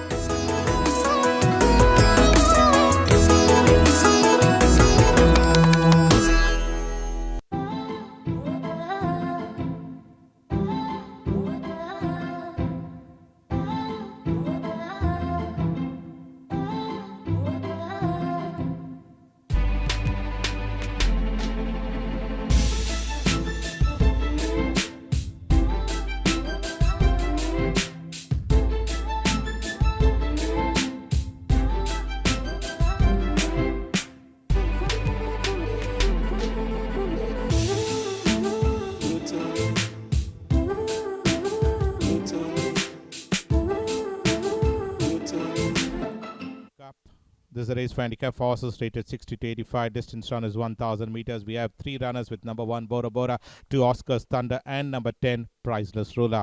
Let's start off with Bora Bora's credential after that win on the first occasion.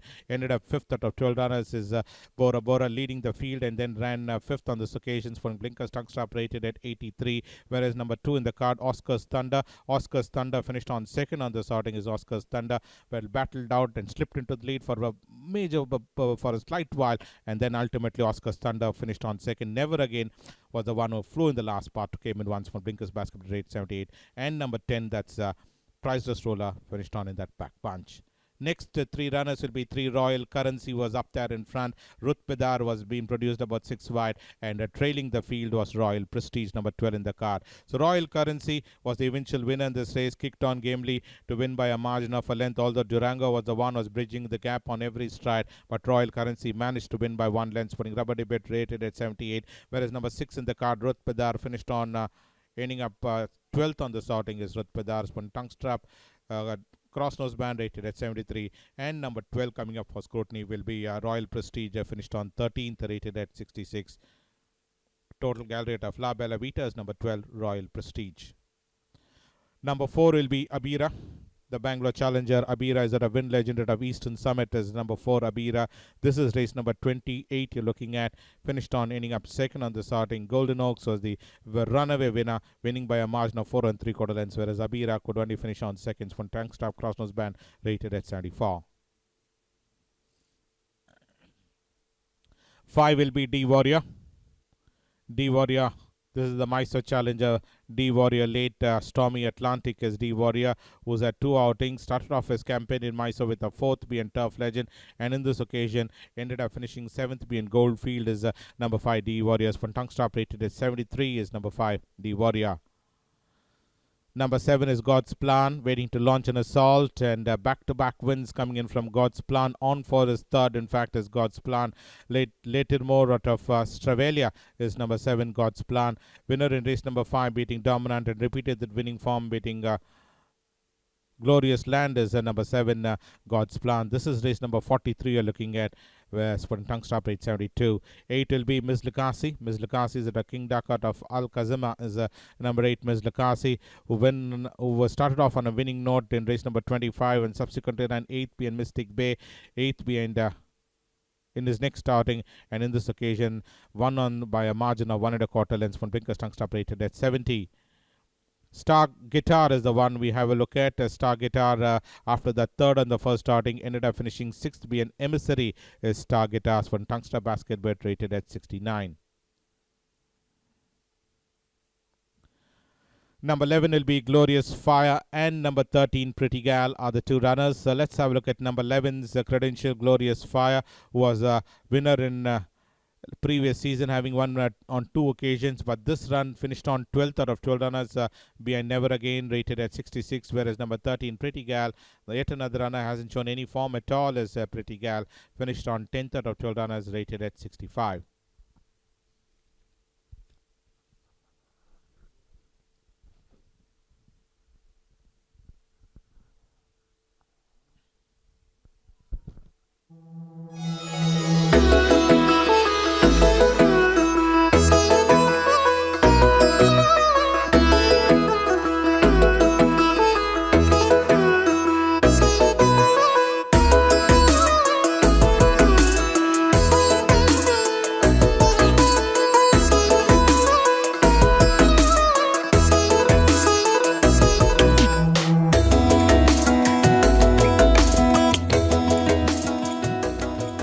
Bed India Races சார்பாக உங்கள் அனைவருக்கும் எங்கள் இனிய பொங்கல் நல்வாழ்த்துக்கள்.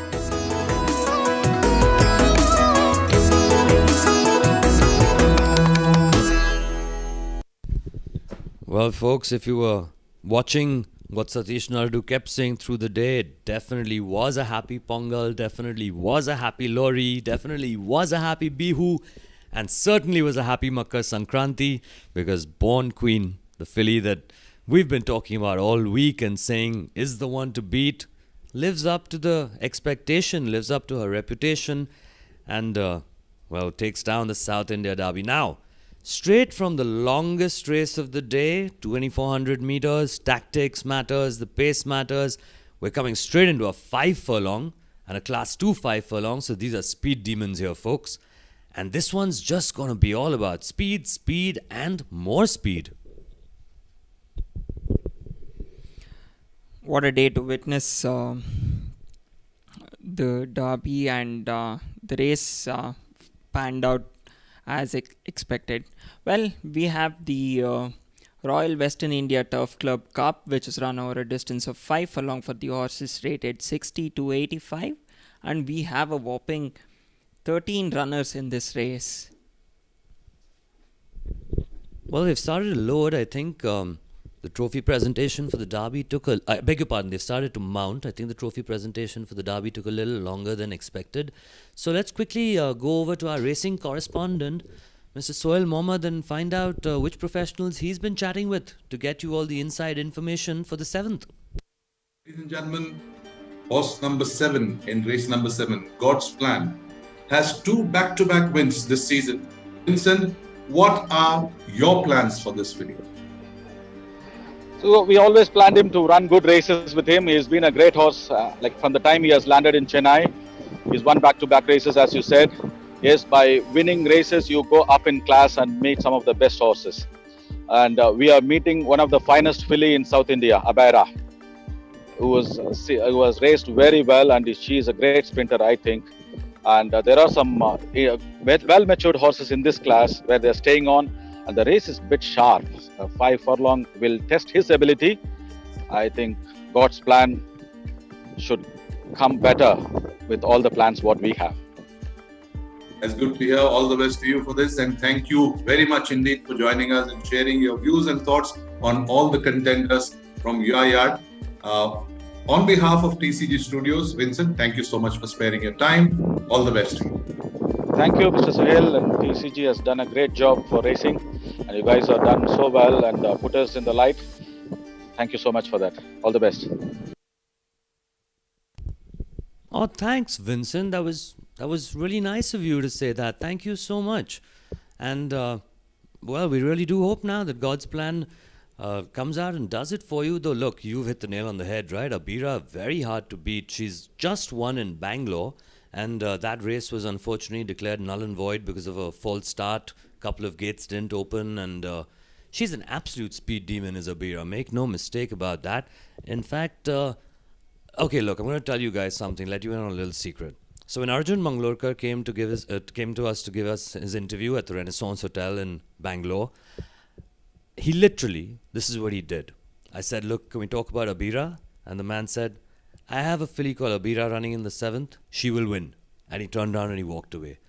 We all looked at each other and we were like stunned and went, what? And we had to call him back to expand a little bit on why he thinks Abaira will win. Here's what he had to say. My filly Abaira running in the handicap 60 to 85. Well, I think she should win. She's well within herself, and I really don't know much about the competition in Chennai, but as she's so well within herself and we've cut her back to her right distance, I think she should win on the... That was the long interview, folks. That was the long interview. The real interview was when he walked on and said, I have Abaira in the 7th, she will win. Mic drop. So, Abaira then. Abaira is your short-priced favourite here on Bet India Races, paying 18 rupees for a tenner, the daughter of Win Legend out of Eastern Summit. Now, that's a very speedy pedigree. She's got some amazing form coming into this race as Abaira. She's run second in her last 2 starts, run third before that, second before that. She's won a race before that. The 5-year-old daughter of Win Legend was looking the part also in the parade ring. She's a very strong, like well put together horse. She's got muscle in all the right places. She's the kind of horse you want to see if you're entered her in a sprint. She's drawn not necessarily badly. She's drawn 9, which should be just fine. She's got Neeraj Raval on her.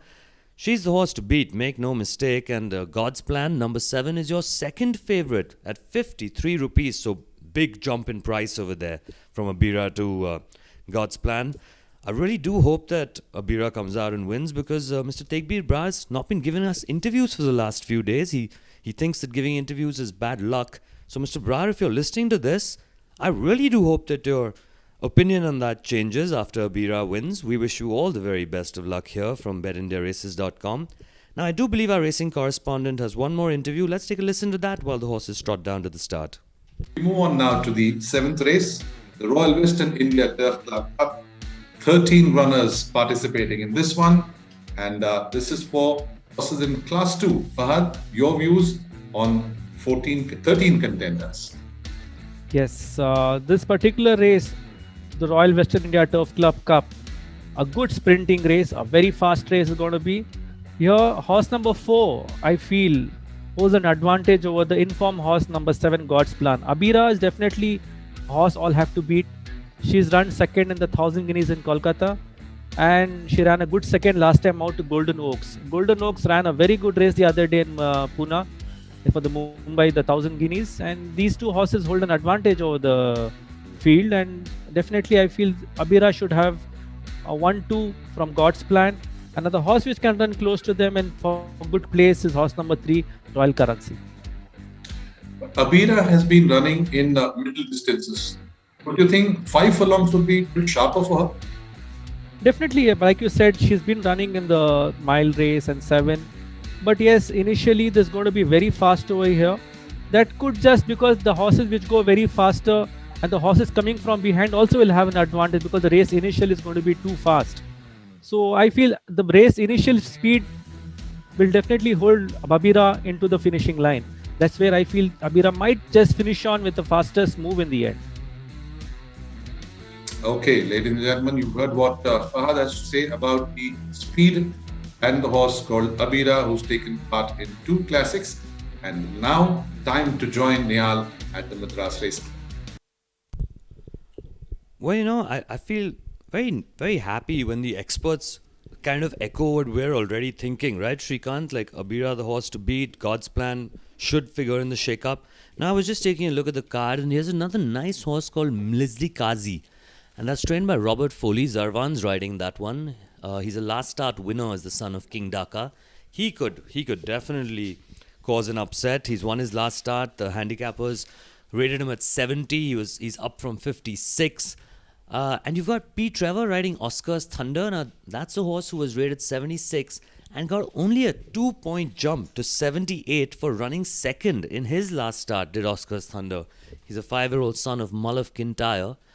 Now, make no mistake, you've got some of the top riding talent in the country here. You've got Trevor riding, you've got Akshay Kumar on Royal Currency. Royal Currency was an impressive last start winner himself. Neeraj Rawal rides Abira, of course. C. Umesh is on D Warrior. You've got S. Zarvan riding Mizdikazi. So there's some serious talent from the racing sort of fraternity over here. Now we've got about 4 minutes left to load, folks. So we'll take a... Now, why take a break, right? Why take a break? Shrikant, I want to talk to you about this. There's 3 or 4 jockeys sitting in the shade there under the gates. Now, what do jockeys chat about when they're sitting there under the gates? Where they're going to have a drink tonight, if Suraj is going to definitely give a party or not. Those type of things. People, they don't worry about the races because they've already done their homeworks and they've prepared, so nothing to worry about the race. And it's not this race, they're not going to feel much about it because it's a 5 furlong race. Okay, I wanted to ask you this, Nihal. The way the public is backing Abira, do you think it is a Sprinters Cup contender in the invitation weekend? Well, that's a very good question, and I think this race will actually answer that for us because Abira hasn't yet run in out-and-out sprints. Now, let's open up her record and let's do a little bit of study here since we do have the time. Now, Abira has run 11 times in her life. She's never run a 5 furlong. She's run second in a 6 furlong in her last start with John. Now, of course, we can't count the real last start that she won with Anthony Raj because that race was declared null and void. But she has been tried in terms races in Calcutta, in Mysore, over a mile. And she's won a 7 furlong as well. Now, obviously, Arjun thinks that his filly has the speed and the class to turn this race into a no contest. Okay? I'm telling you, he's supremely confident. I know the man well. I have never seen him as confident as he is to take this race down with Abira. He's like, dude, I know I'm better than the horses in Chennai. I know I'm fit. I know that it's going to take like a real massive like racing calamity for Abira to lose. He thinks that maybe even if he got a check here or there, he could still come out and win. She's that much superior to the competition is what he feels. But God's Plan, no slouch. And let's say that strange things are capable of happening in racing. But to get back to your question, if Abira wins today and does it well, I think this is a fair question that we can put to Arjun Mangalorkar. Is he targeting her for the sprinters after that? Jockeys have just started to remount again, folks. We got just a minute till they start to load. A couple of them already in the frame of the gates and waiting there for their horses to join them. The way they bet here, Abira was paying 18 rupees for a tenner. Now, you guys have been paying attention to us, haven't you? Serious money has come on to Abira and she now pays 16 rupees for a tenner. Number 7 pays 54 rupees for a tenner and number 2 pays 58 rupees for a tenner. So that's Oscar's Thunder who's come in for some support. And God's Plan always was your second favorite and stays there.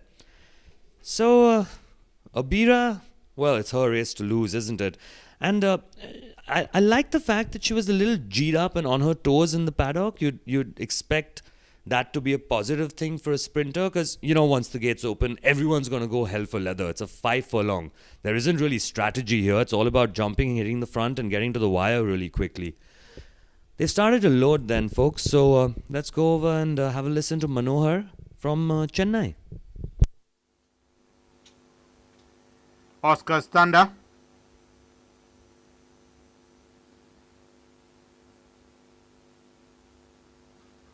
Will be tried next. In the meanwhile, God's Plan has been tried. Who's standing close to the gates with the blindfolds on.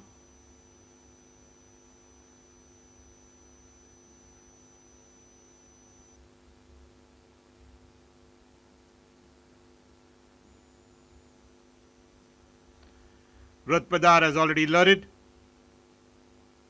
Royal Prestige has moved in.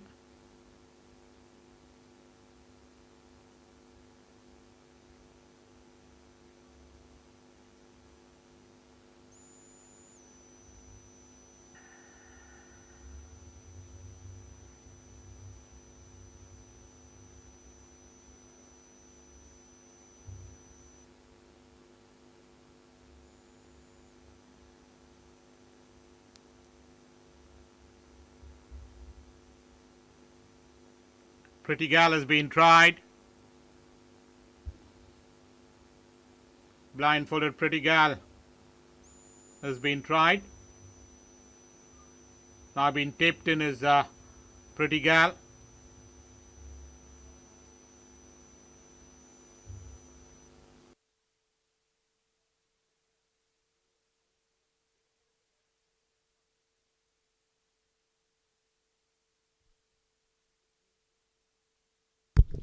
Well, folks, I do apologize for that. It looks like the pictures coming to us from North Alley have frozen again. Well, I'd been promised that this was not going to happen today on the Derby day. I'm just so grateful that it's happened after the Derby. Mr. Brar, if you're watching, I know that this is really going to upset you. Just give us a moment to try and remedy this and come back to you as soon as we can.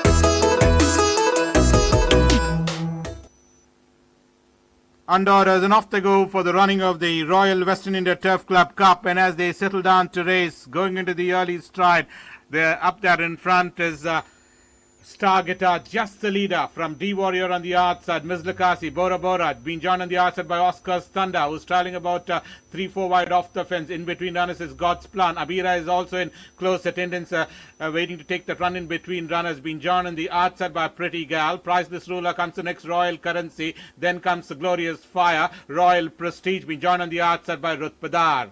They are approaching the final turn and they are well over into the straight. Little over 300 to travel in this race, and it's Star Guitar still the leader. Now being joined on the outside by D Warrior. Abira is the one which is now being asked for an effort on the outside. Comes and assumes command is Abira by about a length and a quarter to 2 in front of Mizlakasi. Then comes D Warrior, the one on the inside. Comes the next Star Guitar, Oscar's Thunder and God's Plan. But Abira is clear of the field to win the Royal West India Turf Club Cup from Mizlakasi. God's Plan. Then comes Star Guitar, followed by D Warrior. Then comes Oscar's Thunder. They have been followed by Bora Bora, Priceless Ruler, Royal Currency, Pretty Gal, Rutpadar.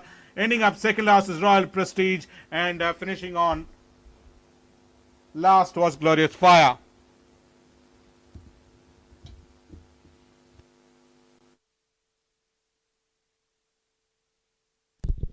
Abira does it in style. Absolutely in style. Arjun Mangalorkar, I tip my hat to you. The shortest interview you ever given us was also the most accurate, my friend. Absolutely destroyed them. Neeraj Rawal kept the filly out of traffic, travelled wide. He had no problem with that. He knew he was going to outclass them. He knew he was going to destroy them. Arjun had obviously had a conversation with him as well. Well, Neeraj held on very well. Credit to him. He didn't panic because he was wide, because he knew that there was some class inside. And he just gave a couple of taps, not even, one backhander, very soft. I mean, in a 5 furlong race, you can't go whacking the horse too much. But I think now you should answer, Nihal. According to you, is it hopeful for the sprinters? Look, I'm no one to say this. I actually, you know what? I'm going to try and call up Mr. Tegbir Brar right now and ask him his opinion. Let's see if we can actually get Mr. Brar live on air with us on a telephone conversation. I hope he's watching this and I hope he answers the phone. But I will tell you one thing that I noticed. Yeah, Neeraj Rawal, he's not one to show off very regularly, but he absolutely stood up and posed for that photograph, folks. He rode her out hands and heels. He brought her to the wire. And then after that, he just posed for a photograph there. Okay, so I've tried to call Mr. Tegbir Brar and, oh, there we go. He actually just answered the phone and I hung up. I'm going to try and call him back again. Fantastic performance by Abira. She really did outclass them. Now, I've got Mr. Brar live with us here on the phone. Mr. Brar, good evening. Congratulations for Abira. Oh, you're live on air with us now, Mr. Brar, and I'm going to try and get your audio onto this broadcast as well. Abira does it very well, doesn't she? 5 furlongs, something that she's never done before, and Shrikant and me have been discussing in the studio. Are you planning to target this horse at the Sprinters Cup now? There is a Sprinters Cup, yeah, maybe. But basically, last year we had to take chances in classics with her, and she never really saw out a mile. So we found that she was really crack at 6 furlongs, but she had the class to stretch it out, and we won $1 million with her in Mysore. So this year we decided to come back in grip and basically let her specialize in what's her forte. And this was Arjun's idea to go to Chennai, since there were other horses that were going up from Bangalore for the Derby. So we said we might as well hitch a ride. This race fit quite well, the 60 to 85. She actually, between you and me, she'd won that day when there was a false start, because she slammed. Yes, absolutely, yeah. Yeah, so this was kind of like a last minute plan, but she takes her racing really well. And good, yeah. I mean, this was mainly Arjun Mangalorkar's idea. Well, you still didn't answer our question. Is this her trip, and you're gonna cap her off at 6 furlongs? No, she's not going to run anything beyond 6 furlongs now. There's been an odd year, so we've had to lose this year because of this whole thing of the COVID and all that. So eventually, yes, the target is to try and make her win a black type race, because she's already got a small black type for running, placing in quite a few classics as a 3-year-old.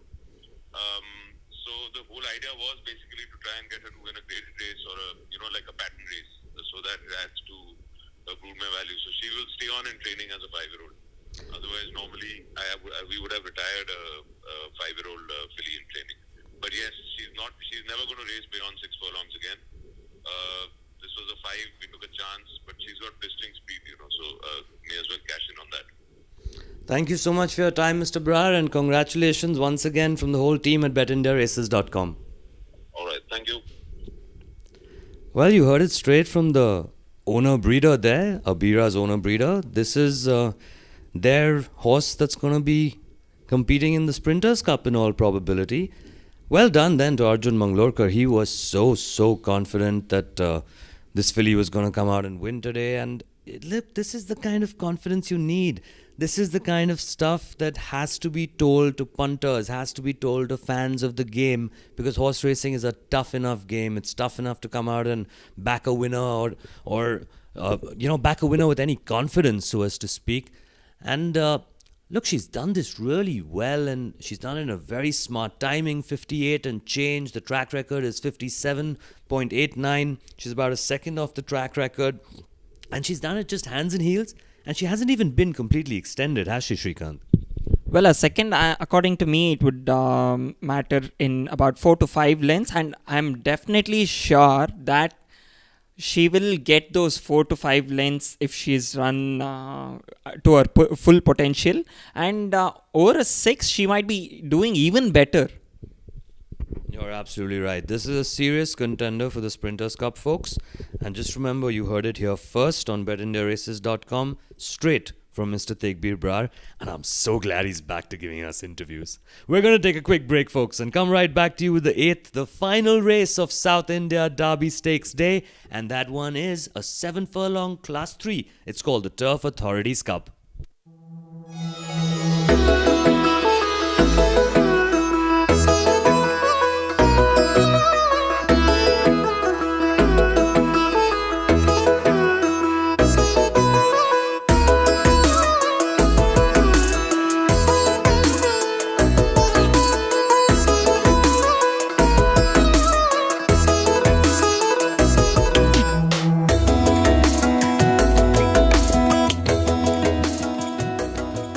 Bed India Races சார்பாக உங்கள் அனைவருக்கும் எங்கள் இனிய பொங்கல் நல்வாழ்த்துக்கள்.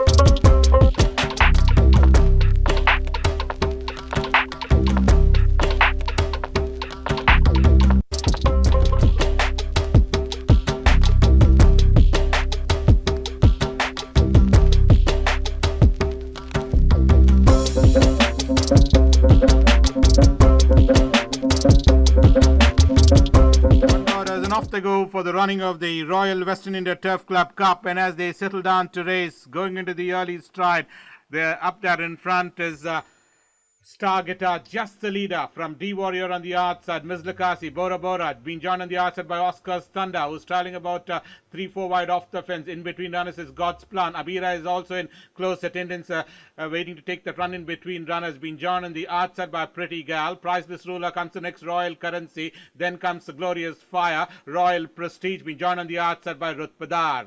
They are approaching the final turn and they are well over into the straight. Little over 300 to travel in this race, and it's Star Guitar still the leader. Now being joined on the outside by D Warrior. Abira is the one which is now being asked for an effort on the outside. Comes and assumes command is Abira by about a length and a quarter to 2 in front of Mizlakasi.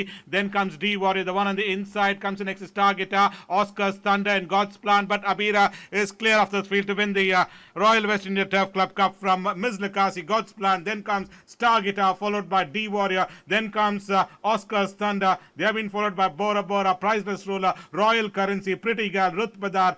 Ending up second last is Royal Prestige, and finishing on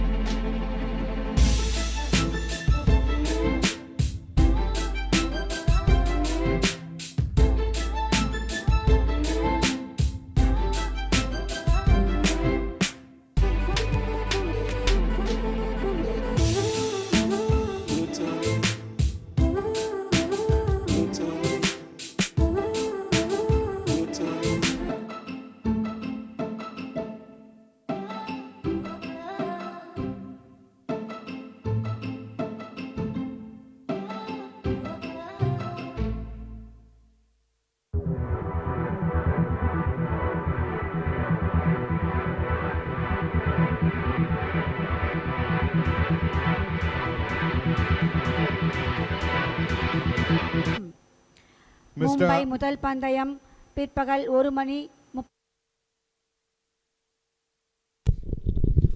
Well, folks, here's a presentation party then for the 7th race of the day, which is the RWITC plate. You can see Mr. Suren Sanas there. He's a committee member and steward of the Royal Western India Turf Club. He's kindly consented to come into Chennai to present that. Arjun Mangalorkar will receive the trophy. Because as we know, Tegbir Brar is not at the races. He hasn't been in a racecourse ever since the pandemic started. Mr. M.A.M.R. Mutaya then, posing for the photos with Arjun Mangalorkar. And here's your jockey, Neeraj Rawal. Did it well, did it easy, did it with a calm, cool mind, did Neeraj. He's actually, I'm fairly certain that Arjun would have told him, look, do what you want, just don't fall off and we're going to win. Because he's come wide, he's ridden her hands and heels, he's barely given her one tap and then he's posed for photographs. All things that are not normal for Neeraj Rawal to do. So he must have been really, really pumped up and really confident that this filly was going to do it. We're going to take a break, folks. We will come back to you very shortly for the last race of the day. It's the 8th, the Turf Authorities Cup.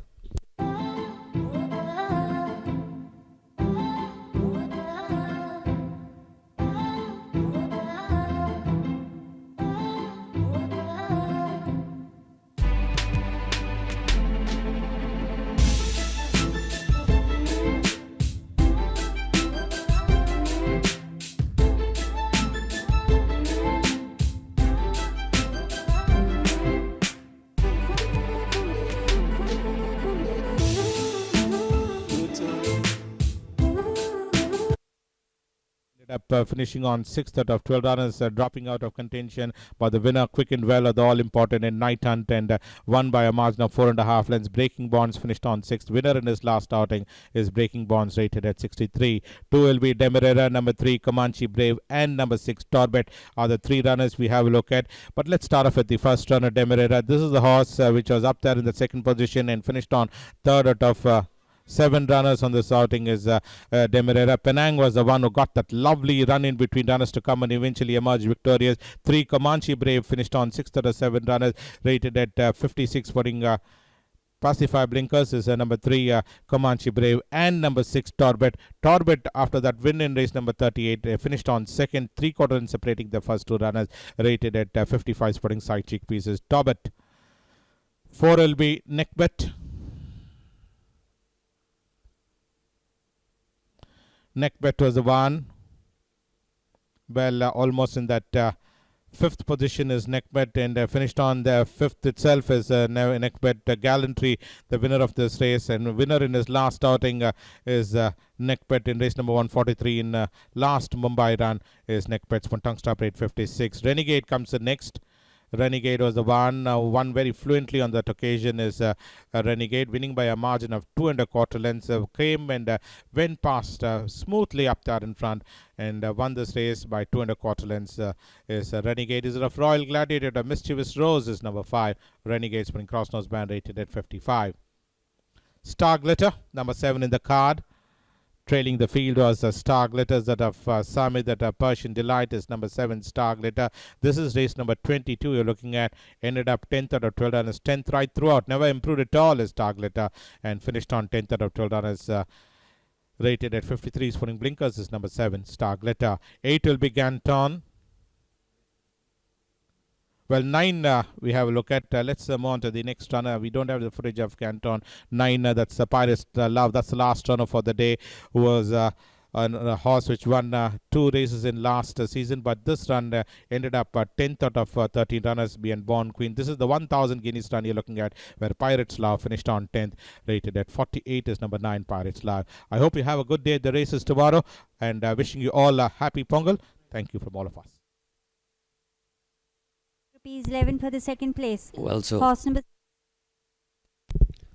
So that was the final preview of the day, folks, and many thanks to Manohar, the commentator, who also does all the previews. Bangalore, Bombay, Chennai, the man jet sets quite a bit. I don't think he's been in Bombay lately, but Chennai, Mysore, Bangalore, all of them, that's the voice that calls all the races. So many thanks again to Manohar. Now, There's just 9 competing in the last race of the day, folks, and that is the Turf Authorities Cup. This is a Class 3, and you got some pretty nice horses running here. Torbe is one of them. P. Trevor rides that one. Good form for Torbe, the son of Corporate Jungle. He's run second in his last start. He's won a race before that, and run a second before that, run third before that, won a race before that. So he's very, very consistent, is Torbe. There's number 5 in your picture, and that's Renegade, the man of Arunachalam. Here is Torbe, actually, and there's P. Trevor. He hasn't won a race today, has Trevor, and that's a rarity, if you ask me.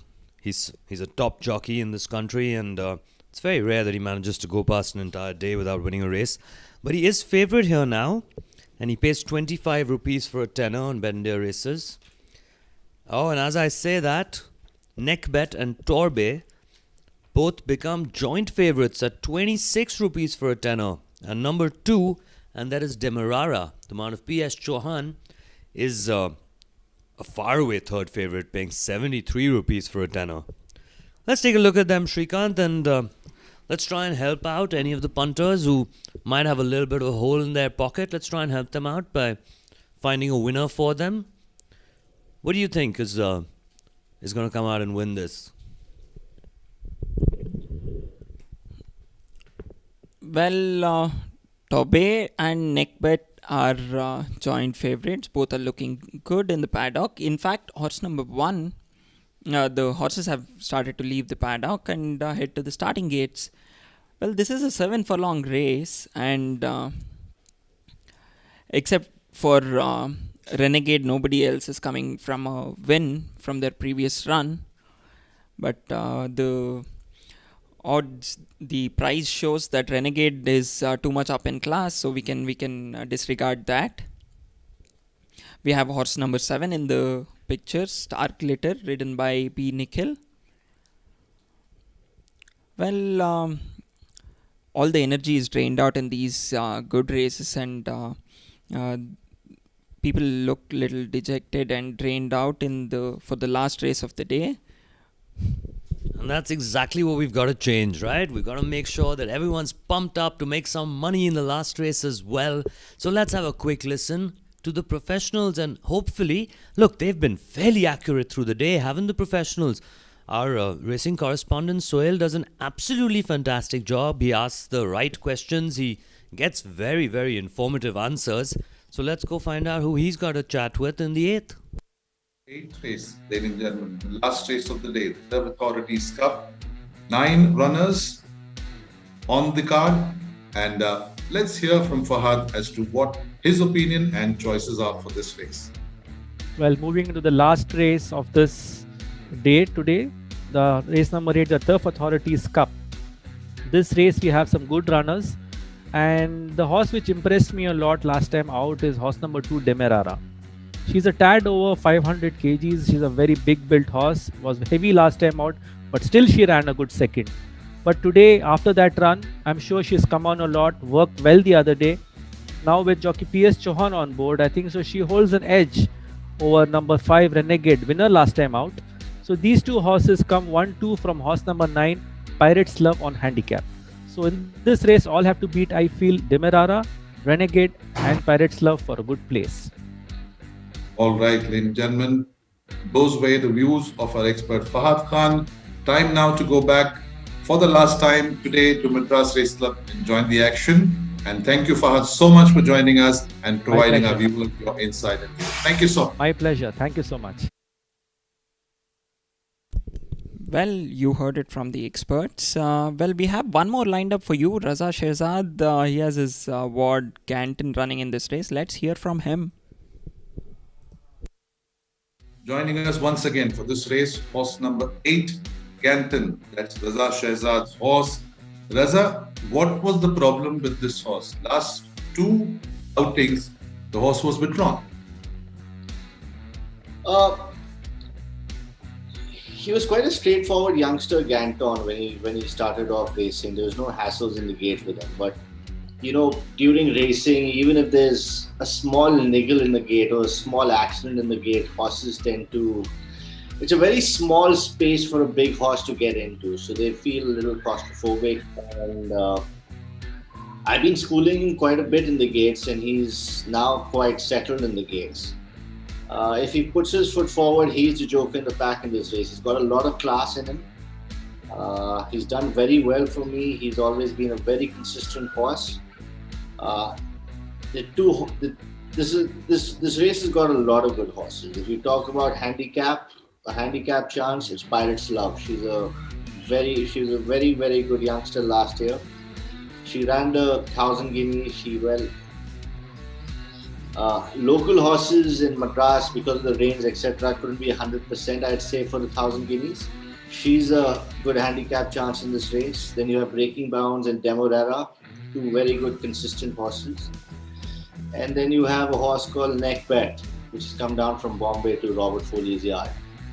So this horse has been working well too. So this is a very open race, and Ganton would be there.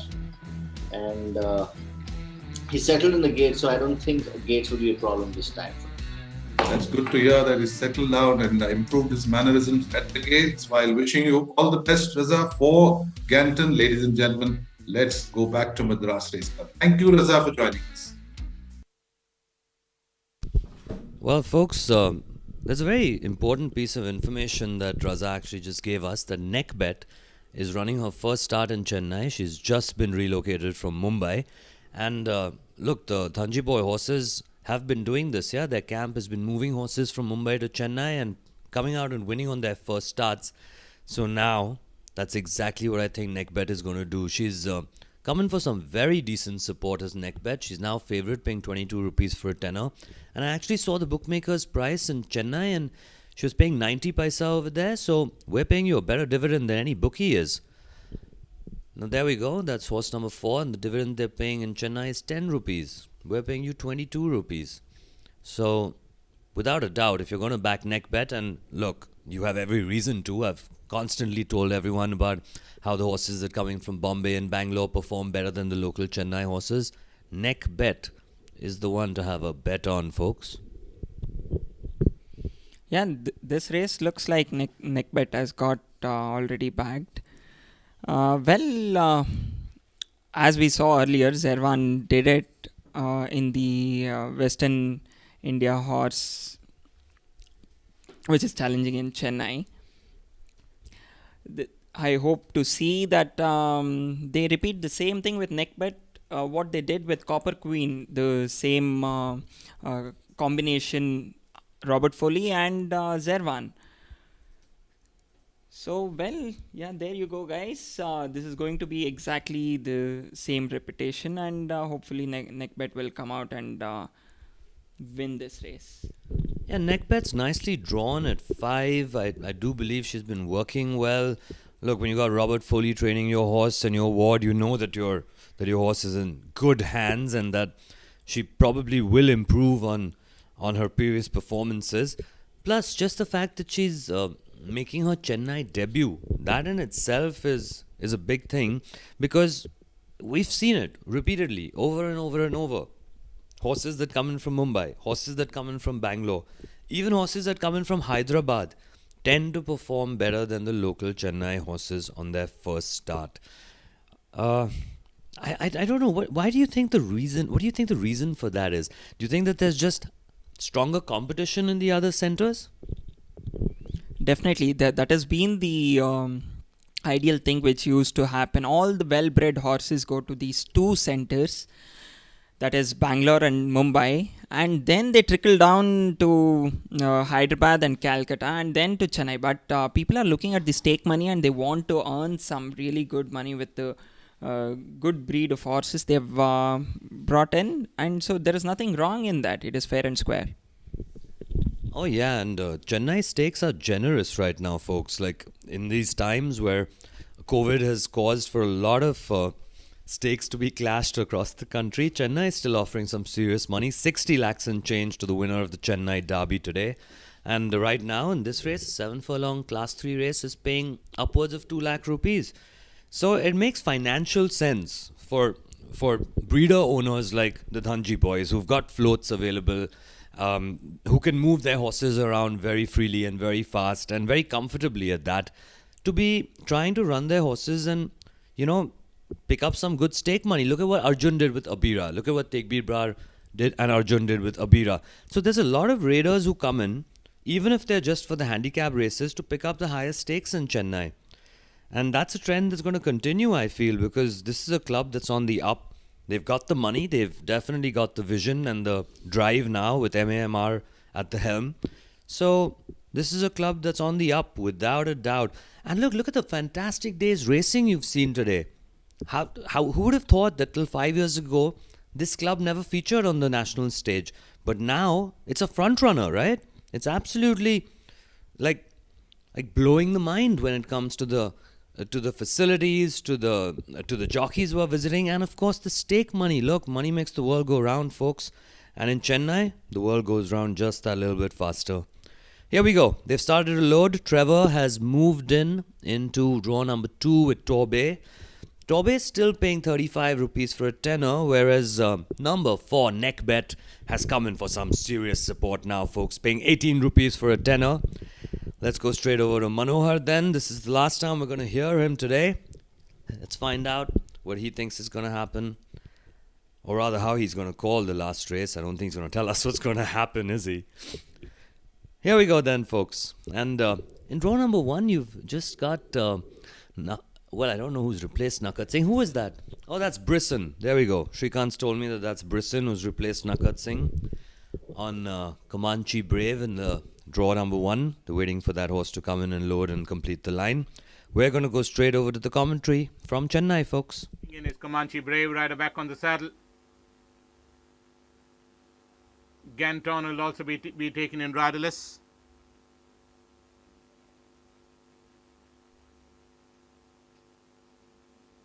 In the meanwhile, Neckbet has been stalled.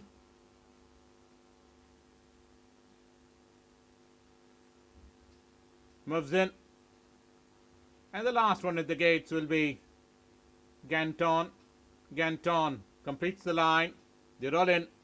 9 of them in the gates. Ready for a call.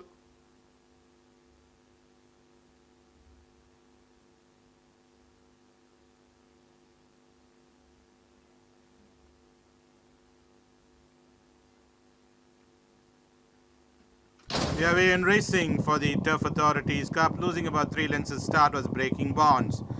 And on settling down to race, and there's a rush on the outside with the Renegade on the outside from Pirates Love towards the race. These two are the joint leaders, and it's Pirates Love now decides to take it up by about a neck up in front of on the outside Renegade. Another 2.5 lengths behind is Torbett, being kept company on the outside is Demerara. Breaking Bonds has worked out to be in that mid pack, being joined towards the rails by Neckbet. Then comes Ganton. Right behind there on the outside, in between runners, is Targletter. Comanche Brave is a close last.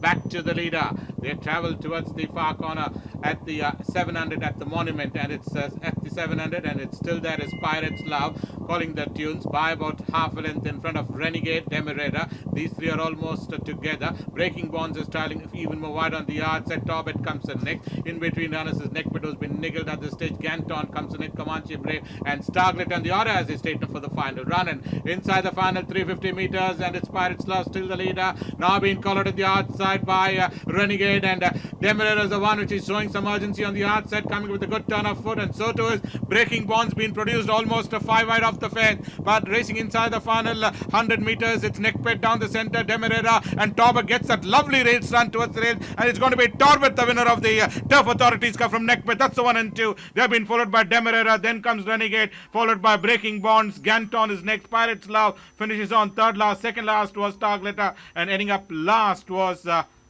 Comanche Brave.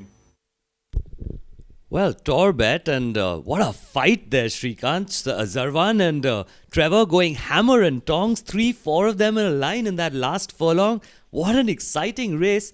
And well, Trevor manages to finally win a race on the Derby day here. It's, like I said, it's very rare that he's going to go through an entire race day and not win a race. And he gave it his all, didn't he? They both gave it their all. In fact, a lot of jockeys gave it their all. Now, let's take a look at this. Pirates Love out in front. He's got He's got Renegade right next to him, and coming and boxing them on the outside there was Demerara. They've all stretched out here. There's 5-6 of them in a line. Now Renegade makes the first move, goes for home. Over there, Demerara comes, and you've got Breaking Bounce coming up on the outside. Trevor's on the railing. He's got Neckbet over there. There's 5 of them in a line. Zarvan and Trevor. Trevor switches his whip hand. They're going hammer and tong. Zarvan's going hammer and tong. And Trevor just outrides him in the end. He just outrides him in the end. This is a thrilling, exciting race. This is sort of stuff that we all love horse racing for. Well, I was actually feeling sleepy, but Trevor woke me up, just like how he did with the horse. And that was a beautiful ride. The way he held on to it. Not every jockey can't do this. You have to give a lot of credit to Trevor. The way he held on to it. Look at his rhythm. The way he's moving with that fluid motion and giving those couple of cracks without even moving his body a couple of inches. Like, that is what the horse requires, that where you don't imbalance the horse while pushing the horse and also simultaneously whipping the horse. This is where timing matters, the muscle memory comes into play, and he did it all, and he did his best. Hey, look, save a word for Zarvan. He's done nothing wrong. Zarvan's not got daylight very easily. He's had to push through gaps and, find his way through there. I'm also very pleased with the way none of the jockeys made contact at all. They all kept a very straight line. If you look at the top picture, they kept a really straight line going for home. I'm definitely not taking any credit out of Zarvan. He maneuvered and he came out. He did everything. He did nothing wrong, but Trevor did everything good. True, when you say that there's a luck factor in horse racing, now this is a luck factor. You've got to think that Torbe and Neckbet were very evenly matched, but just that small little bit, like right here, look, Trevor jumps, gets the gap, and he's got the rail. Zarvan still has to fight through that gap, which shuts for him there. See, Renegade comes and shuts it, so he has to move behind the other horse and then take another gap and go. That little bit cost him probably half a length, and he's lost the race by just a neck. So this is where the component of luck comes into horse racing, folks. But you still have to be good enough to be fighting it out, to be there at the all-important end. Well said, Niyal. Well said. Well, we have our winner over there, Torber. Paying a dividend of 38, a whopping 38 for the last race. Trained by J. Sebastian, and we've got the winning connections, the Valaparambil J. Joseph. All happy smiles over there. I think they got this prize because of the opposition and the guts to take on Western campaigner, and they are paid off very well. No, absolutely. When they showed us the bookmakers odds in Chennai, this horse, Torbe, started out as favourite with us on betindiaraces.com, drifted out to second favourite after Neckbet started getting backed. But Torbe paid 7-1 in Chennai with the bookies. So that was just shocking to me. I was like, what? Do the bookies know something that we don't know? It was just quite unbelievable, because you never see Trevor being available at 7-1. All the top jockeys, they get backed very, very regularly. But this chap was at 7-1. Now, here's where Trevor's won this race, right? The moment he's decided to come in on the rails, he's ducked in, he's given Torbe some rail support, and he started riding for home. He has no idea who he's going to have to beat. He's not even taken over the running yet. He's still in third or fourth, if you notice. They've got Renegade in front and Demerara's coming home on the outside. But it's basically because of Trevor's strong handling. He's cracked this horse to the wire. He's really used every one of the 8 cracks. And towards the end, he's put the stick away and really punched for home. And that's what's gotten him there and got him to land the spoils and not return home today as a maiden. I don't remember when Trevor's been able to ride so many races in a day and not win a race. And I'm glad. I still won't have to talk about it. So Trevor Patel wins it from a long neck from Neckbet. Demerara runs into third. Renegade is fourth, and good run by Renegade too. Took over the running at one point, in spite of being up in the handicap. Unfortunately, Comanche Brave finishes last.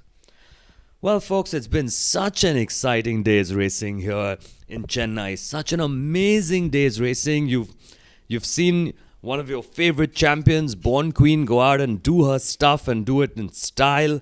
You've seen multifaceted being beaten by Cavallo Veloce. It's been one of those days. You've seen a potential Sprinters Cup contender revealed today in Abira. So it's been an informative day. It's been an entertaining day. It's been a high-class day of racing. And we've loved it. I hope you have too, folks. Now, here's your photo for the winning connections. You can just see Torbay's neck out there in front and Neckbet unlucky in second. It's such a pity that in horse racing, we can't have more dead heats. Honestly. Because sometimes I don't feel a horse deserves to lose. The technology has spoiled us. Anyways, one more thing to note in this race. Anybody else in Trevor's spot coming around 300-350 meters would have lost the race mentally. That is where the top jockeys come into contention, and they don't give up so easily. They don't give up. They give out their best till, and they can gauge what the horse has left in it, whether they can take over the running and then finish on the post. You're absolutely right. Trevor knew that there was still petrol in the tank, and he said, "Look, I'm going to go into top gear.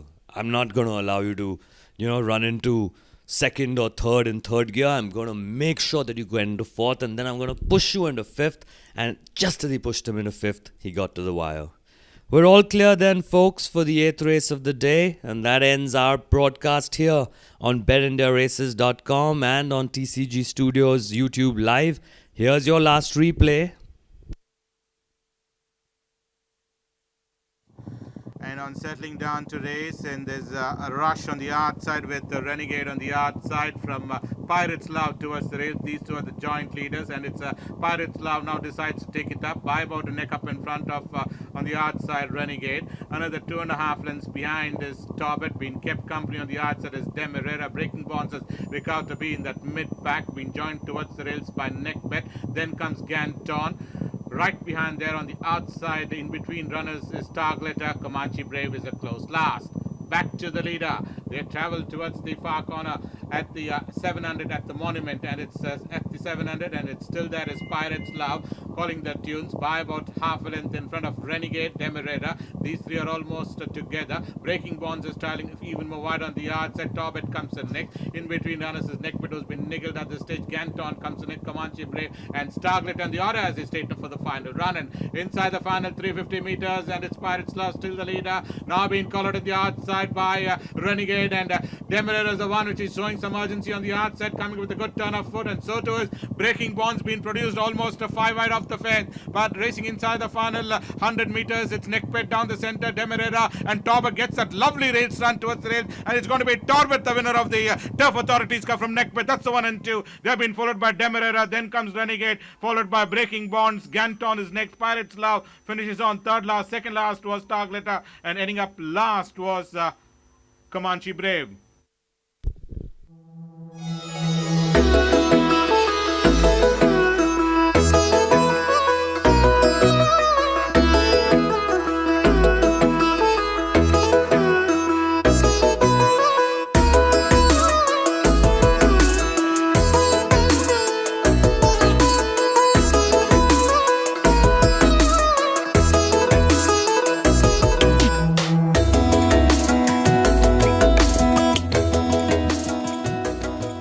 Bed India Races சார்பாக உங்கள் அனைவருக்கும் எங்கள் இனிய பொங்கல் நல்வாழ்த்துக்கள்.